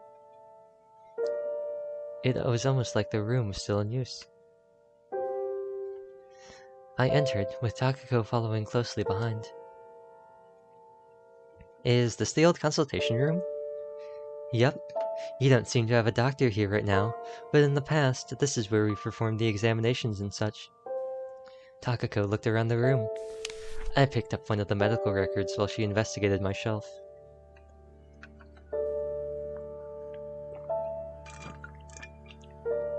Upon closer inspection, I realized that most of the pages were torn out. I turned to Takako. Takako had gone further into the room and was now looking into a silver bucket on the floor. It was full to the brim with gray ash. Did someone have a bonfire here? I wonder. I took out the necessary records from the shelf, lined them on the desk, and sat down. These are the records of the symptoms we've discussed. I logged everything I found out with the few years I worked with patients here. A bunch of medical records in German, diary notebooks, and pictures lay scattered on the desk for Takako to see. You've got pictures. I took them hoping they would help me fight the memory loss. I also have tapes with recorded conversations.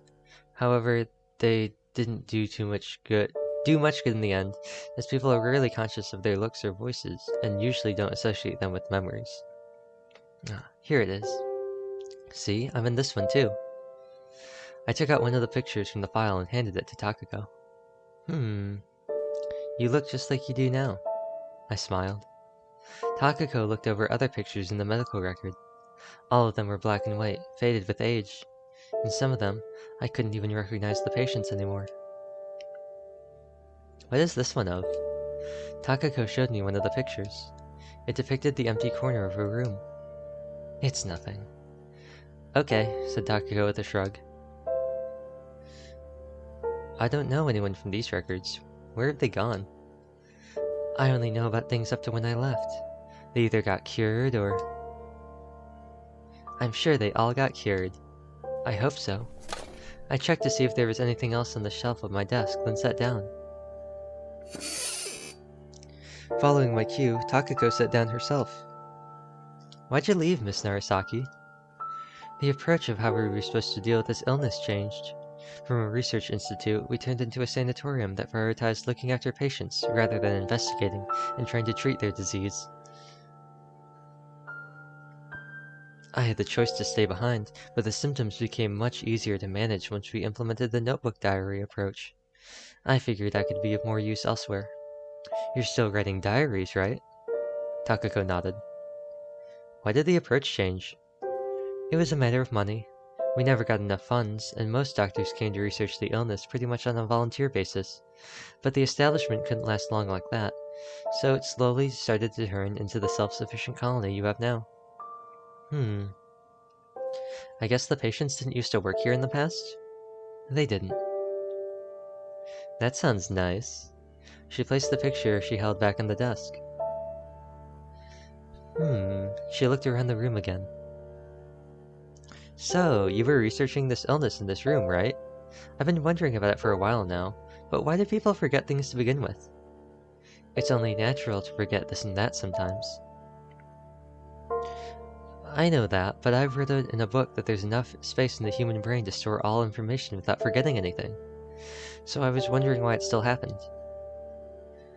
Yes, the most prevalent theory states that all information does get stored in your brain and never really disappears for good. You just don't remember it. So how does that work, and why? I'm gonna make a pre-claim based on no real understanding of how the human brain works or any sort of like neuroscience or anything like that, and just go off the assumption that they're gonna go with the idea that your brain and all of your memories and all sensations are just a series of different neural pathways and like synapses in your brain, like electric signals going through specific patterns through all of your like little brain cells, and that your memories are the same way. And the more you remember something, the more that specific signal or that specific pathway or combination of cells or signals gets used, and so the stronger that pathway is formed and the more ingrained it becomes in your brain. And so things that you do not think of a lot tend to fade away, in the sense that the neural pathway to remember that memory is a lot weaker than the neural pathway to remember something that you constantly think about, which is the reason why you could memorize a song and then forget about it, and then when you see the lyrics again later, you can say all the words. Or the idea that if you repeat something to yourself on a consistent basis, like the whole like say someone's name like 3 times in a minute, or like so many times within like so many times of meeting them, you'll remember it better. It's the same way like rote memorization works, and why they say that cramming for tests doesn't work, because it goes into your short-term memory instead of repeatedly studying over a period of time leading up to an exam or a test, where you're consistently ingraining that neural pathway to remember that information in your brain, making it easier to recall. But I know nothing about neuroscience or how the brain works. That's just my understanding of how memory works. And the difference of like short-term memories then get turned into like quote-unquote long-term memories when the pathways come in. So if you looked at something like 10 minutes before a test, you might remember it, but the whole idea of like studying the night before and not studying at all probably won't help you. There are many theories on the subject. Aha, and here we go. For example, it might not have been the passage of time that makes you forget things, but rather the act of forgetting actually makes you conscious of the passage of time. Besides, there might be a lot of space in your brain, but there's only so much you can think about at a given time, right? Being able to remember everything all the time might prevent your head from functioning properly. Like if I asked you what you had for dinner, and then that evoked an image of every single dinner you've ever had in your life. That'd be pretty confusing, right? I guess so. And I imagine that would also negate the feeling of wanting to eat something you haven't had in ages. Yeah, that about covers it. Okay, so that's not what I said at all. They went for a completely different... Okay. Takako pressed a finger against her lower lip. I shoved a hand in my pocket, realizing I still had the glass bead she handed me earlier. I assume you can now accept I've been researching this subject for a while now? Takako removed her finger from her lips and looked at me as though having suddenly realized something. Yeah, and you said you wanted to tell me something about my illness. To tell the truth, I came to ask you for 2 favors. Favors? What do you mean? I want to try something on you. If it goes well, you might get cured. As long as it doesn't have anything to do with needles. Don't worry, it doesn't. It just needs a little dedication on your part. That's all. Are they gonna break in a glove? Is she gonna lather it up with shaving cream and then wrap it all with rubber bands and stick it under a mattress and sleep on it for 3 days? Is it 3 days? It can't be 3 days. How long is it?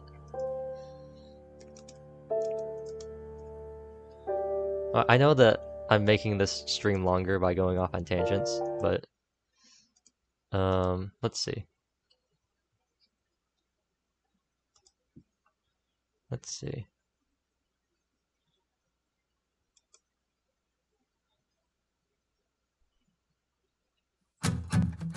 This glove's really cool, wow.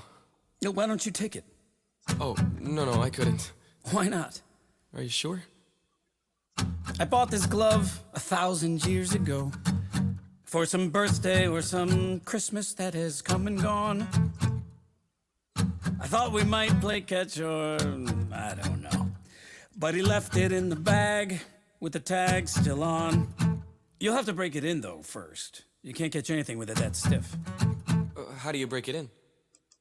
Well, it's all the process that is really quite precise. A sort of secret method known to very few. So, if you're in the market for professional advice, well, today could be a lucky day for you. Shaving cream. Oh, yeah. You rub that in for about 5 minutes, tie it all up with rubber bands, put it under your mattress, and sleep on it. And you do that for at least a week, every day, consistently. And though this method isn't easy, Every second that you spend is gonna pay off. It'll pay off in the end. It just takes a little patience. It takes a little time, a little perseverance, and a little uphill climb. You might not think it's worth it. You might begin to doubt, but you can't take any shortcuts. You gotta stick it out, and it's the hard way, but it's the right way. The right way to break in a glove with.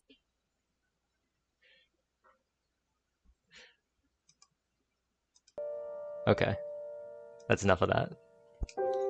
So, what do I need to do? I just want to confirm one thing before we begin. Did you get my parcel? Huh? I knew it. There had to be a parcel addressed to you. A hint of recognition lit up in Takako's eyes. I knew it when she said that she had the pages, the memories she needed to keep. Are you talking about the notebook? Did you send it to me? Yes, that's the one. So you got it. Did you write it? She carefully asked. I shook my head. I know you have questions, but I myself have no idea who wrote that. I just found it at the library. Takako, having unconsciously risen from her chair in the meantime, sank back into it. I see you've already read it. Why is what? It was full of episodes from Sachiko's life and my own. Things that only the two of us would know. Did it pique your curiosity? Of course! Do you really not know anything about it? I really don't. I just found it. I tried looking for the person it belonged to, but couldn't find anything. I'm sorry. It didn't seem like she was ready to give up, though. Silence descended on the consultation room for a while. Is there anything else you want to know? I asked. Then, why did you send it to me? She asked after a short pause. When I gave the diary a look, I realized it contained a lot of information about you. I figured it might help you with your memories. Takako let out a sigh. I want to know exactly what it helped you remember. Takako was about to say something, but closed her mouth as she heard that. She then focused her eyes on the air and something in the air in front of her. It was full of really old stories, so it helped me remember a lot. It was a really nostalgic read, I guess. What about this Sachiko, who seems to be narrating everything? She's my childhood friend, and the most important person in my life. Okay, I see why she's hiding it now, why she was hiding the relationship. She wants to get an unbiased, answer without any sort of, like, outside interference from Takako, or maybe Mayako telling Takako, or knowing anything like that. To tell you the truth, I think I had forgotten how much she meant to me before I read that. I see. She seemed to have completely lost her high spirits. I didn't know whether that was because she felt disappointed I didn't lead her to Sachiko, or because she felt guilty for having, or she was feeling guilty for having forgotten her. Perhaps it was both. I'm sorry for asking prying questions, but you can lead her to Sachiko. Just not yet. It's okay. I really appreciate you sending that notebook to me. I was relieved to learn that she understood its contents like she was supposed to. It didn't seem like I needed to hesitate any further. So, what did you want to ask from me? What do I need to do?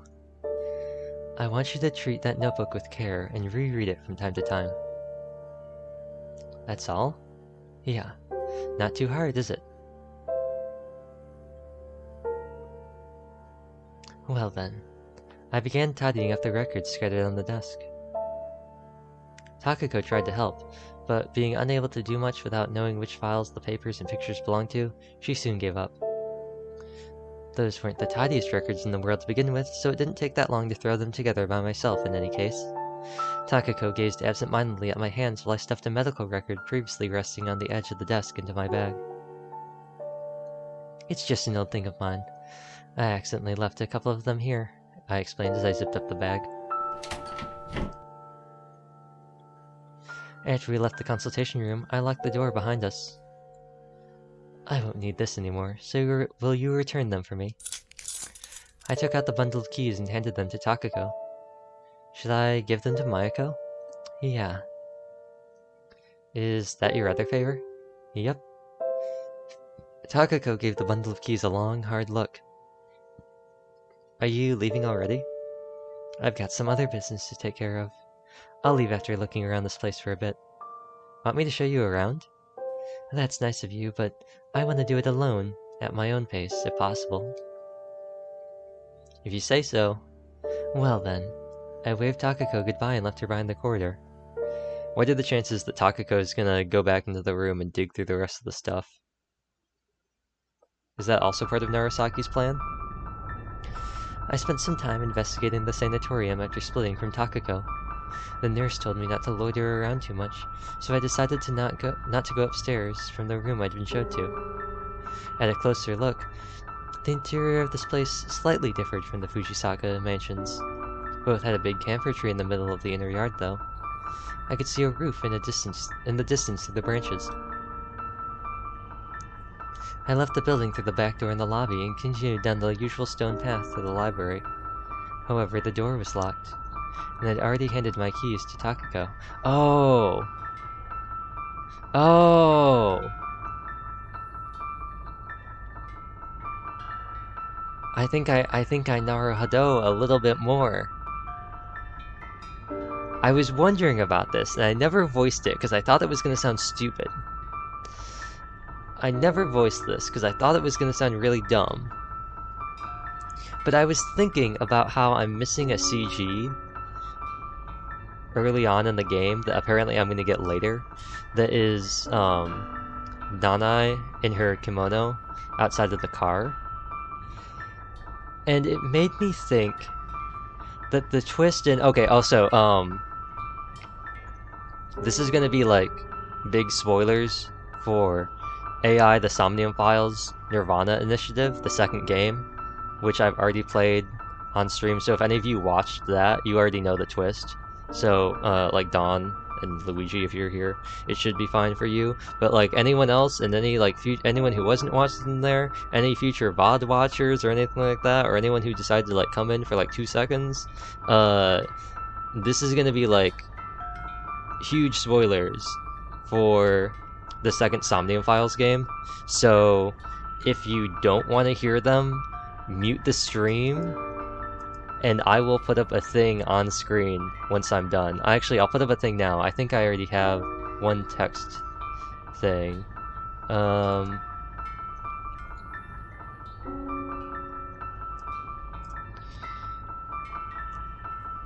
gonna just make a big thing.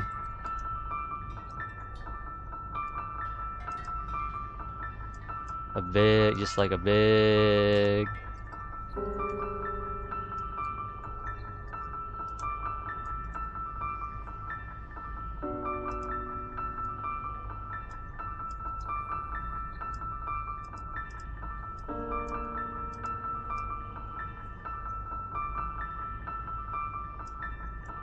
Just like a real big thing here.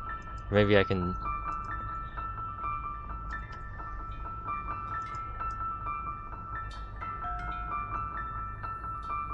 Just like a real big thing, like right here, like spoilers. Spoilers. I'll even deactivate the Elgato so you can like see it. Big spoilers. So in the game, now that I feel like I've given everyone an ample opportunity at any stage watching this video or this stream to mute or anything like that.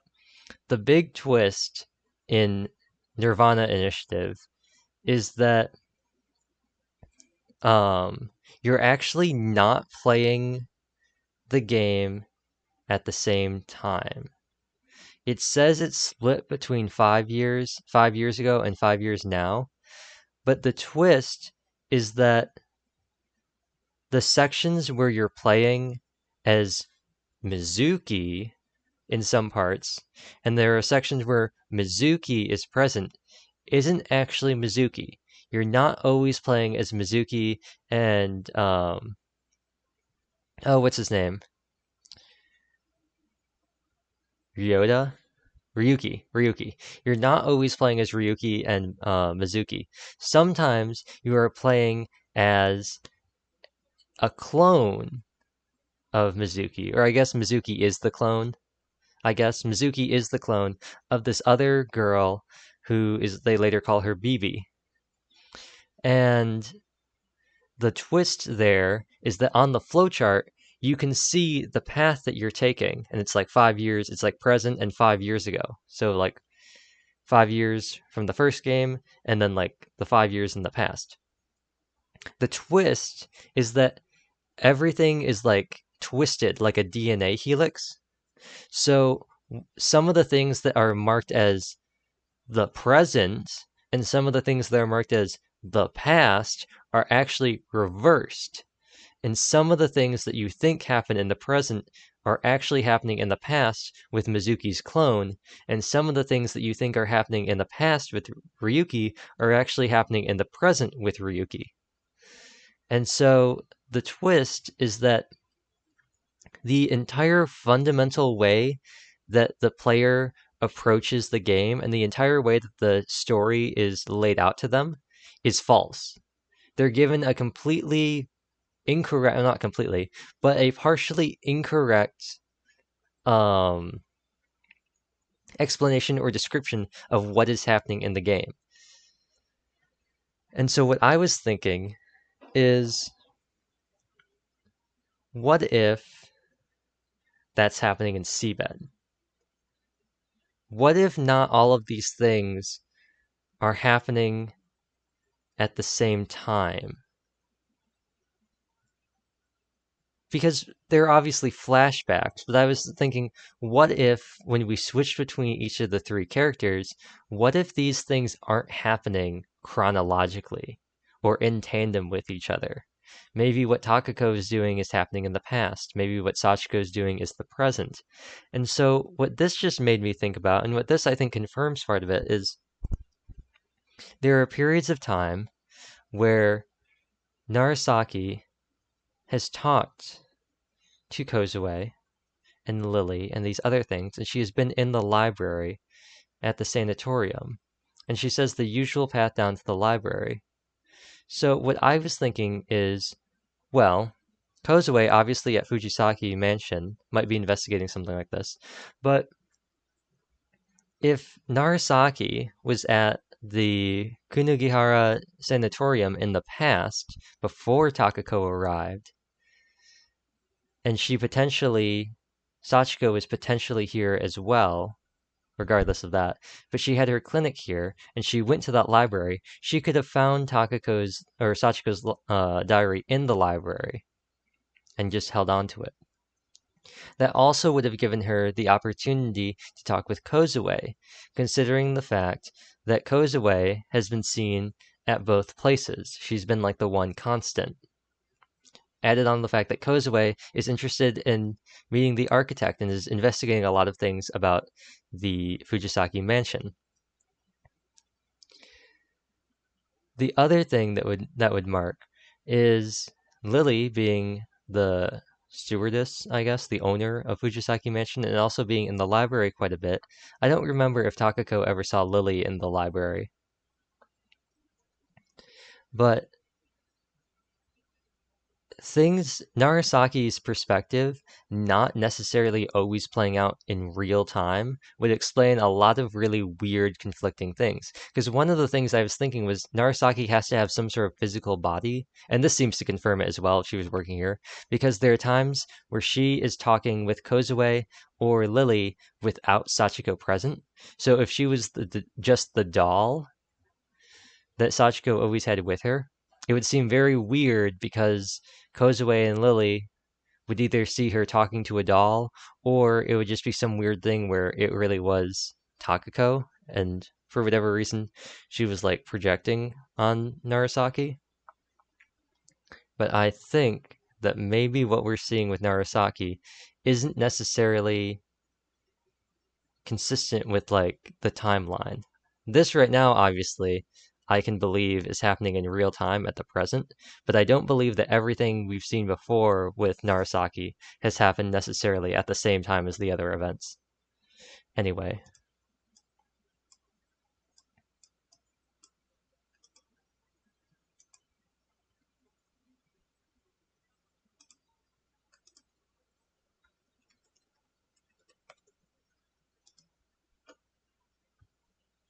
There we go.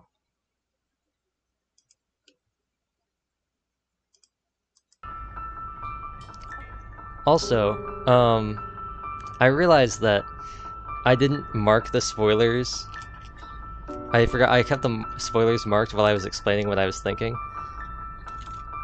But I do think I can't really explain what I'm thinking about SeaBed and how that relates to Nirvana, because that would be spoilers too. So I can't really talk about what I was just explaining, but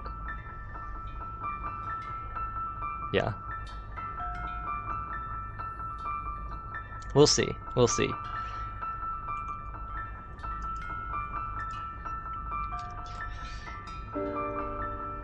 I found the nurse working at the flower beds as I returned to the inner yard. It probably would have been awkward if she spotted me as I tried to inconspicuously pass by her, so I figured I might as well initiate a conversation myself. Oh? She turned to me. Oh, this one again. Have you met with Takako? Yeah. That's good. What are you doing here? I expected she'd ask that. I saw a roof in the distance from the second floor and got curious. In the distance? Ah, the library. It's closed right now. I see. It's open during weekends and on holidays.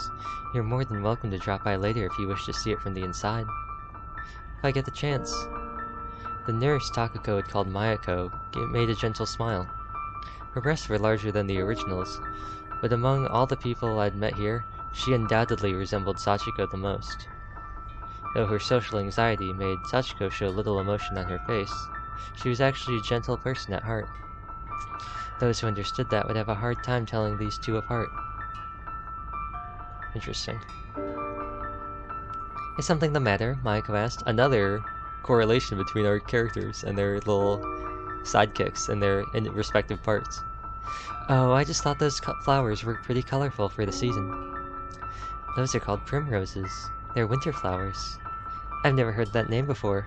Is growing flowers a hobby of yours? Not really. The people at the flower shop recommended these after I told them I was looking for something colorful and easy to grow. I mean, it's kind of sad to see empty flower beds in winter, wouldn't you agree? You have a point there. Takako helped me plant these. Mayako pointed at the flower beds that Takako likely helped her with. I see. What are your plans for the summer, though? I'll plant other flowers. I was considering morning glories this time around. Oh, that's a nostalgic name. I used to grow them back in school. Mayako smiled. Takako said something like that too. They always remind a person of school. Yeah. Speaking of which, Takako told me a lot about you, too, I said, changing the subject. Nothing too strange, though, I hope. No, nothing bad. She was simply telling me about her friends here. I'm glad to hear that. Also, she said 4, which is another reason... but then Sachiko has seen Kozue too. But she said 4, like Kozue is still here. Because if we go Nanai, if we say Sanai, Takako, and Mayako, the 4th person has to be Kozue unless there's a new person. And I still don't know who the braided hair person was too, unless that was just Sanai with braids in her hair. The nurse made an exaggerated sigh and stood up while brushing some of the sweat off her forehead. After a bit of small talk, I realized the sky had begun growing orange in color. Right, I promised to make a call around this time. A call? I'm sorry, but could you let me use the phone in the lobby? You can use the one in the office. The phone we have in the lobby needs coins to operate. That's okay. It won't take long anyway. Then feel free to use whichever phone you like. Thanks. I'll go make that call now. Okay, take care. Their voices are too similar. I started toward the door leading back to the building. Before entering, I stole a final glance at Mayako and saw her waving me goodbye. They really debated me with that Persia tree. I checked the clock as I returned to the lobby. It was 6 o'clock. I picked up the receiver and fished out a few coins from my pocket. I placed them on the phone, leaving only one in my hand. I put it into the slit of the phone and rotated the dial. Pressing the receiver against my ear, I listened to the beeping sound, waiting for Sachiko to pick up.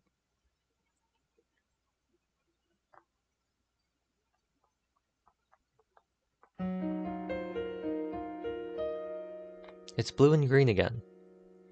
Not red or orange like it usually is with Narasaki. Is that chapter 9? It is chapter 9. Return. So what, 10 chapters? 10 chapters in this game?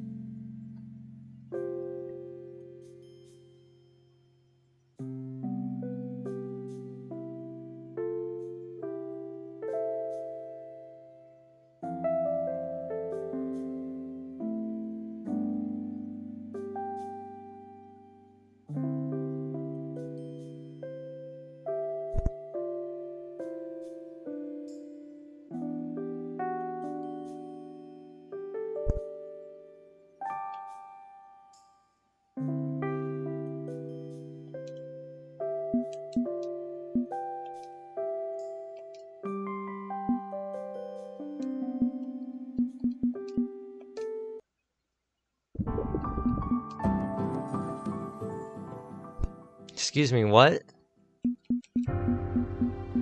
Excuse me, what? A quiet sight, like a quiet voice? What?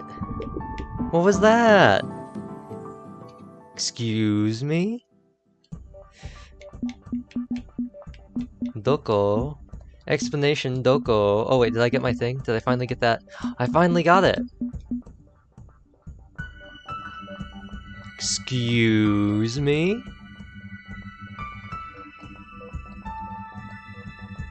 Excuse me? What was that?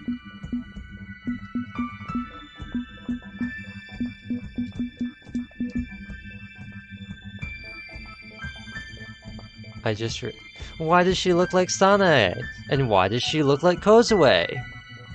Excuse me? Look at her. She looks just... It's always been Sachiko chapter, Takako chapter? Oh yeah, yeah. It's always swapped between the two of them. Which is one of the reasons why I thought either Takako was either with Narasaki being in Sachiko chapter. Yeah, yeah. Because, at least the theory I'm going on. But now it went from Narasaki to Sachiko chapter. Oh. Interesting. I guess it did go from a Narasaki to Sachiko chapter. I guess it kind of went from a Sachiko chapter to... Well, I guess it went from a Sachiko chapter to a Narasaki chapter to a it went Takako Narasaki this time, you're right. It went reverse. We had Takako, and now we have Narasaki, and now we have Sachiko. Interesting. No, but... excuse me? Why do they look the same? Excuse me?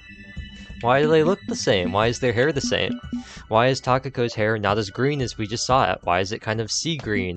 Like if it was blue with Kozue's hair. Huh? Huh? Why is Sachiko have... why are her bangs like that? Why is she wearing a turtleneck? Why does she... look just like... Sanae? Huh? Huh?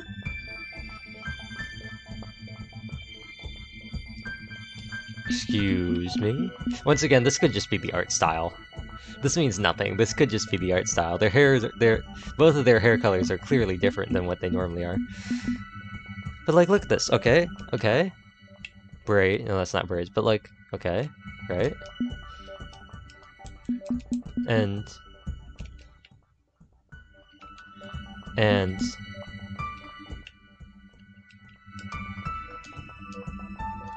right? And I don't know where I'm going with this.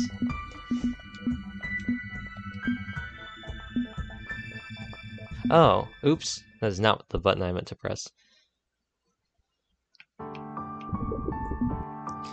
And look, that's like the same color their hair is here, but I guess this is like underwater. It's for the aesthetic. It's the aesthetic. She looks like Hatsune Miku.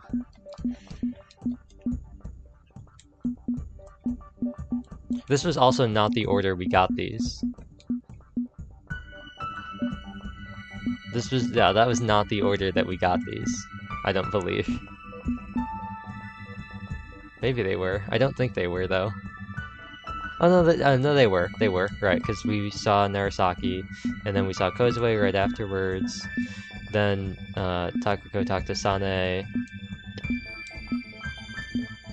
because of the shoveling, and then they took a bath, and she was all like, what do you think happens? She's like, why do we fall, Master Wayne, or whatever that quote is. And then they had this, okay. So, if Takako's not dead, then what was this about? What was this about then? Huh? Excuse me? Also, Fumi and Inukai found dead in the ditch. They had so much screen time early on, and now they're completely irrelevant.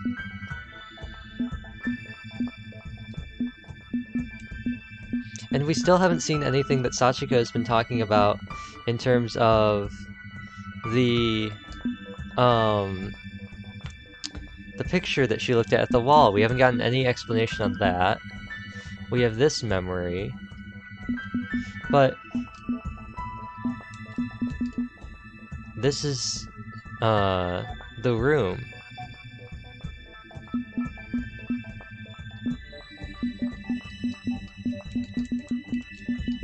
Is this the same room?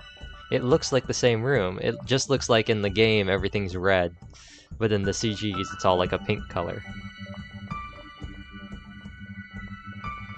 But that looks just like Sanae. The hair and the bangs and everything like that, and the clothing. Not that we've seen any modern pictures of Sachiko. I guess that's the problem. We haven't seen any modern pictures of what Sachiko currently looks like. And she does have a turtleneck. She's wearing it right here. Oh wait, no, what does she look like during this? Okay, no, that is the shirt that she's been wearing. That's the turtleneck that she's been wearing. That's the same outfit that she's wearing in the memory with Takako, too. But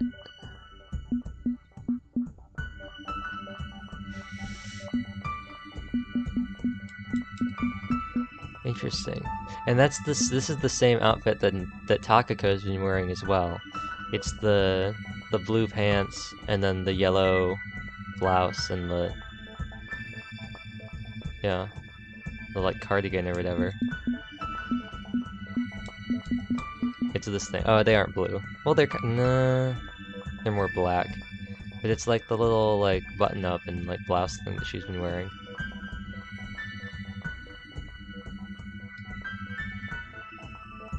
This reminds me of one of the first episodes of Yu-Gi-Oh! GX with Jaden. When he has the fight against the dude whose name I don't remember.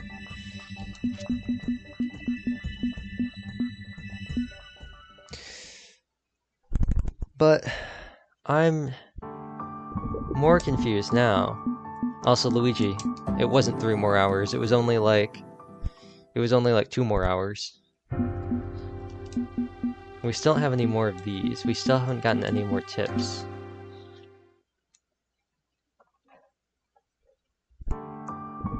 Only 2 more hours, yeah. Buster,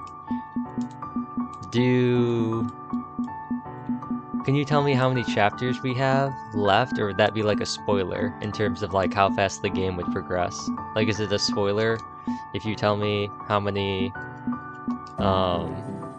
chapters we have left, or how much time we have left in the game?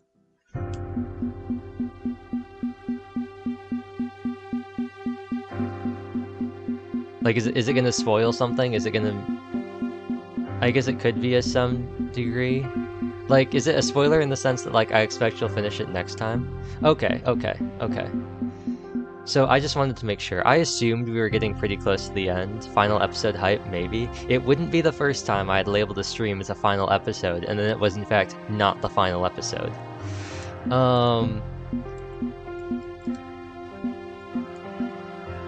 I assumed it's gonna be like 10 chapters. I assumed that's what it was gonna be.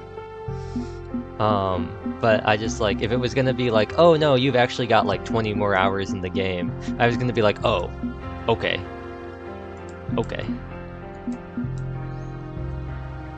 Also, I like that you go into the chapters and hear Sachiko falling alone. She's like falling through the water alone, and the title screen, she's like up near the surface with Sachiko, or Takako, even though you can clearly see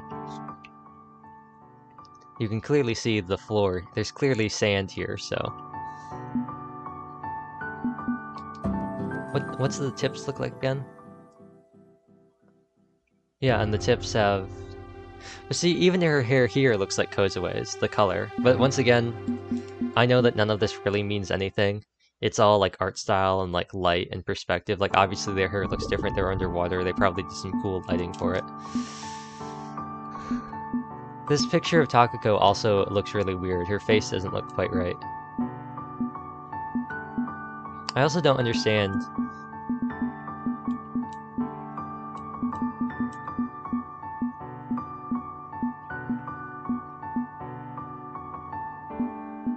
What was it I was looking at?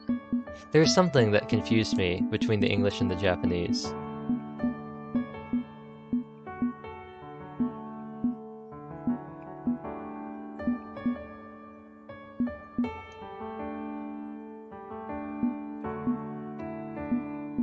Oh!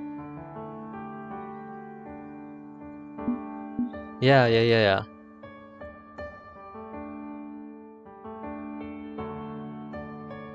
Here's what I was wondering. I don't know if there's any real answer for this. Why is this all in kana? Why isn't this written in hiragana and kanji? Like, obviously these ones are, but like, why are all the other words... Like, why are they all written in kana? It's so weird.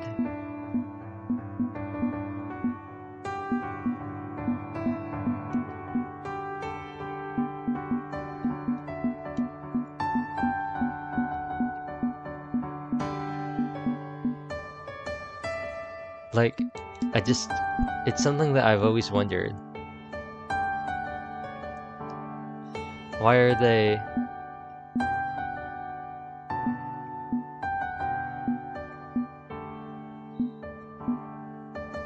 And I'm basing that purely off of the fact that I'm identifying the last one as the kana for May because of Easy Game by Natsumi. And that's exactly how they spell it. It's broken up into like Easy Game. No, but it's so weird. I just don't know why. Like, why isn't it all... And also, I'm not that dumb. I'm not that dumb. I know what meh, I know what the hana for meh is, and I know what the kana for meh is because of Duolingo and Tofuga.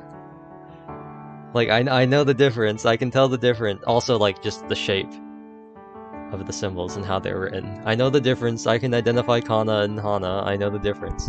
And just why are they written like that? Why aren't they all written in hana? It's just a weird thing I've noticed. Anyway, I guess we're chilling here. Should I move over somewhere else? Should I move over here? I'm stuck. Get rid of this. Get rid of this. Get rid of these. Should I move over here? As I close SeaBed? I'm gonna just start us. I saved there, but next stream, if I remember, I'm gonna try and just start us at chapter 9. Like, just go load chapter 9 or like go to chapters and do chapter 9 instead of loading it like I normally do, because I want to see that CG again. And I think that's just because I want to like know like what the context is. It'll be a good reminder. Oh,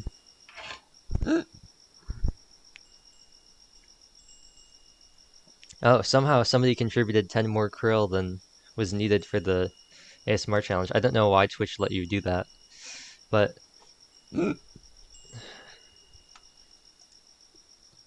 Tofu's not here to do this for me, so I have to do it myself. ASMR challenge will be sometime within the next couple of weeks. I have... They got scammed by Twitch. I have a couple things set up, like I've said many times before, and I'm going to continue to say it now, even annoying as it may be.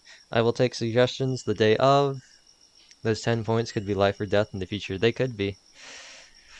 I'll take some ideas, I'll take some requests. I'm going to do some whisper stuff. I'm going to do some left-right audio stuff just because I think it's funny. I have my this Wattpad thing, I Love You Senpai, on Wattpad that I've bookmarked that I read last time, so I'll be reading that. I've also got, potentially, if I can find them, some relatively old or potentially very old butterscotch candies that I'm going to see if I can find. I've also got, I unfortunately don't think I have any more Reese's Take 5s. Those are nice because they got the pretzels in them, but I do believe I have a lot of Kit Kats, little like fun-sized Kit Kats from Halloween. So I might bite some of those. And then I'm going to see if I can, I'm not going to try and get potato chips maybe, but I might see if I can rustle up some saltines somewhere and eat those as well, because I feel like those will be easier than potato chips. Healthier too. It's just starch instead of having all the fat and oil in them too. Or maybe I'll see if I can find some plain baked Lays. Those are pretty good. I've also got a ring pop as well, so I know that that's going to be the worst part of it. You're all going to hate it. But something I just thought of playing SeaBed just now was I'm going to, I'm going to see if I can hunt around and see if I can find my copy of Timothy Mouse's House. Timothy Mouse's House. What is that? Is that what the book is called? The Story of Timothy's House? Yes, The Story of Timothy's House.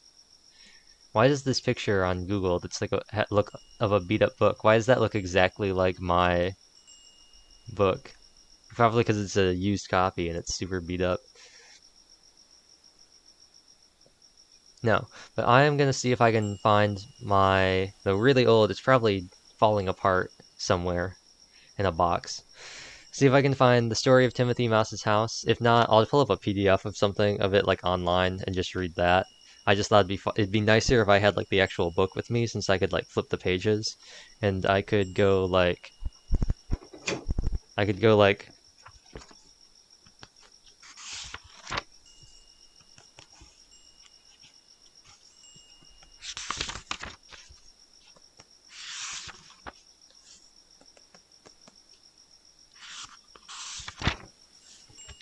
as I read.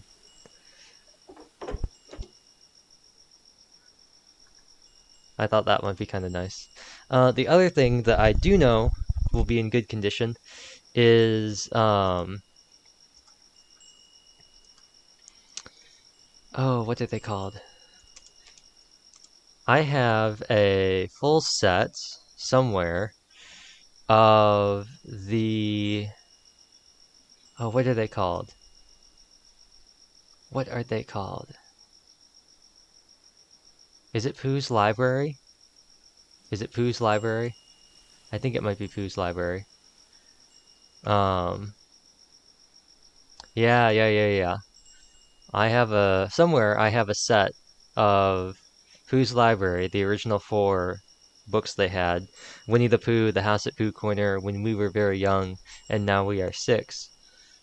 And so I'm going to see if I can find those as well, and maybe I'll read a couple of those as part of the ASMR stream. So I'm going to see if I can find Timothy Mouse, and I'm going to see if I can find the Winnie the Pooh books. Worst push comes to shove, maybe I'll see if I can find If You Give a Mouse a Cookie or something like that, and see if I can find some other children's books. That was just something I thought about doing SeaBed of like, maybe I should just do a stream where I just read children's books. Maybe I should just read some children's books sometimes. Anyway, I demoed the new Be Right Back screen. I think it looks pretty nice. The only thing is...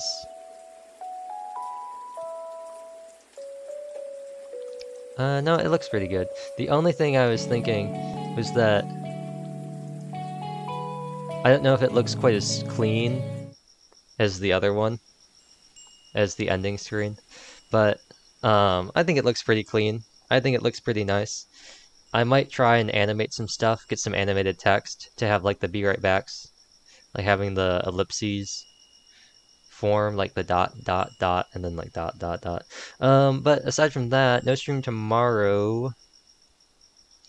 I don't know about streams next week, though. I will announce the ASMR stream. I'll announce a date for it when I can know for sure that I'll be able to lock in a day for it to do that and have that all done. In the meantime, not a great time for it today since I've just been talking and it's now like kind of late at night, but I have been working on Soba ni Ite. I have pretty much locked down the words. I pretty much like got the lyrics and like on lock, like pop it and lock it and all that good stuff. The only thing I would say, and I can't even remember what my alternate. I had like an alternate. I had an alternate. I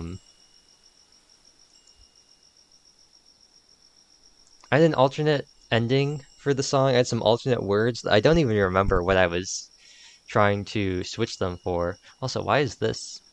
Oh, I must have accidentally clicked on this. I was gonna say, why is this my most recently opened Google Doc? I haven't opened up this Google Doc in ages.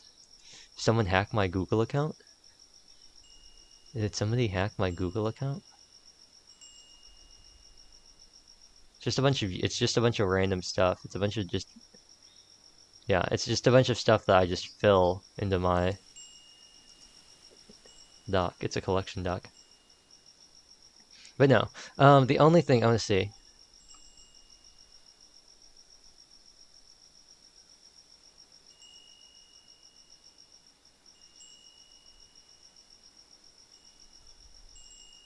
Da da da da da da da da da.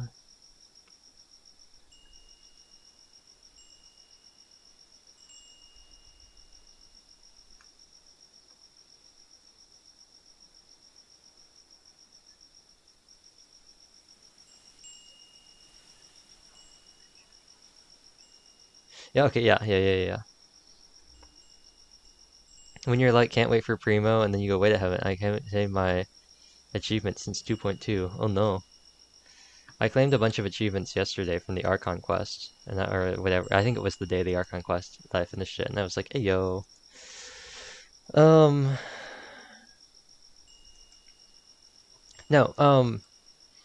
I do want to take some. Gonna hit bed. Thanks for a fun Saturday entertainment. Thanks for stopping on by, Buster. Oh wait, let me see. His Twitch consult note. There's still different colors for your name.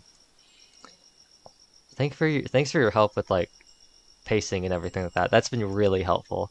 I've tried looking up some stuff online. The problem is there's so little information that I'm worried about getting spoiled if I dig too hard. If I look too hard, I'm worried about getting spoiled. So it's been very helpful having you here and knowing about how long things are going to take, knowing when things are going to end. But the last thing I'll say before we end the stream, and I think I am going to play Sun. I know earlier I said maybe I'd play Diary instead, but no. Well, but Diary's like so central now. It became such a big part of what happened in the stream. Maybe I should play Diary. No, but like everyone's heard Diary. No one's That's not true. But like I'm gonna play Sun because I feel like less people have heard Sun than they've heard Diary. But the last thing I'll say before we play Sun is I do want to try and get some like fielding some opinions of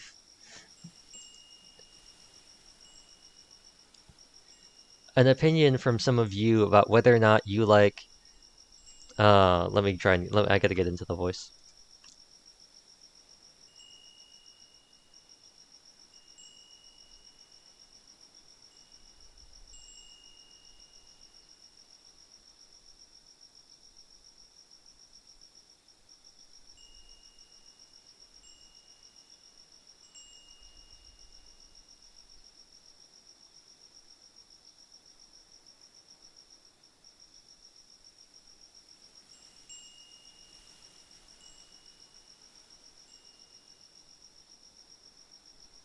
I also didn't claim my last AR reward, Copium from MiHoYo, to congrats me by giving another Nahida or your AR-60.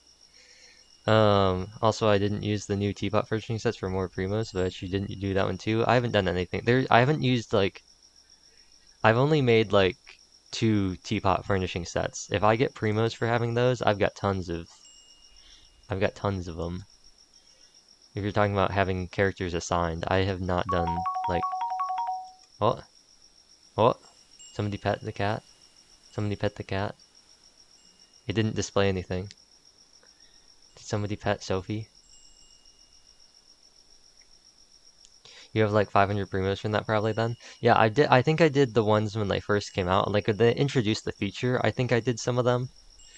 But I only did ones that I like had the furniture already made for them because quite frankly, I find making furniture in the teapot for sets very confusing because of how complicated it is to like keep track of how things are not like complicated, but how like unintuitive some of the crafting can be, or maybe even 1,000 copium or more. But no, I wanted to get a feel about whether or not people liked "After all, I'll always be by your side," or "After all, I'm right here by your side" more.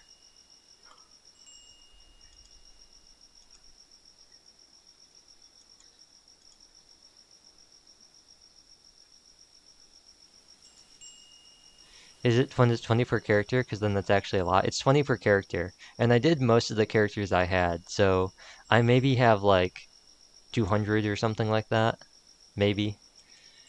But it is what it is. I probably have at least 160. I probably have well, that's probably not true. Each character has more than one though, so it might actually be 1k for you. I don't know. It's at least 200, I would say, hopefully. But I guess, I don't know. I've been kind of leaning towards keeping "I'll always be by your side." But I was thinking that maybe the more I thought about it, it sounds better, it flows better. But the more I was thinking about it, I was like, well, or do I want to have a callback? Do I want to have a callback and have it like right here? Because the end of each chorus is "stay here right by my side." And I was thinking, well, wouldn't it be funny for the last chorus to have "I'm right here by your side"? I could also do a compromise, and I could change it to "I'll always be by right." Well, that doesn't work either.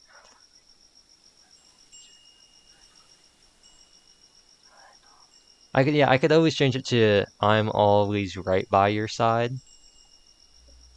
Inazuma 4 stars alone is probably 200 plus, and if you include 5 stars, even more.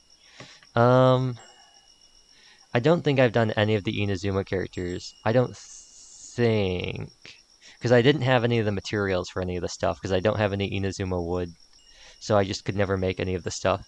But I definitely have like all of the Mondstadt and Liyue characters. I know for a fact that I have Jean, Lisa, Kaching, and Ganyu, and Yunjin. I know that for a fact. Those are the ones that I'm 100% certain I have. And I think I have Razor and Mona's as well, and Xingqiu's. But those are the ones I'm like certain on. I'm always right by your side. I don't know. But I was thinking like, I'll always be by your side fits really nice. And it fits together with the rest of the last verse of the chorus. But at the same time, I felt like I'll always be by your side. I feel like that's a little too... It's not quite the meaning of the song. It's not quite the meaning.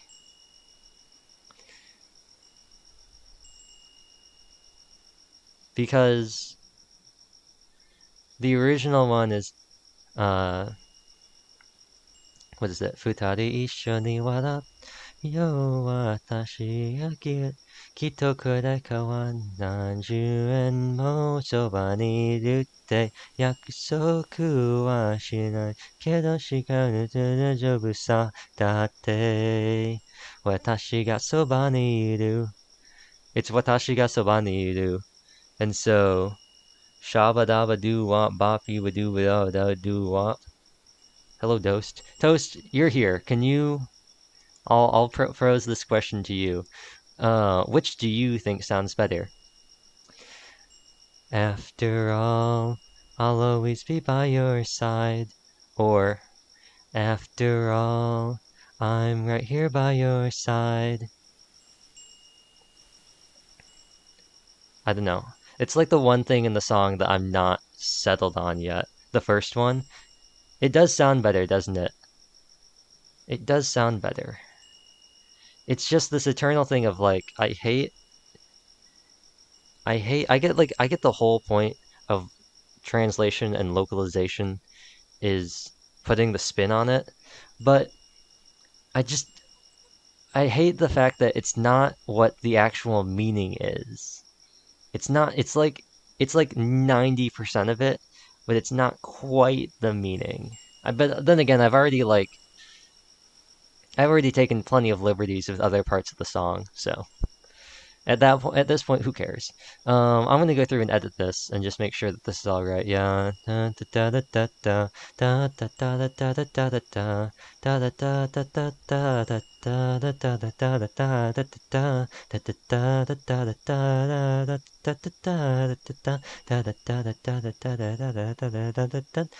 Oh yeah, and I changed this to instead of you'd to you would to fit in that extra syllable. What was that? I gotta go Meatloaf Man. I need help with Xmas presents. Better late than never. I'm quite good at this.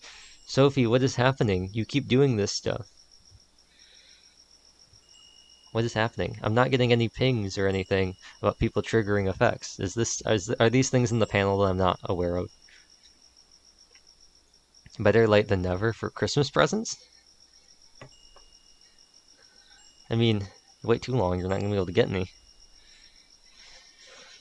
Was always the you always joking about that. Was always the best actor. Was always the best. That fits way better. That sure that I'd be able to rising no matter what I do. Now if you round it, it's been near 3 hours. It has been. What did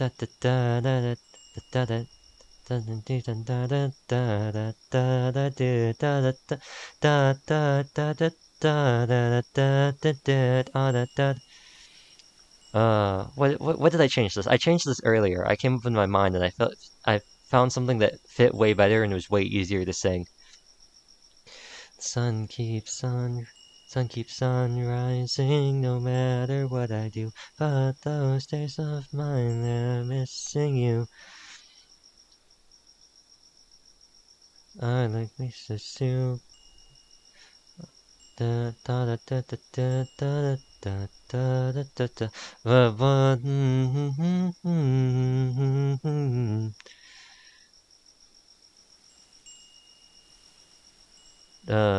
What? I somehow got it to like be not bad. The current one I have listed here is are like miso soup but with none of the tofu, and it sounds really weird. And I changed it, and I somehow got something that ended with but without the tofu. I somehow got enough like syllables backloaded at the front of it to change with none of the to just without the.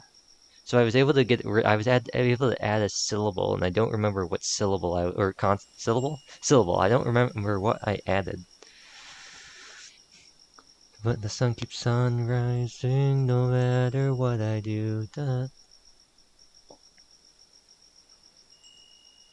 But I said missing you there, like miso soup. It's not there. They're like miso soup with arm.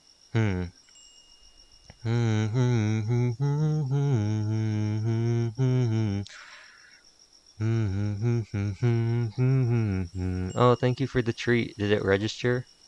Did it register? Register, Sophie. Register. Thank you. What do you say? Thank you, nya.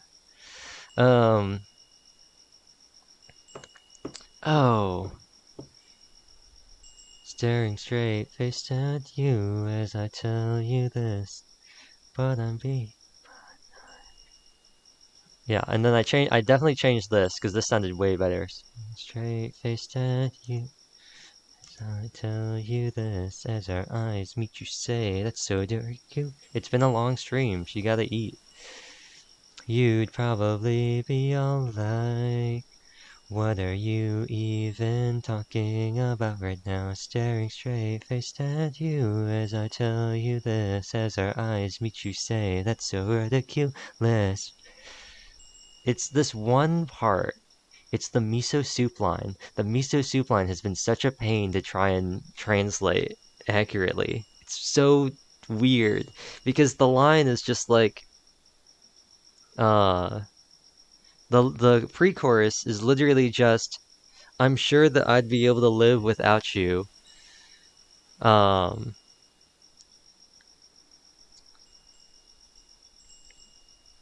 the sun will keep on rising, but those days without you are like miso soup without tofu. And that's just like the line. That's just like the first it's like the verse. But it's got so many syllables in it and the cadence is so weird. I've had to stretch for so much. I've had to add so many things into that to make it sound remotely good. I'm sure that I'd be able to live without you. The sun, okay. I'm sure that I'd be able to live without you. The sun keeps on rising no matter what I do. But those days of mine that are missing you are like miso soup, but with none of the tofu. You'd probably be all like, what are you even talking about right now? Staring straight faced at you as I tell you this, as our eyes meet you say, that's so ridiculous. When we run out of breath all of the time, we can forget all the bad things that are plaguing us now. When the guy of your dream shows up before you, oh, I bet that he'll be really jealous of me. Yeah, as if. Stay here right by my side.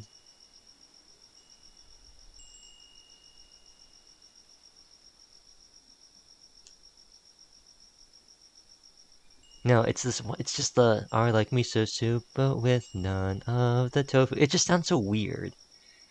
It sounds so weird. But then again, a lot of it sounds really weird. But those days of mine that are missing you, the sun keeps on rising no matter what I do. A lot of them sound really weird. I think the worst part that I haven't really been able to figure out is for years and years from now, just 4 years and years from now, just like this moment. Because,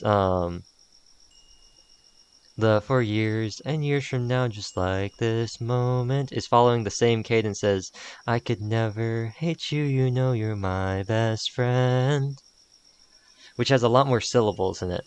I could never hate you, you know you're my best friend, as opposed to 4 years and years from now, just like this moment. It's got the held out years for the make up for the gap, the lack of syllables.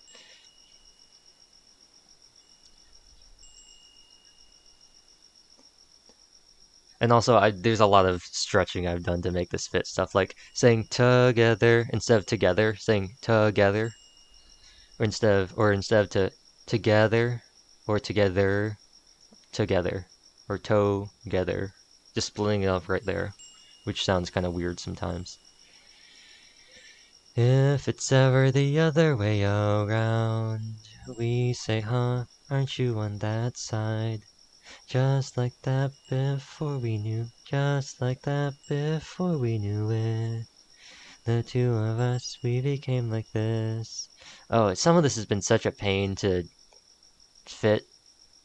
Like changing the two of us, we became, just before we knew it. The two of us, we became like this. Having to change that from Futari no kankei wa. Trying to figure out how to get that to do that. And tomodachi ichou de koibito jou desu. That's been hard too. The tomodachi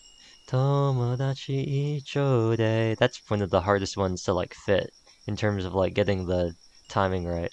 Much more than just being friends.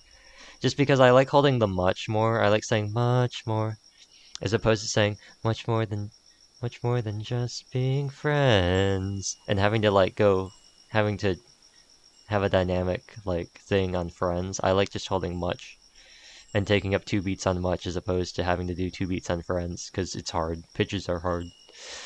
And more than being lovers. At least the koibito ichou desu. At least that was nice and simple to do. And I'm very proud of come on, tonight, Susuku, whatever she says. Come on, mitakunaite so suku. I'm very proud of being able to imagine a Bjorn Newt Newt emote. I'll add that to the list.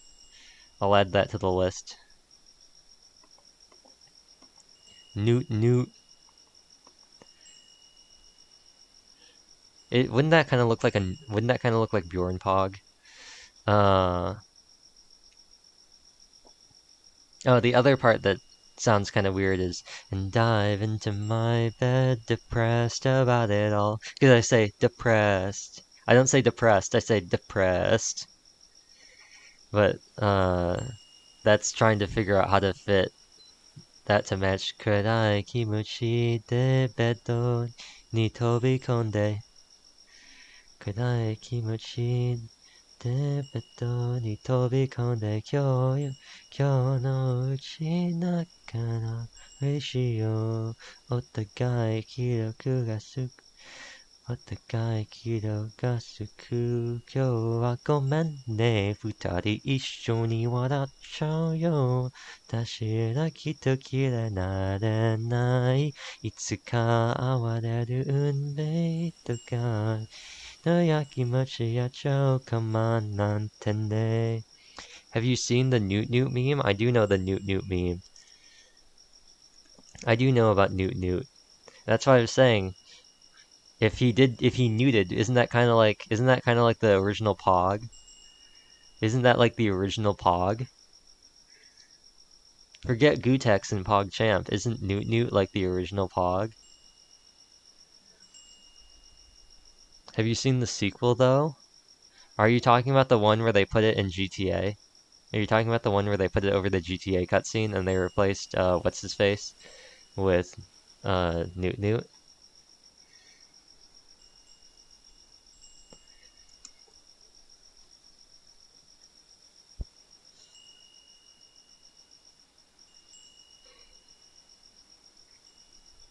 Or are you talking about the new one?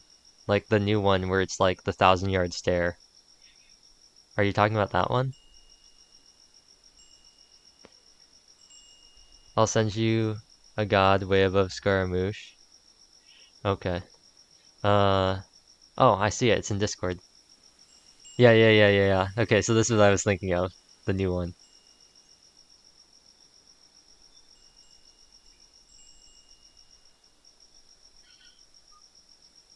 Gotta love classical music. You gotta love it. You gotta love classical music.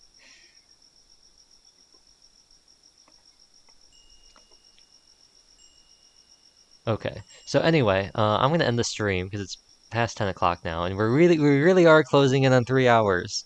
And I won't let Luigi be right again. He was right yesterday when he was helping me get achievements in Genshin, and I spent like an hour and a half trying to get uh 4 Hyper Bloom kills in 2 seconds, and we spent like an hour trying to do it with 0 progress. And then we got 1, and then it failed again. And then we re-queued into the domain. Luigi said, "You're gonna get it this time." And I got it. He was like, "You're gonna get it 10 seconds after you start the domain. 10 seconds after you start the challenge, you're gonna get the achievement." And I got the achievement. And we were all like, "Whoa, we finally did it." And then I was like, is this the power of reaching level 25 in Raid Shadow Legends?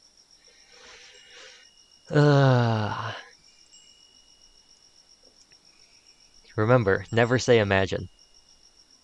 Anyway, I have 158 bonus points to give out to everybody. So Buster, Tofu, Luigi, Don, bonus points. Bonus points.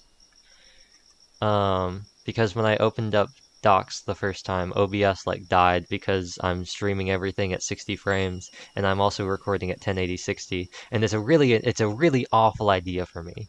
It's a really bad idea for me to be doing this, but I'm doing it anyway. Because low-key, I want to have YouTube VODs that aren't garbage, and I want to have good editing footage. So, the neon lore is crazy. Imagine the lore. It really is. The raid war post time skip buff be like. Everyone talks about like VTuber lore and like not having VTuber lore or having VTuber lore, and I would just like to say that I have fake lore. I have fake lore that I've made, and it's not even lore. It's literally just me just being like, haha, funny background, character background. So it's not even lore. Also, I need to merge Kawa's points now that he's oh,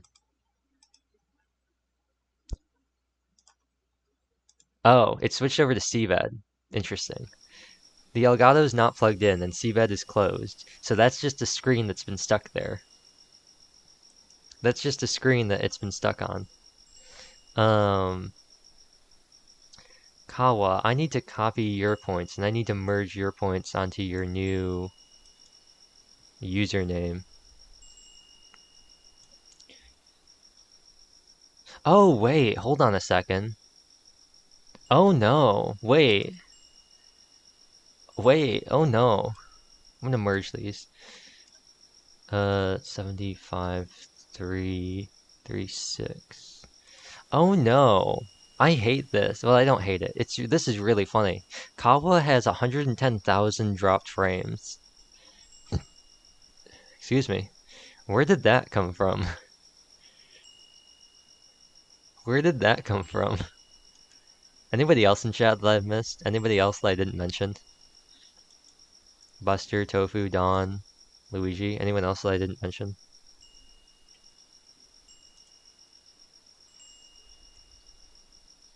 We all good?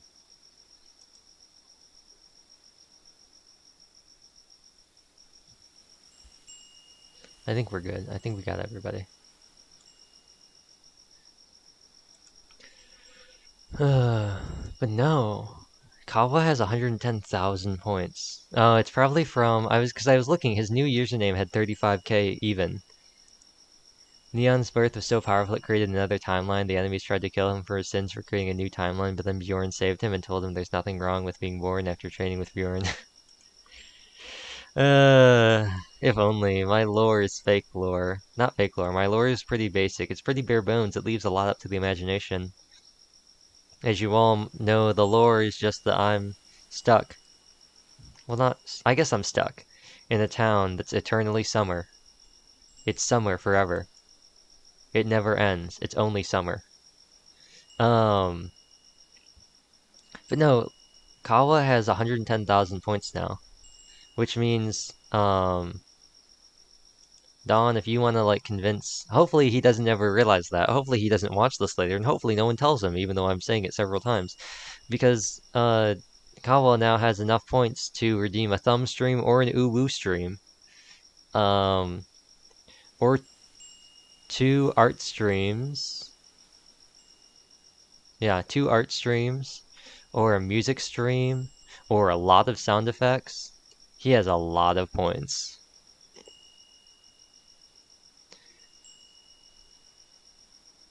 Yeah, he's got a lot of things that he can redeem now. So I'm concerned about that. But anyway, I'm still working on Soba ni Ite. The lyrics are pretty much done.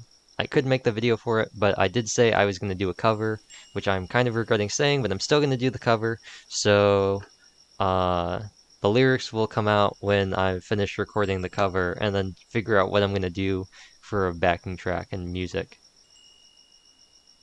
Because it's a great song, as all the Yuika songs are, and I'm going to do it justice. Me and the Nori doing all the trans lyrics. How much drop frames did you give the stream? 158. 158, that was it. So now that we've officially hit like 3 extra hours, and Luigi said it was going to be 3 extra hours, I'm going to pull up Sun by Alekun. I'm actually going to do this in Spotify instead of YouTube, because ultimately it doesn't really matter. As for how many you get watching the stream, I think it's like 100 every 10 minutes or something like that. 100 every 5 minutes. It's like 10 every minute or something like that is the standard, right? How to make Neon lag more. Hope that the same thing happened that happened while I was playing Scarlet Nexus like last summer, where my bitrate would just like tank. It would just tank from like 6,000 and go down to like 200, and like my streams would just start crashing. Just hope that happens. Either that or like pray that my GPU dies or something, but then I won't be able to stream at all, so yeah, maybe don't hope for that. Sun, Alekun.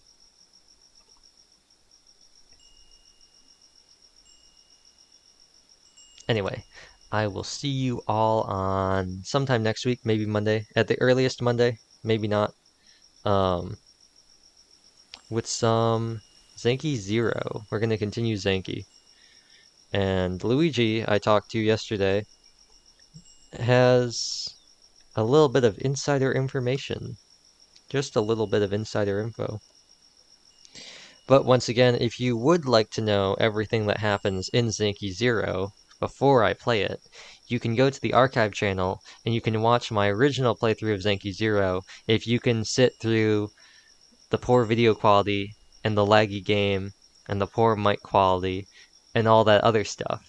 So if you can sit through that, you'll know. Or you could just watch somebody else play it. But if you want to see my original reactions to everything, you can go sit through some very low quality streams when I was baby streamer. And in the meantime, I will move over here. I will mute Jotunheim Lullaby. I will unmute my audio. And I will play Sun.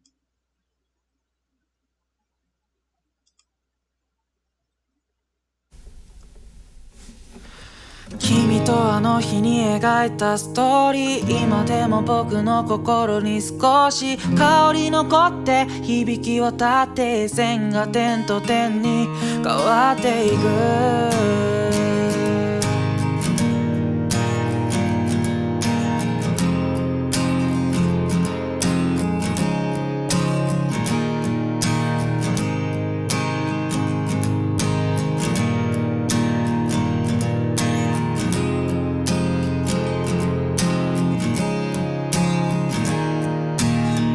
心苦しい朝からさ、いつまでも寝てたい夜までさ、君と愛を育み合ったあの日、意味もない会話で盛り上がった日々、語りたい、隣にいたい、バカみたいってまた二人笑いたい、思い出してほしい君の笑顔、心の底から笑っていたでしょ。それが今ではロンリー、涙のように時が流れてく、君にもう一度だけ会いたいよ。触れることすら許されないの、もしも願いが叶うならば思いを伝えに行くからさ、yeah、それが嫌でもさ、one take、君と僕との関係性忘れることなんてできないよ。Your words are light to my life。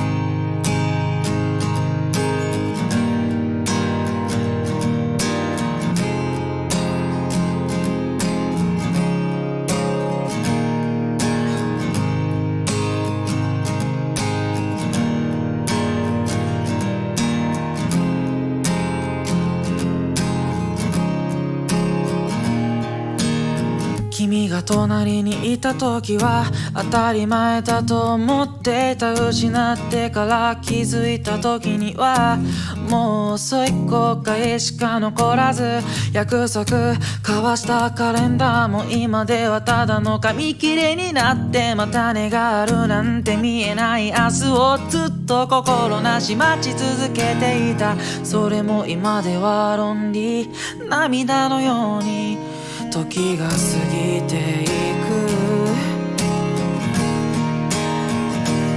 君ともう一度だけ交わしたいよ。話すことすら許されないの、もしも願いが叶うならば思いを伝えに行くからさ、yeah、それが嫌でもさ、one take、君と僕との関係性忘れることなんてできないよ。